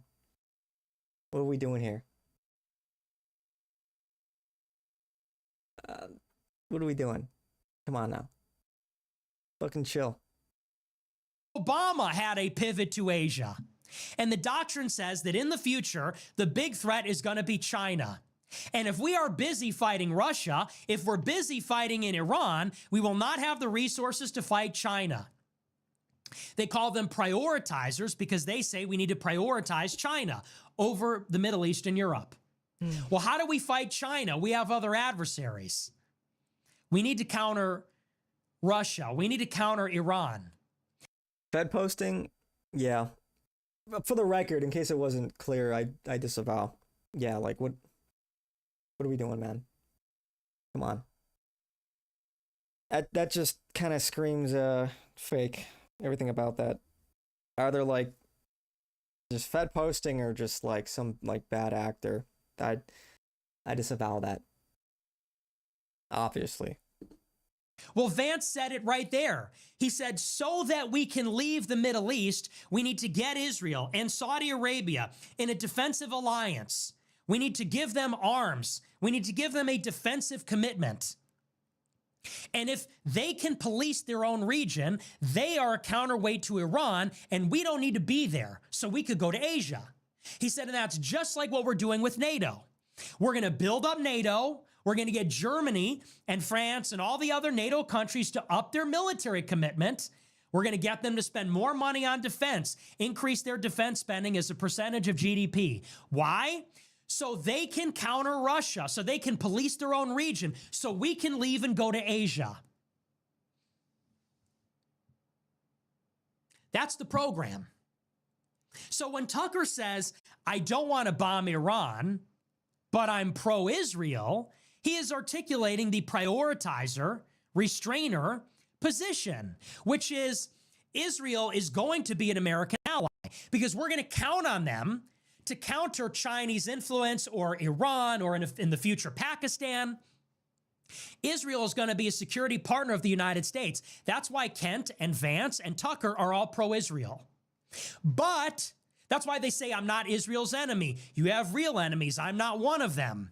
I love Israel. Insofar as Israel is doing our bidding, I support them because they understand that Israel will be a security partner doing our job, countering Iran in the region. But, here's the but, Tucker and Vance, to some extent, and Kent realize that if the United States is bogged down in Iran, if we're fighting Israel's war in Iran on their behalf, it defeats the whole purpose. If Israel is getting us into a war in Iran, then we can't get out and prioritize China. If we do regime change in Iran, we're going to be on the hook. We can never leave the Middle East, and then we can never move to China. So this is why Tucker says, I'm anti-neocon. Because the neocons want regime change and nation building. The neocons take it a step further.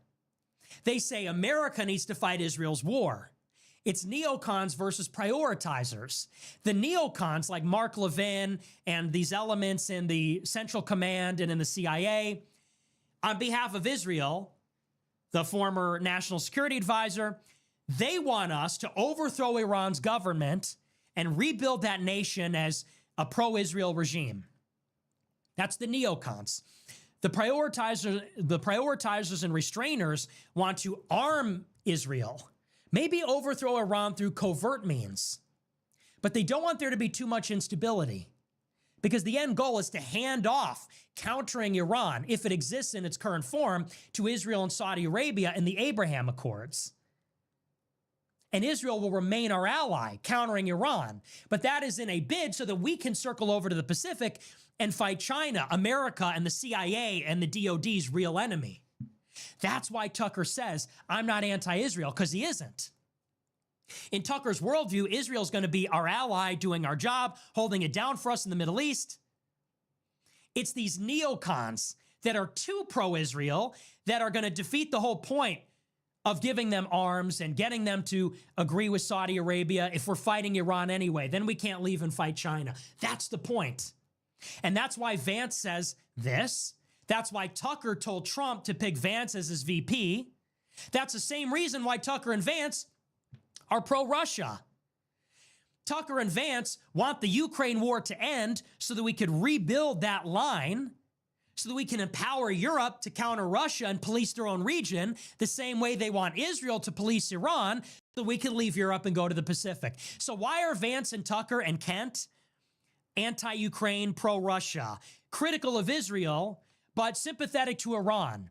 It's because they are creatures of the CIA. They are prioritizers. They want to prioritize our fight with China by handing off our security responsibilities to an empowered NATO and to an Abraham alliance that includes Israel in the Middle East. That's what they're doing. And someone like me, well, I'm further to the right than Tucker. If a neocon like Mark Levin is saying we need to overthrow Iran and support Israel to the hilt, and Vance and Tucker are saying we don't need to overthrow Iran, but we do need to arm Israel and hand off our security to them, I'm a step further in saying we shouldn't arm Israel. We should not overthrow Iran. We should not arm Israel. Why? Why do I say that? Because in Vance and Tucker and Joe Kent's world, when we leave the Middle East, if we even can, Israel becomes super powerful. And that's a problem for the United States. China is not the biggest threat. You want to know why? Because China doesn't run our State Department. China doesn't run our Defense Department. True. China doesn't run the ADL and APAC and Congress. China doesn't have control over our defense procurement and our defense tech industry. The Chinese are not a big threat. They produce the largest amount of content on the CBT scene.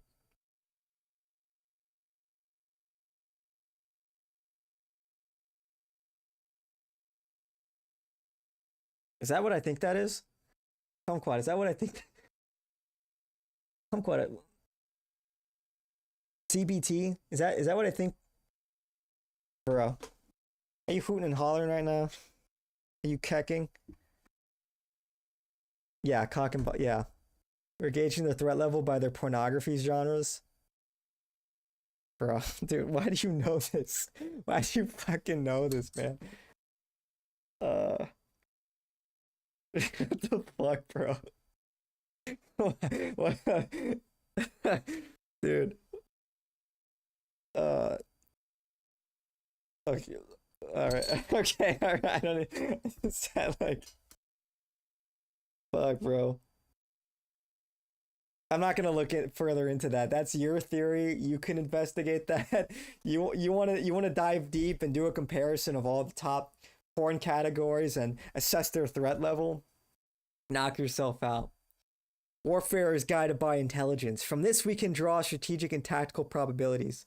Sus meter off the chart. Yeah, Kumquat, he's a little sus. Little sus. I don't know what's going on over there, man. Y'all are 3 steps behind, clearly. Clearly. Why don't you do your thesis? Come back and give us a comprehensive report. A threat assessment. Once you conclude your studies. That's crazy. That's crazy work.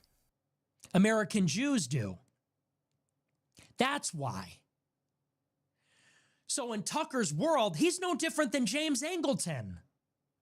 The CIA and Mossad have always been like this because there's this fantasy that the United States and Israel are fighting the same fight. In the old days against communism, in recent times against radical Islam, in the new time against China and Iran and Russia.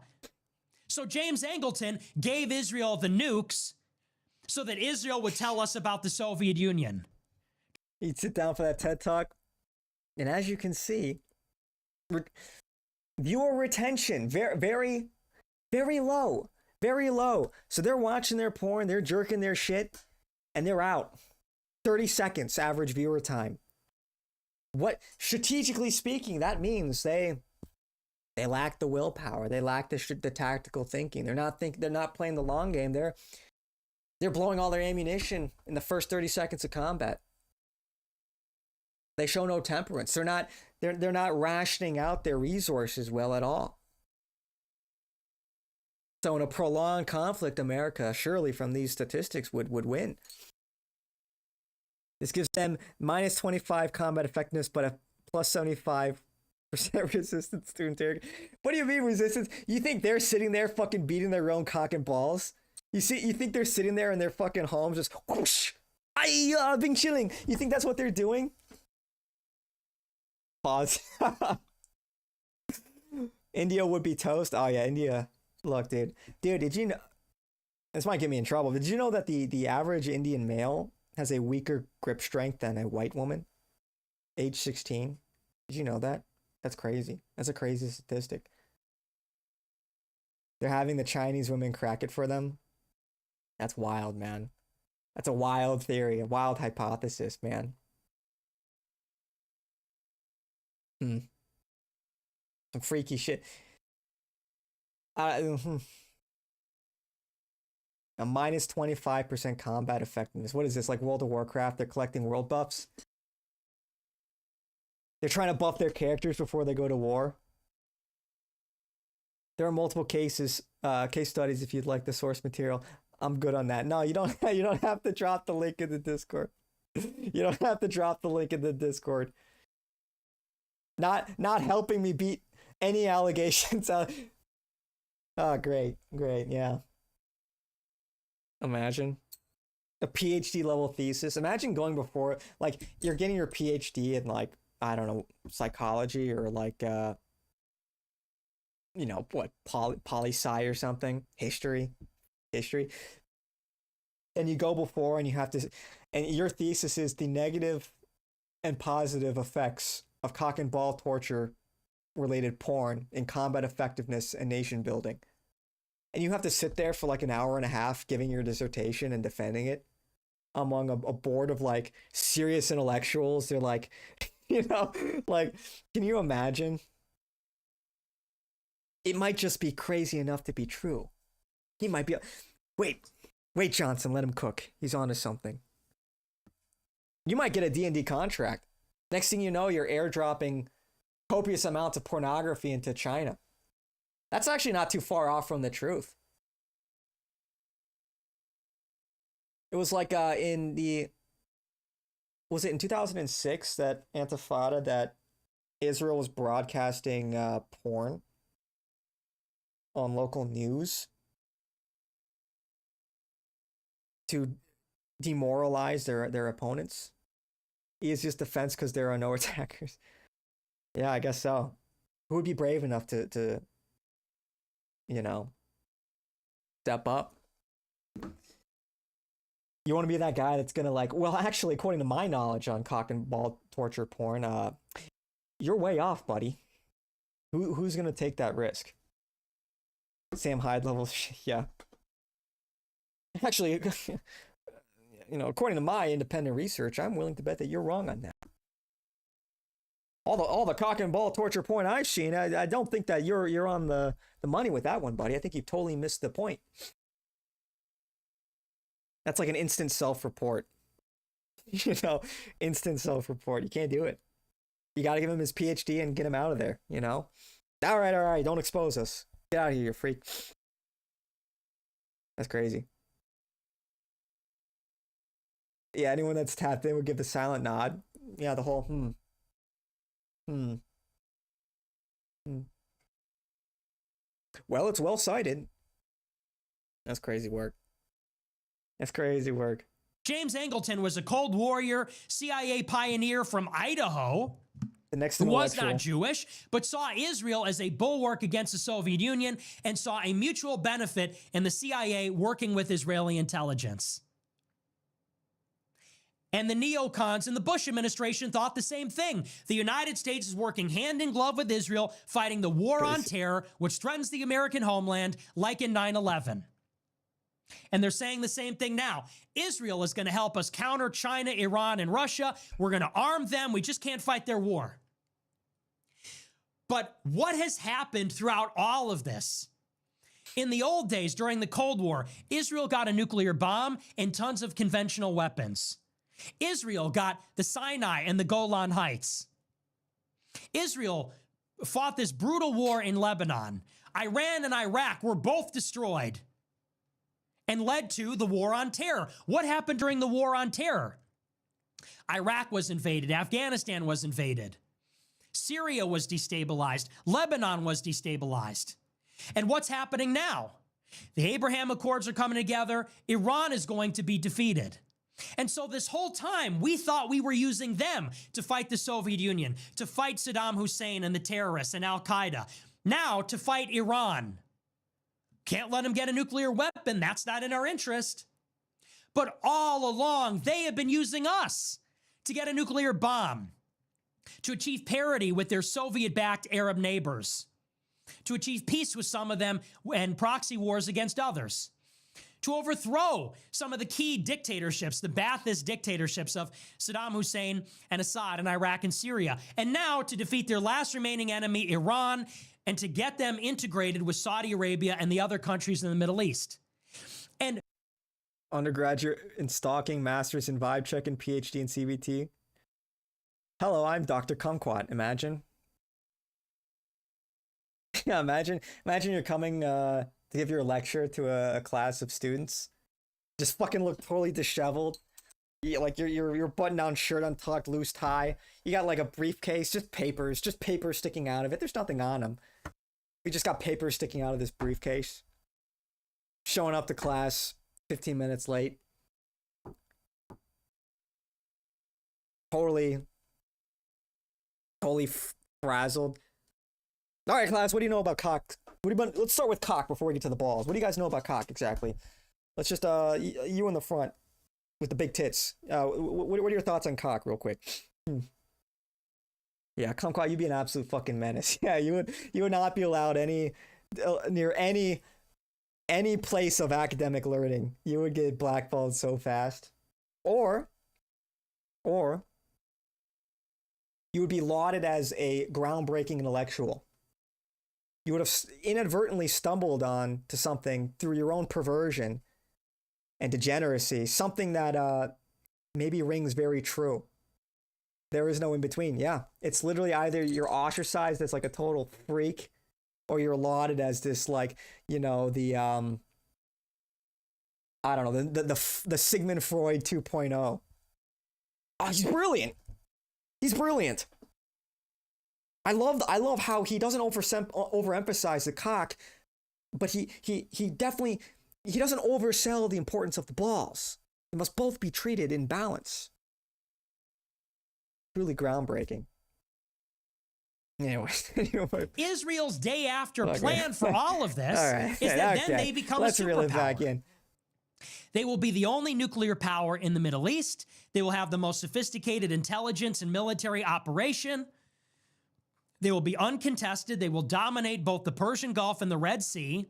Those countries cannot stand up to Israel, as evidenced by this war. If Iran could not adequately fight Israel, none of them can. Saudi Arabia couldn't even defeat the Houthis. Egypt is bankrupt. If Iran couldn't do it, none of them could do it. They'll dominate the region. But what's worse, not only will they dominate the region and replace America as the hegemon of the Middle East, they will continue to have influence over our society because they control our media.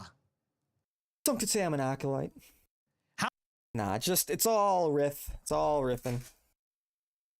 You know, Kumquat on the hand, I'm not so sure about. Kumquat, I don't know. Never quite know what he's up to.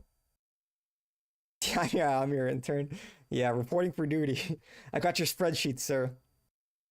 Maximum pain tolerance as a function of voltage. Oh, no, I'm muted by accident. Conglomerates are pro-Israel or have outed themselves as pro-Israel since October 7th. How many billionaires? How many donors to both major parties? How many congressmen are on the payroll? How many tech firms are run by Jews that are sympathetic to Israel? Like Sean McGuire at Sequoia, the venture firm for all the defense tech Silicon Valley companies. Or Sam Altman, a pro-Israel Jew at OpenAI. Or Alex Karp, the CEO of Palantir, who is Jewish and pro-Israel. This is the analytics and insights software superpower that is going to run our federal government. And the list goes on and on and on. If they have hegemony over the Middle East and they have subverted America with the fifth column, I'm not worried about China. I'm worried about Israel and the Jewish nation. That's why I focus on their ethnicity and religion. Because even if they're not neocon per se, even if they're not even right-wing or dyed-in-the-wool Zionists, they will be counted upon by Israel and by the Jewish nation to do the bidding of the Jewish nation. That's what makes me skeptical. That's why I'm skeptical of this pivot to China. Leave it to Israel. Give Israel the Middle East so we could fight China. I don't want to fight China while Israel grows more powerful. Okay, we fought all of Israel's wars. It weakened us. Now we're going to race into a war with China while Israel gets all the fruits of the victory. They get the spoils. They continue their influence here. How is that strategically better for America? This is the same rotten deal that has always existed between the CIA and Israel in the Cold War, in the War on Terror, and now in this new Cold War with China. And this is why all of this stuff is relevant. Dick Carlson pushing Tiananmen Square. You know who else is a major China hawk? Peter Thiel, JD Vance, Joe Ken, and Tucker Carlson. Tucker Carlson is a huge China hawk. He says we need to get our military less woke so we can fight China. He says China can't buy up our farmland. China runs Hollywood. The Chi-Coms are massacring Uyghurs. And his father did Tiananmen Square. Peter Thiel is an obsessive China hawk, absolutely against China. That's all he talks about. So is his protege Vance. So is Joe Kent. So is Steve Bannon. You ever hear about the Chi-Coms? The Chi-Coms. Who's worried about the Chi-Coms? The Israel-infiltrated CIA. That's who. And why do they want JD Vance to become the president? Why did Peter Thiel groom him? Why is his story the superpower? Well, if you paid attention, Tucker Carlson said something else at the end of his show. Tucker said that I am preying on the white, disaffected young men, the victims of the system. Tucker says like JD Vance. Are you starting to see? Every accusation is an admission. JD Vance's superpower, says David Frum, the Jewish neocon.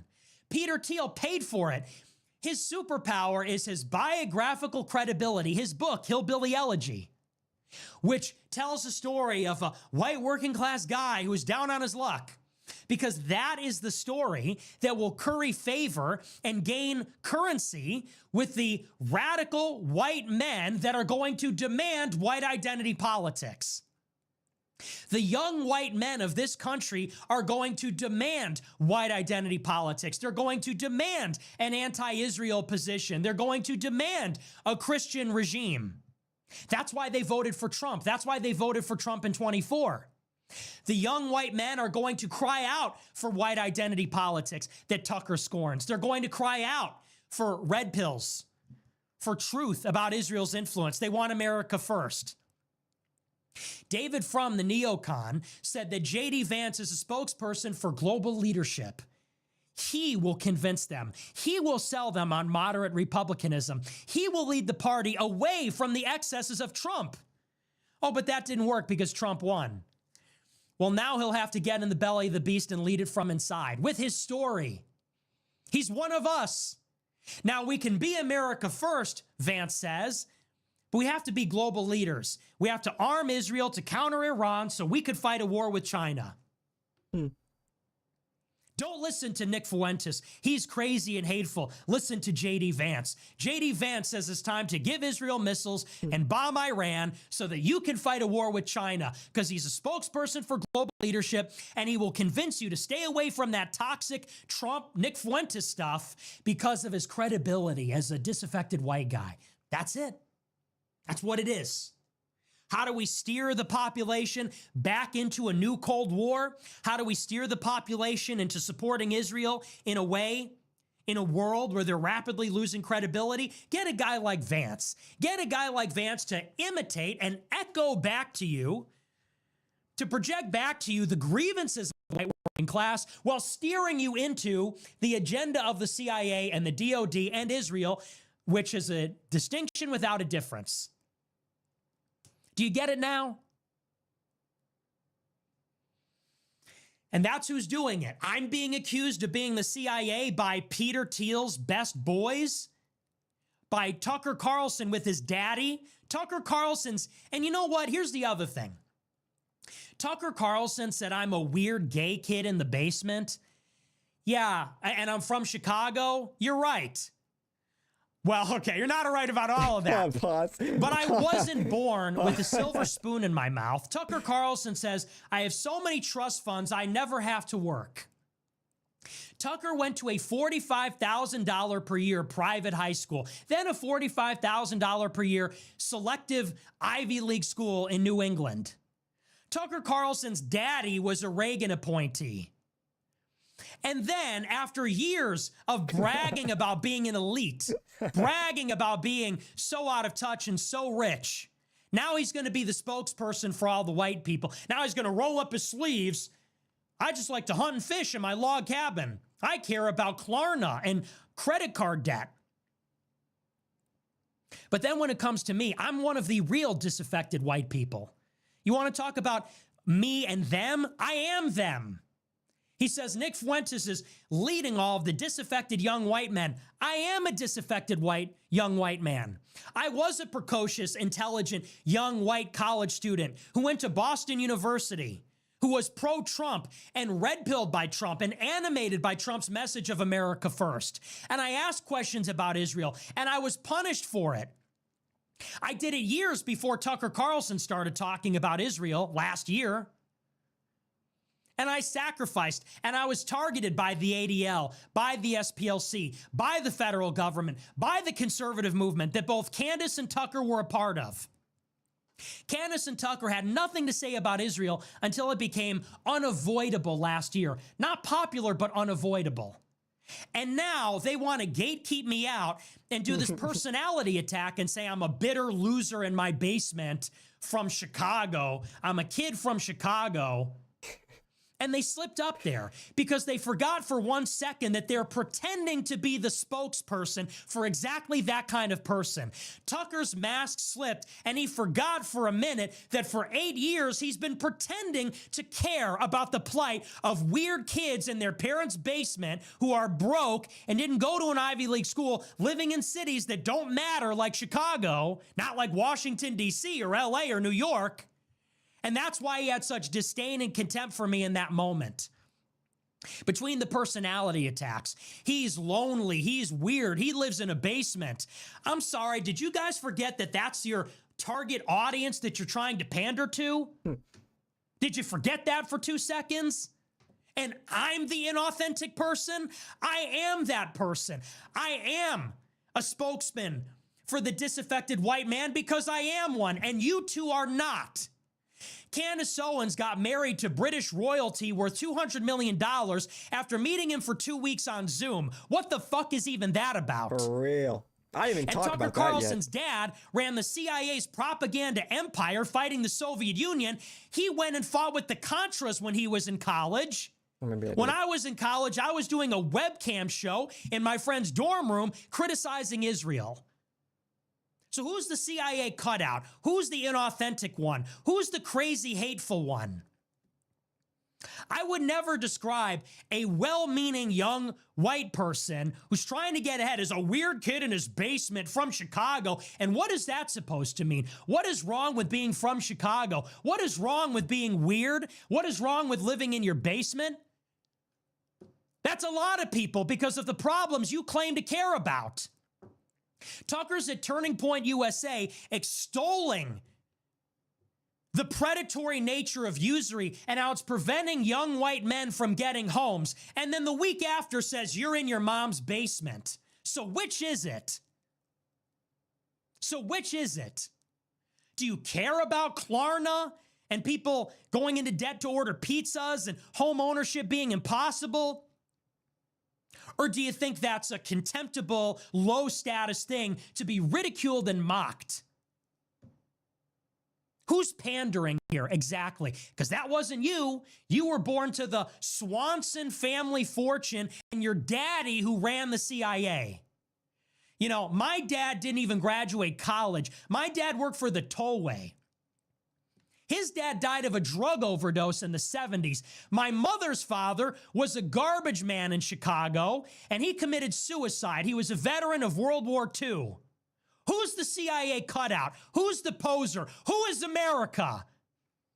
I am America. Chicago is America. That's an American story. I didn't go to Yale Law School and suck Peter Thiel's dick and then get a sinecure at a venture capital firm advising Rebecca Mercer and writing hillbilly elegy and talking about it at the Aspen Institute. That's your biographical credibility? How many of these disaffected white people that love Trump because he's racist went to Yale Law School and got plucked out by Peter Thiel, whoever he even is? Peter Thiel with his fixation with the Antichrist, this homosexual who's involved with the CIA, who wants to live forever and govern the world with AI. Yeah, that's really relatable. That's really relatable. Do another show with him and Curtis Yarvin. Do another show. Do the 47th show with JD Vance. It is insulting, and it is insulting to everybody's intelligence for Tucker to sit there and say he doesn't know his dad is in the CIA, for him to say that I'm in the CIA. What a joke. What a sick joke. Especially after everything that's happened to me. And unlike what Candace Owens says, she says, what happened to him when he was 18? What happened to me is ongoing, okay? Unlike Candace Owens and Tucker, I never got a contract with Ben Shapiro and Rupert Murdoch. I was on Maker Support. I was on Patreon. I was on D Live. I had to fight for everything I have. I didn't get $1 million contract from Turning Point. I didn't get $20 million from Fox News. My daddy didn't get me a job in Arkansas.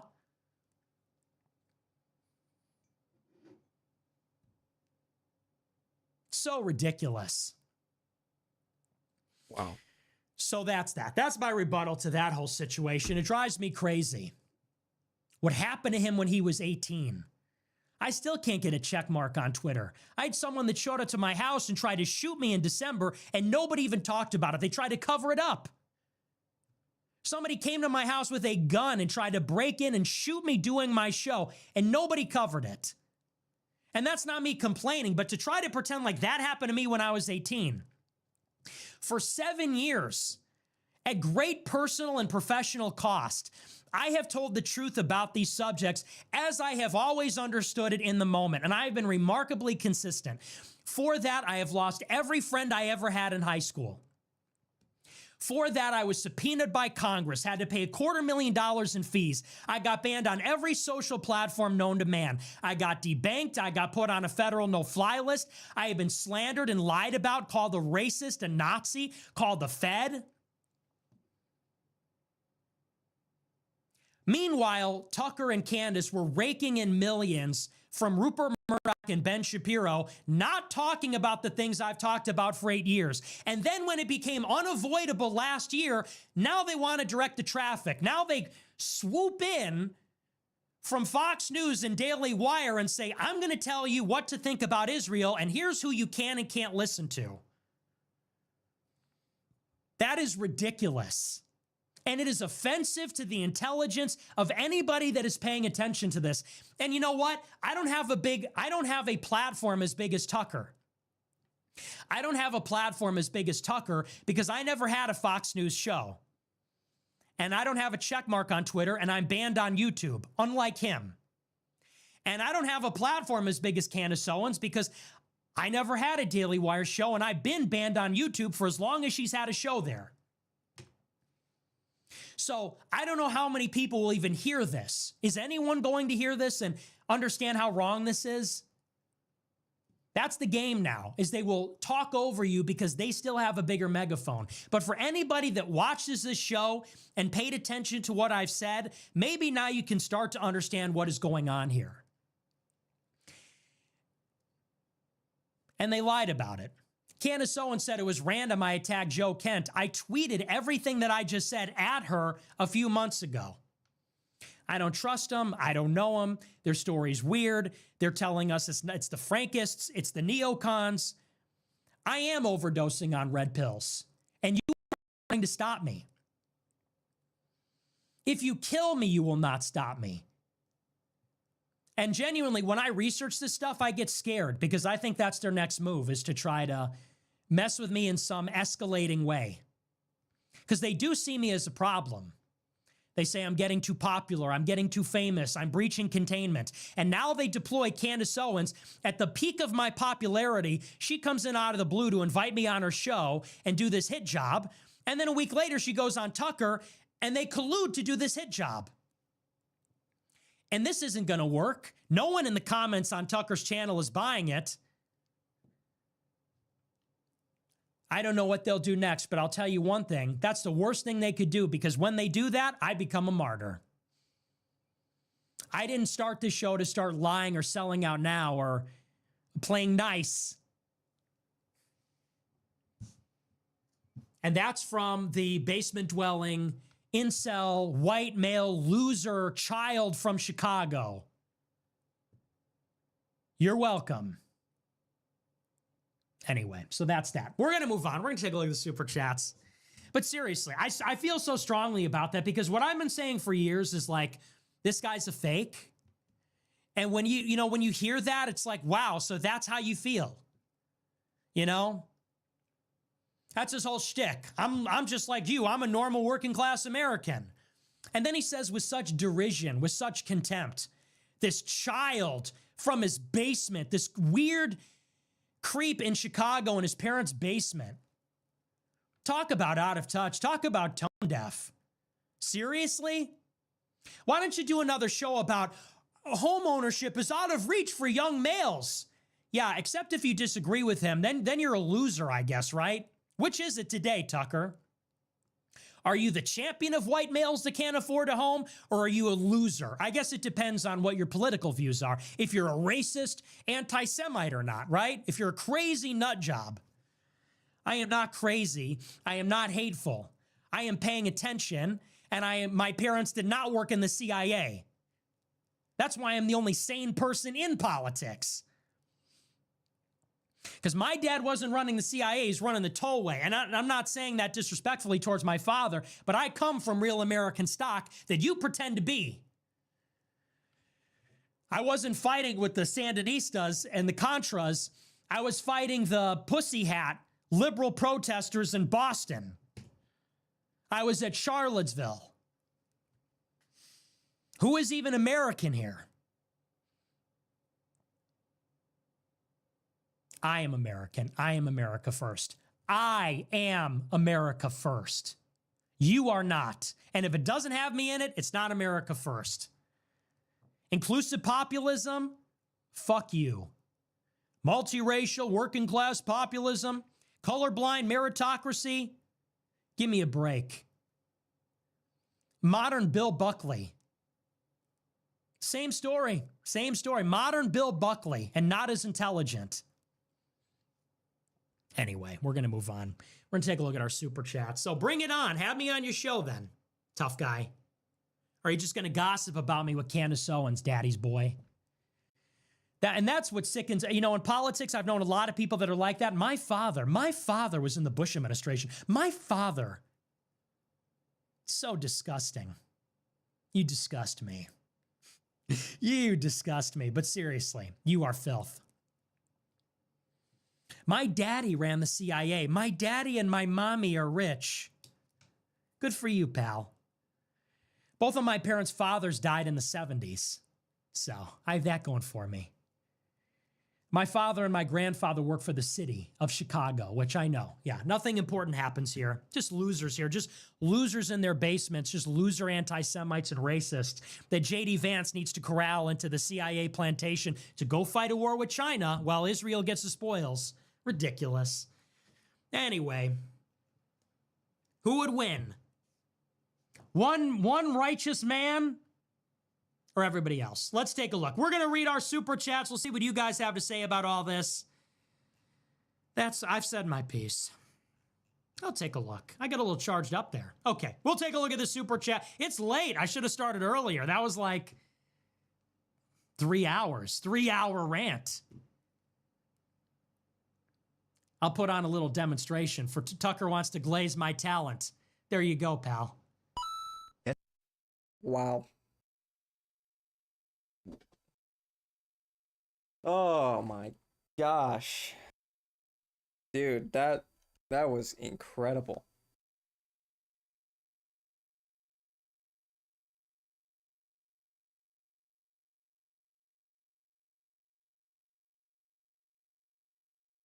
Yeah, that part hit different. Oh, yeah, you could say that again. Wow. Dude. That was a generational speech, a generational rant, a generational breakdown. I'm actually speechless. Like,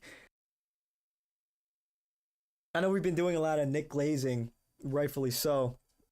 Oh yeah, he's getting the curse 100%. He's cooked. It's over for him. Dude. God bless and Godspeed Nick Fuentes. My goodness.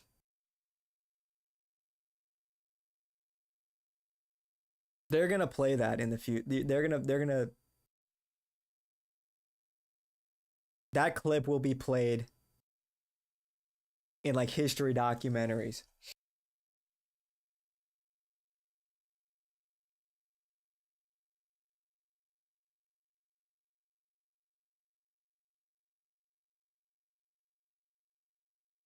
%, he cooked them to a crisp.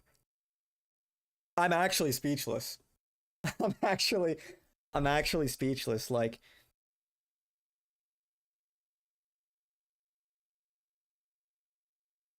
yeah, he just summed it up.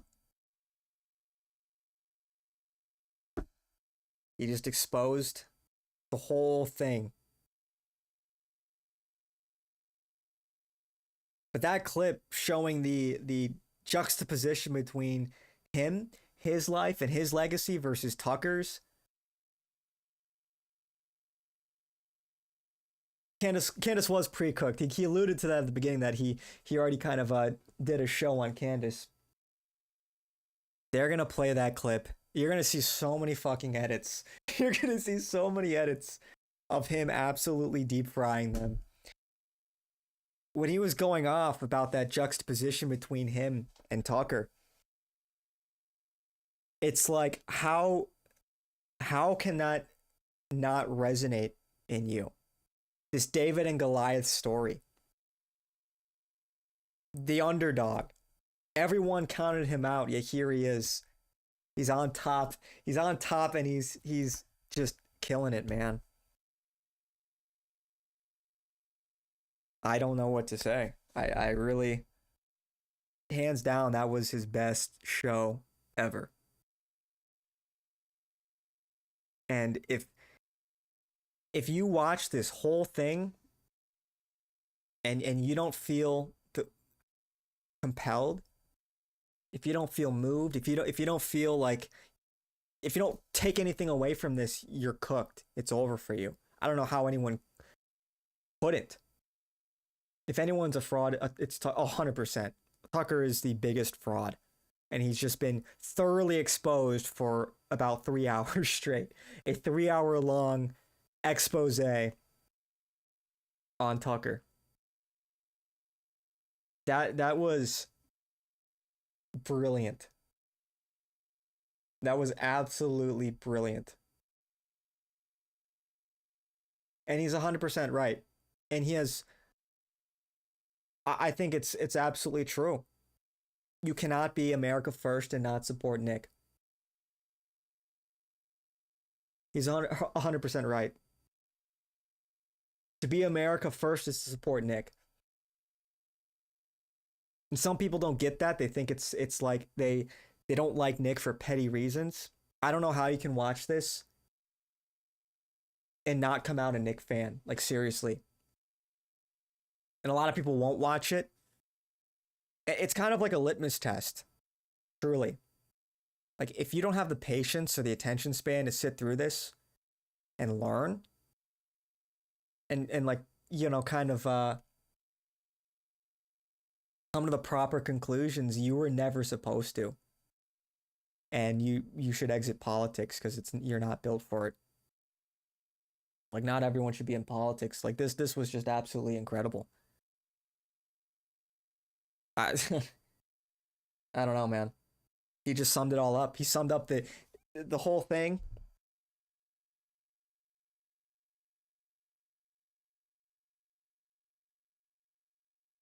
I don't know how Tucker comes back from this.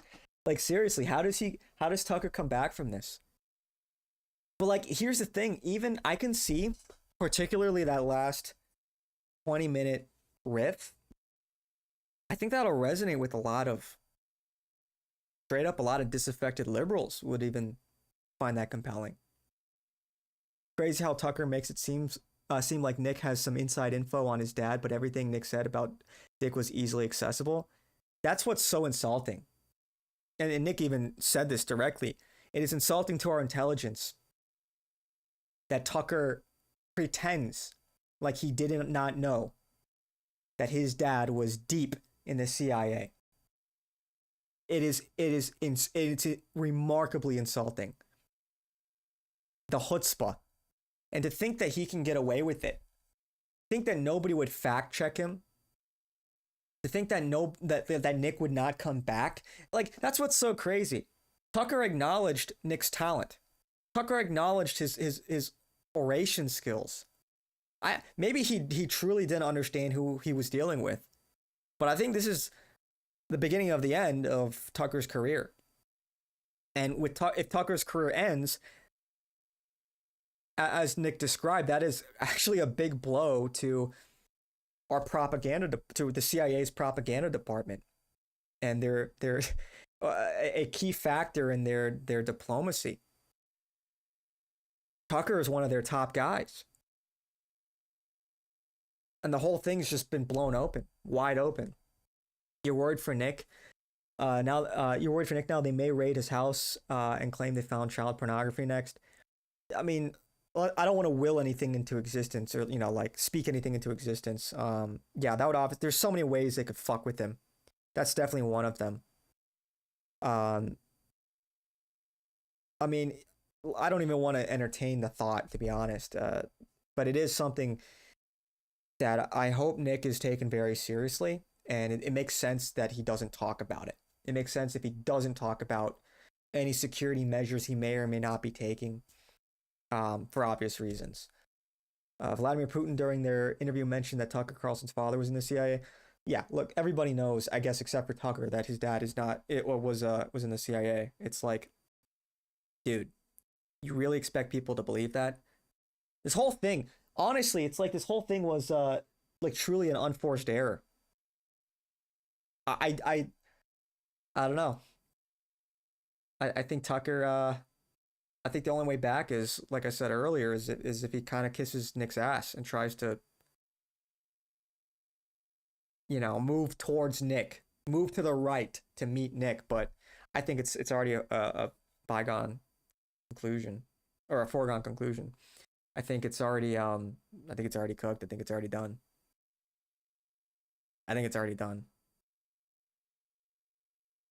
Yeah, if you're saying that like Vladimir Putin is like in the know of alluding like some kind of collusion there, look, everyone knew, right? It's public information. I'm sure Putin was probably briefed on who Tucker is, and he probably saw right through it. He's like, okay, this guy's a CIA front, clearly. Putin knows how the game is played. He is the game. He's the whole system. Anyway. I mean, Putin used to run the KGB. Yeah, they're going to play that clip. You're going to see that clip everywhere. I think that David and Goliath framing, the humble beginnings, I think that will actually resonate with a lot of like disaffected liberals and like centrists even. He is the champion of the working class. He's the champion of the Americans, of everyday Americans. And that's most Americans. This was like this was kind of transcendent in that regard. It was clearly not, there was nothing polemic about it, or even remotely partisan, obviously. It wasn't divisive. He was laying out facts. It was pretty much 3 hours of almost entirely just laying out facts from respected publications and open source. People can go look this up for themselves. Yeah, man, that was fucking crazy. My goodness.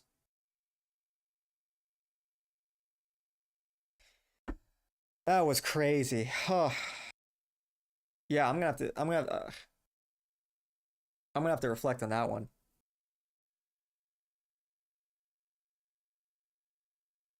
Yeah, I'm gonna have to digest this one because this was remarkable. I feel like I'm looping now, so yeah, wow. Anyway.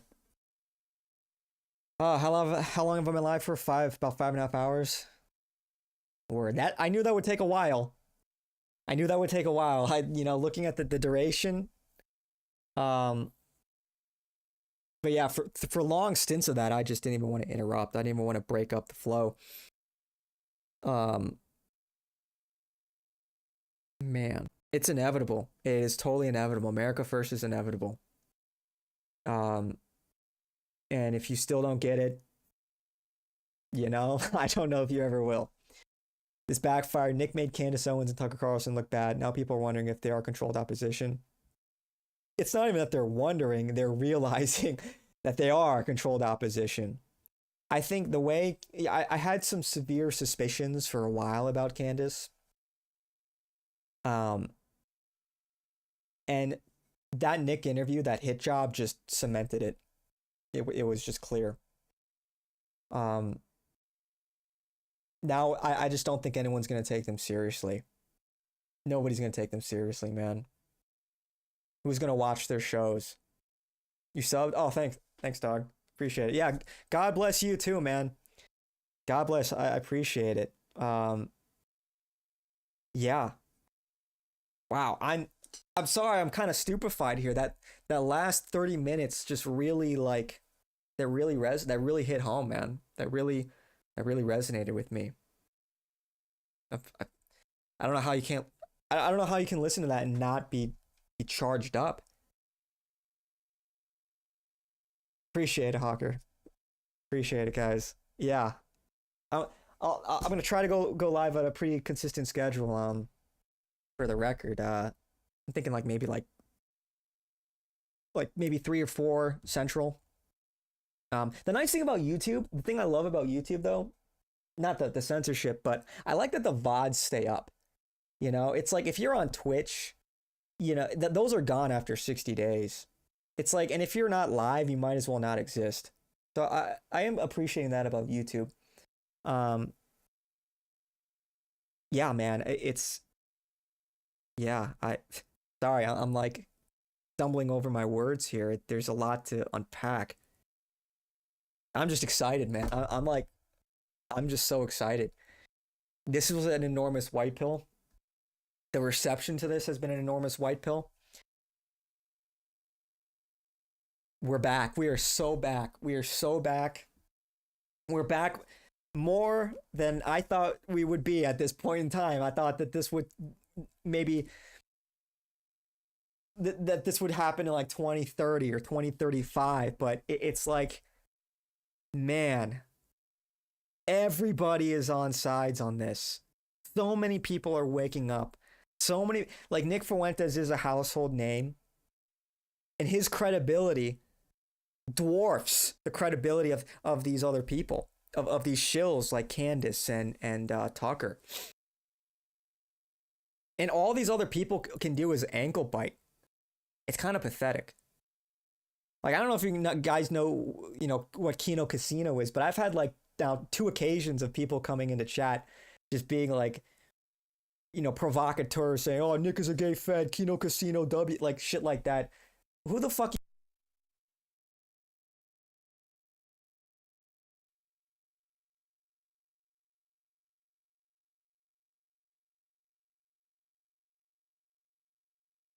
Sorry, every time my screen goes black, I have to redo it. It's a bug. America Fest at the end of the year, maybe. Can we get a AFPAC 4.5 or an AFPAC 5? Look at his face. Nick knows that he just cooked. Yeah, you know. I mean, come on. Even he knew. Maybe they're just jealous of Nick. There's a little bit of that going on. A lot of people are very prideful and they want to be the guy. And I'm like, you are not the guy. And 99% of people don't want to be the guy. Okay? That's what, you know, it's a source of pride. They want the prestige. They want to be the one going up there and giving the, you know, they want to give their Hitler-inspired speech, you know, and all that. And so they attack him for petty reasons, or because, like, I mean, like, they've got really nothing else going for them. Or like Nick, you know, at some point, like, torched them for one of their, like, retarded takes, or for being, like, untrustworthy. Or because, you know, they're Jewish. You know, that's always a part of it. There's a lot of that going on. But a lot of people are also dumb and they believe a lot of the shit that, like, Tucker says. It's like Tucker says, don't trust him. He's a gay fed. And people are like, you got it, sir. You got it. I'm Tucker's top guy. He says Nick Fuentes is a gay fed. You got it. What's the evidence? The evidence is that he's a gay fed. It's like, you can't be serious, man. And there's just so much of that shit. People, I don't know, man. Never neglect the fact that some people really are just retarded. He's 5 years ahead of everyone else. They can only try to discredit and smear his reputation. For real, dude. He's so far ahead of the curve. So far ahead. He's skating on the paradigm and shifting it when he feels like. He's 1,000 years in the future, you know? He's peering into the crystal ball and he sees Agartha. But yeah, dude, it's just like, it really is incredible because, you know, obviously he's got this intelligence, but he has the work ethic. He's doing the research. And the research, like the information is out there. He's just accessing it and putting two and two together. It's actually remarkable. It's, in a certain sense, it's not that crazy.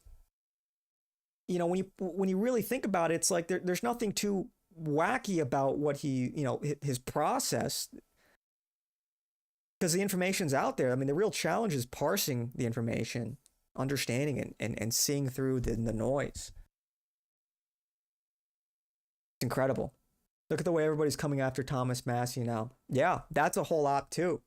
Because Thomas Massie, you know, I don't agree. Obviously, I don't agree with everything he says. He's more of a libertarian. I'm obviously more of a nationalist, but I think he's a genuine actor. He's calling out Israel. He calls out the way AIPAC operates. I don't think there's any pretense there. He doesn't have an AIPAC guy. Those are green flags, as far as I'm concerned. So I think Thomas Massie's good. I think he's really good. He's also very intelligent. I love that. I love men that pause. I love guys that have this Faustian spirit. You know, he has 2 degrees from MIT, engineering. If you ever like follow his timeline, I love how he just builds stuff. He had this like irrigation problem he had on his ranch or something, and he built this comprehensive solution himself to, I believe, if I'm not mistaken, to water or something along those lines his property. I'm like, man, dude, that's awesome. That is so cool. I love that. I love that. We need to be inspired by that. This idea of being Faustian and being a Renaissance man. You can just do it all. You understand the world, and you can seize the world. You can take it and grab it in your hands, mold it to your will, to just will things into existence, to create things and put it out into the world, solve problems. That is excellence. That is when Nick talks about white excellence, I think of Thomas Massie. That is truly impressive. And I think and look, not just white men, but every man, I think, period, should be inspired by that. That's aspirational. Truly. To have that level of like mastery. That's so cool. But yeah, it's no surprise that they've gone after Thomas Massie.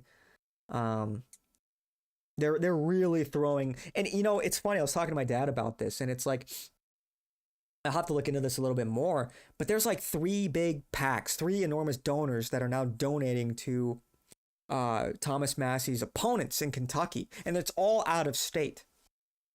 Isn't that funny? All of this out of state money is being poured into Kentucky to affect this congressional race. How people don't have a problem with that? How Kentuckians would allow that to happen? Well, it's probably the same reason why our government allows foreign money to come into the country and affect federal and local elections too.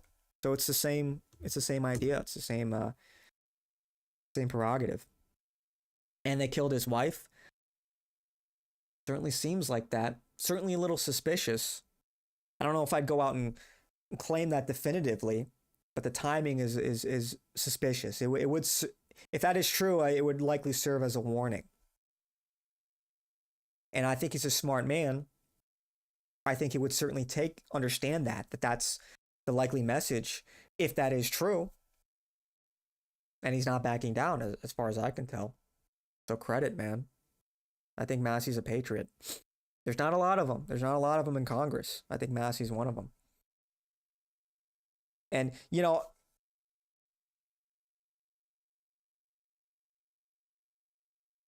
look, and I don't like MTG. I don't like Marjorie Taylor Greene.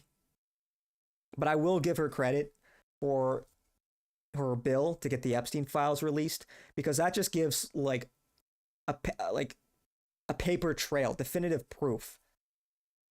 It was 422 against, for 6 in favor of releasing the Epstein files. Even AOC voted against it, and she's supposed to be like this enemy of AIPAC and all that. And so that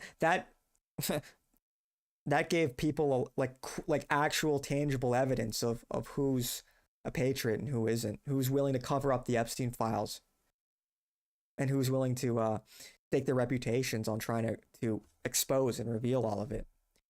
So I'll give her credit for that, even though I think she's pretty dumb and she totally cucked with McCarthy. McCarthy and now Speaker Johnson, and she disavowed Nick. So I'm not pro MTG, but that move is a positive development. Yeah, man, exciting times, dude. Like it's super exciting times. Let's just take a quick scroll through Twitter here. This. Do we want to react to this real quick? Fucking dude, Destiny is he lost so fucking hard. It's actually crazy. You like MTG also? I don't like her for some of the stuff she's done. I think she cucked out. She disavowed Nick. I think she said some dumb shit that's verifiably false. Like she kind of makes us look bad. Like when we talk about like the whole accusations of low IQ anti-Semitism, when she's talking about Jewish space lasers, that's a bad look. She cucked on the January 6th footage because she wanted her appointments back when she won her re-election. But I'll give her credit. That was a good development. Trying to force the Epstein file issue. Yeah. It is what it is. And a woman in politics is a no-no. True. Yeah, very true. But most women are kind of dumb. Yeah, true. They don't really get it. But in a certain Machiavellian way, we have to deal the hand that we're dealt. And, we have to sort of contend with the way that the world is. And right now, there are a lot of women in politics. So we have to find a way to make it work. We have to see the path to victory, But dude, Destiny is just, this guy, he like struggles to get 2,000 viewers, man. He's totally fallen off. He got embarrassed. His wife divorced him. He got outed for being a degenerate. Well, supposedly like abusive towards women, which, take that with a grain of salt. Then there's all of these leaks that came out that it's kind of crazy, dude. He feels no shame. It's like, here is a video of him, and I didn't see it, thankfully. And that's one thing. As another thing, I hate how all of these right wingers are like, look at this video of Destiny sucking cock. Can you believe it? Look at what he's doing. He's such a degenerate. Can you believe it? Look, whose penis do you think that is? All these right wingers are like, I spent hours analyzing the Destiny video. And a lot of A-logs were like, and I think that's Nick Fuentes' cock. I just know. That's his dick. It's like, what the fuck is wrong with you people? What the fuck I don't want to see that shit. Get that shit off my fucking timeline. What is wrong with people? It's all these conservatives are like, look at, it's like the same thing with like the pride parades. Look at all these naked gay people in San Francisco. Can you believe that? There are children around. Look at he's got his penis out. It's like, look, they're peeing on each other. It's like, get this off my fucking timeline. I don't want to see this degenerate shit, man. What the fuck is wrong with people? Anyway, you put MTG above any of the women in the Democrat Party. I think it's like, I just abandoned partisanship. It's like they all suck. It's like you're comparing. It's like a low bar, honestly. That's a low bar. It's not like, yeah, the standard really is on the floor at that point.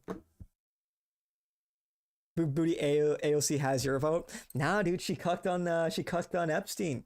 She cucked on the Epstein vote. Not only did she cuck on that, here's the big one. She cucked on the missiles to Israel, the $500 in missiles to Israel. She voted in favor of. I thought she was anti-Israel. I thought she was part of the squad that's anti-Semitic. She's voting in favor of giving more missiles to Israel?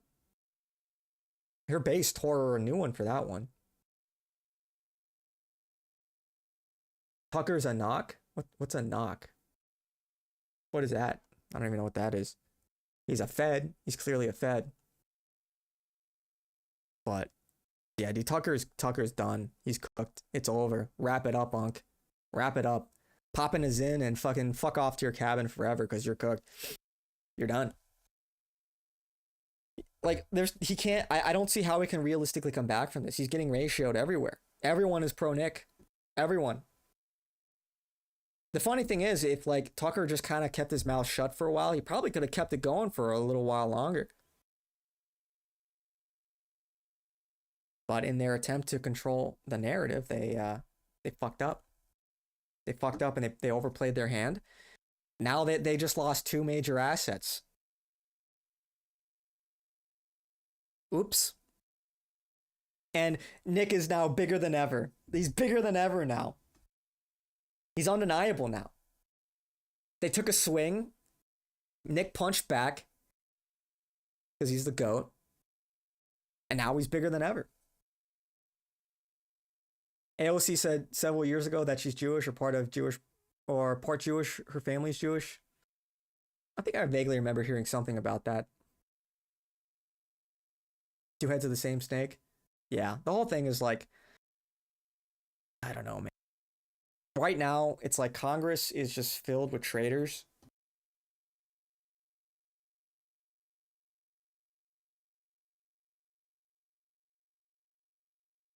How do we fix our country when our government is filled with traitors? You know? That's why so many people like think somehow more voting is going to do the trick. It's like, you know, I don't know if we need more voting. But some people are just stuck in the matrix. Where's your Bugatti? You don't idolize any of these people?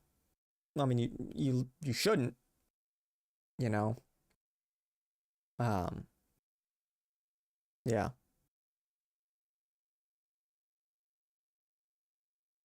That Israel and Russia are very tight for the reasons we talked about earlier.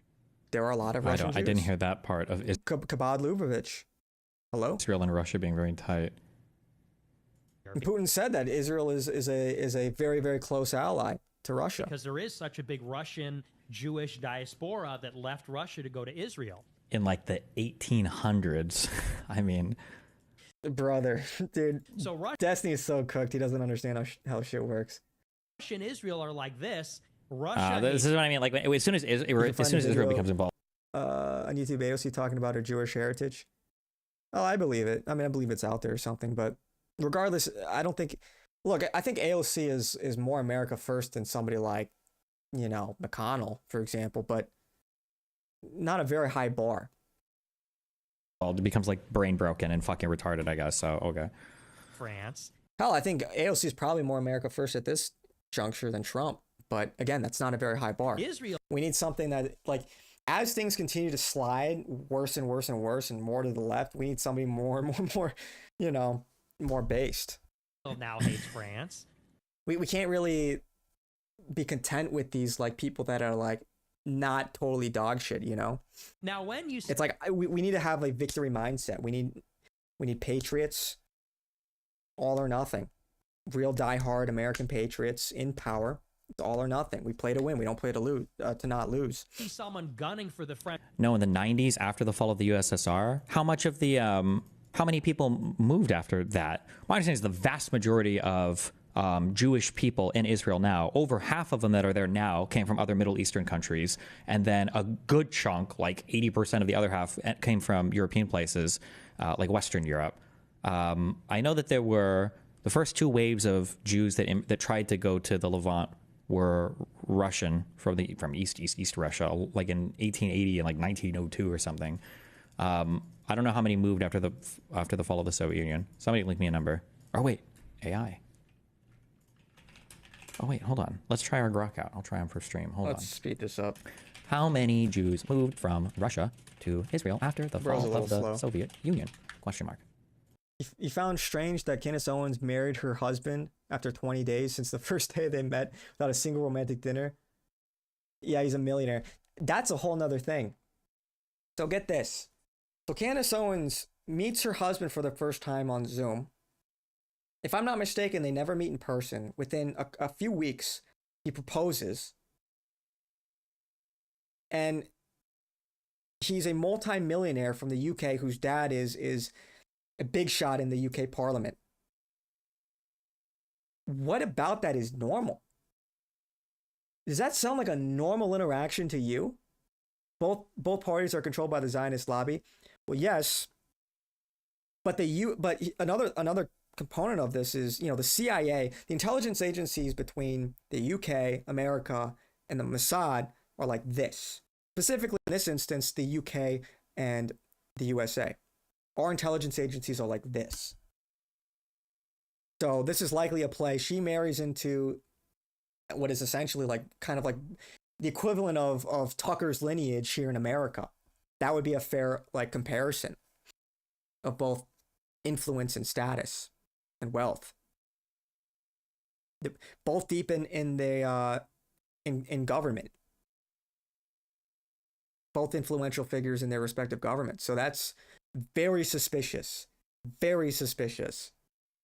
And the expediency, the nature of how they met and how quickly they got married suggests it wasn't organic. It was some kind of strategic alliance, a strategic marriage. None of that shit is normal, man. How many people do you know have a marriage like that? Meet their spouse.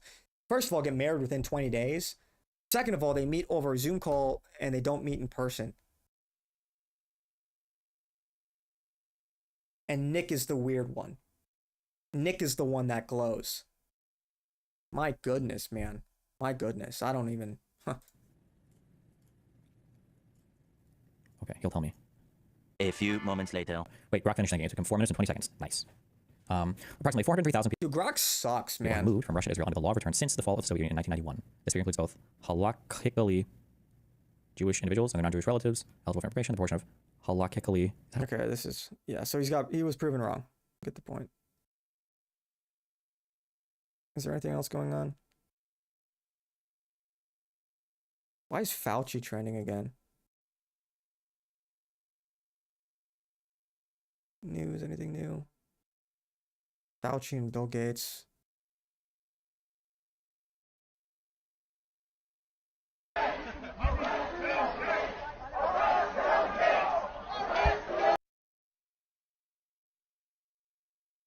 Why is this heating up again?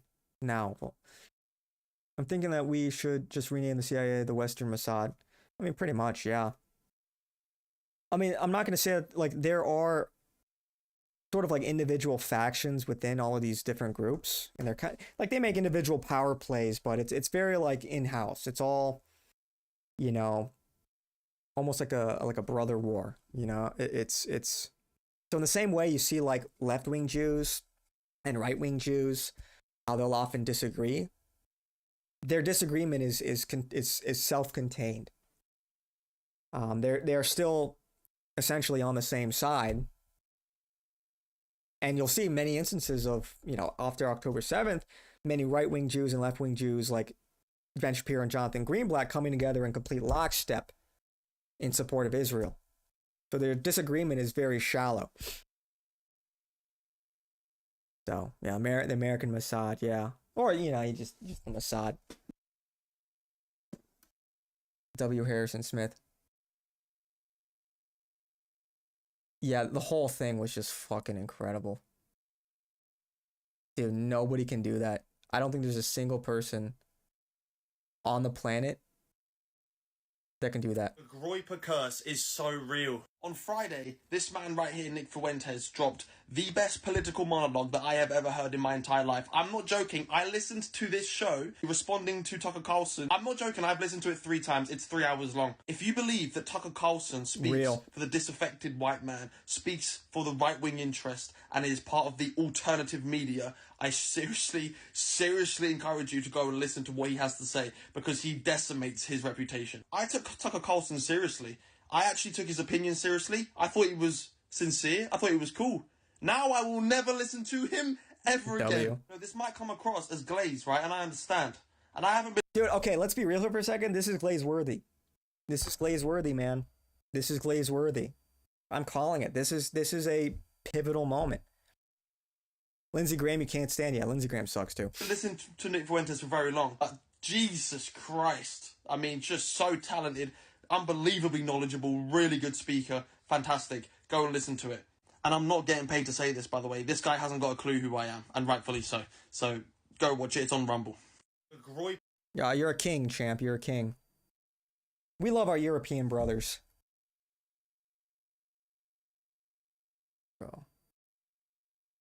Here's BAP again. You don't care which side you take between Martyrmaid and Eric Weinstein, Fuentes versus Candace Owens or Shapiro, or in the fake Jubilee debates. This stuff is boring. Rehash of 2007 by lame pundits arguing at a level below even Jonah Goldberg.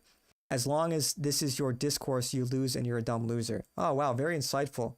Yeah, if you take an interest in the political discourse of what's going on over the past couple of weeks, you're just a dumb loser. Yeah, that's a good one. Yeah, that's a good one. Good take from the homosexual Romanian Jew cosplaying as a Aryan Nietzschean. Dude, it's actually crazy. W. Wurzel. It's actually crazy, man. It's actually nuts. Family is not your parents, but your parents' parents and their parents. And so that's where traditionalism comes from, is recognizing that your family is not your parents, but your parents' parents and their parents, and so on down the line. And you see Western civilization not as something that you were born into, like, oh, hey, look at this cool thing. Look, I just found this. But as an inheritance, that people fought for it, people bled for it, people died for it, to create what we have here, which is something really beautiful, something really special, and we have to preserve it. And we have to preserve it for our children. And when people tell me that it's our obligation or right or just that we bring in people who have no respect for it, who hate it, who do spray paint on statues and take them down and destroy them, and they bring over their culture, which is alien and different, and try and infuse it so ours doesn't even look the same. I want my grandchildren to look like me. I want my grandchildren to grow up in a country that I grew up in and have all the same benefits and all the beautiful things that my ancestors created for them. And you look at Italy. You look at Italy today, and I don't think anyone would agree with the trajectory that Italy's on, that in 100 years it will remain Italy. And I see all the countries in the world, particularly in Europe, and only in Europe, really in the world, where our people, our heritage, our culture are being erased. And we never got a say in that. And while we can champion our individual uniqueness, I think you have to understand that we all have our families. All of our families came from somewhere. And that we're just going to wipe them out willy-nilly as though they were trivial and arbitrary constructions, I think is a mistake. Very well said. Very well said. Dude, yeah, everybody is everybody is in agreement here. Nick absolutely cooked. Yes. Is your father, where does he live now? He lives in McLean, Virginia. And what were the jobs that he had in and around this town over the years? He had a bunch of them. He ran the Voice of America for a long time, maybe 5 or 6 years. He was an ambassador in Africa, and then he ran something called the Corporation for Public Broadcasting, which is a sort of umbrella over public broadcasting. What's he doing now? He is writing a book. On? I don't know, sort of cloaked in secrecy. I think it's a novel. It'll be perverse and amusing and an excellent read, I can promise that one. Tucker, I did not know my dad was CIA Carlson. Tucker has been talking about backing out of this proxy war against Russia. That's great. But Tucker wants to focus on a new proxy war against China. Yeah, that was kind of you know, Nick covered that his contingent of the CIA, they want to move things away. They want to wrap things up in the Middle East to focus on China. The Zionists that control the U.S. government are putting American citizens last. It's happening in every so-called Western. Yeah, very true. Very true. Yep, it's America last with these people. That's clear. It's America last. Trump is cooked. But what comes out of this is going to be very right-wing. What comes out of this is going to be so pro-America. So pro-America, it'll bring you to tears. But we've got a lot of hard work ahead of us. It's going to take a lot of honesty, a lot of diligent work, truth telling, and there are very likely more sacrifices to be made. So, yeah. Anyway, pray for Nick, pray for America, pray for mankind. That's all for me tonight. What an incredible show. That was just truly mind-boggling. I'm going to head on out. I'm shooting to go live tomorrow again. Hopefully something interesting happens tomorrow. Otherwise, I'm not sure what I'm going to talk about just yet. But I'll cover the news. Maybe look at some of the reactions. But yeah, I thank you guys all for tuning in. 07s. God bless and Godspeed. And I'll see you later. Take care.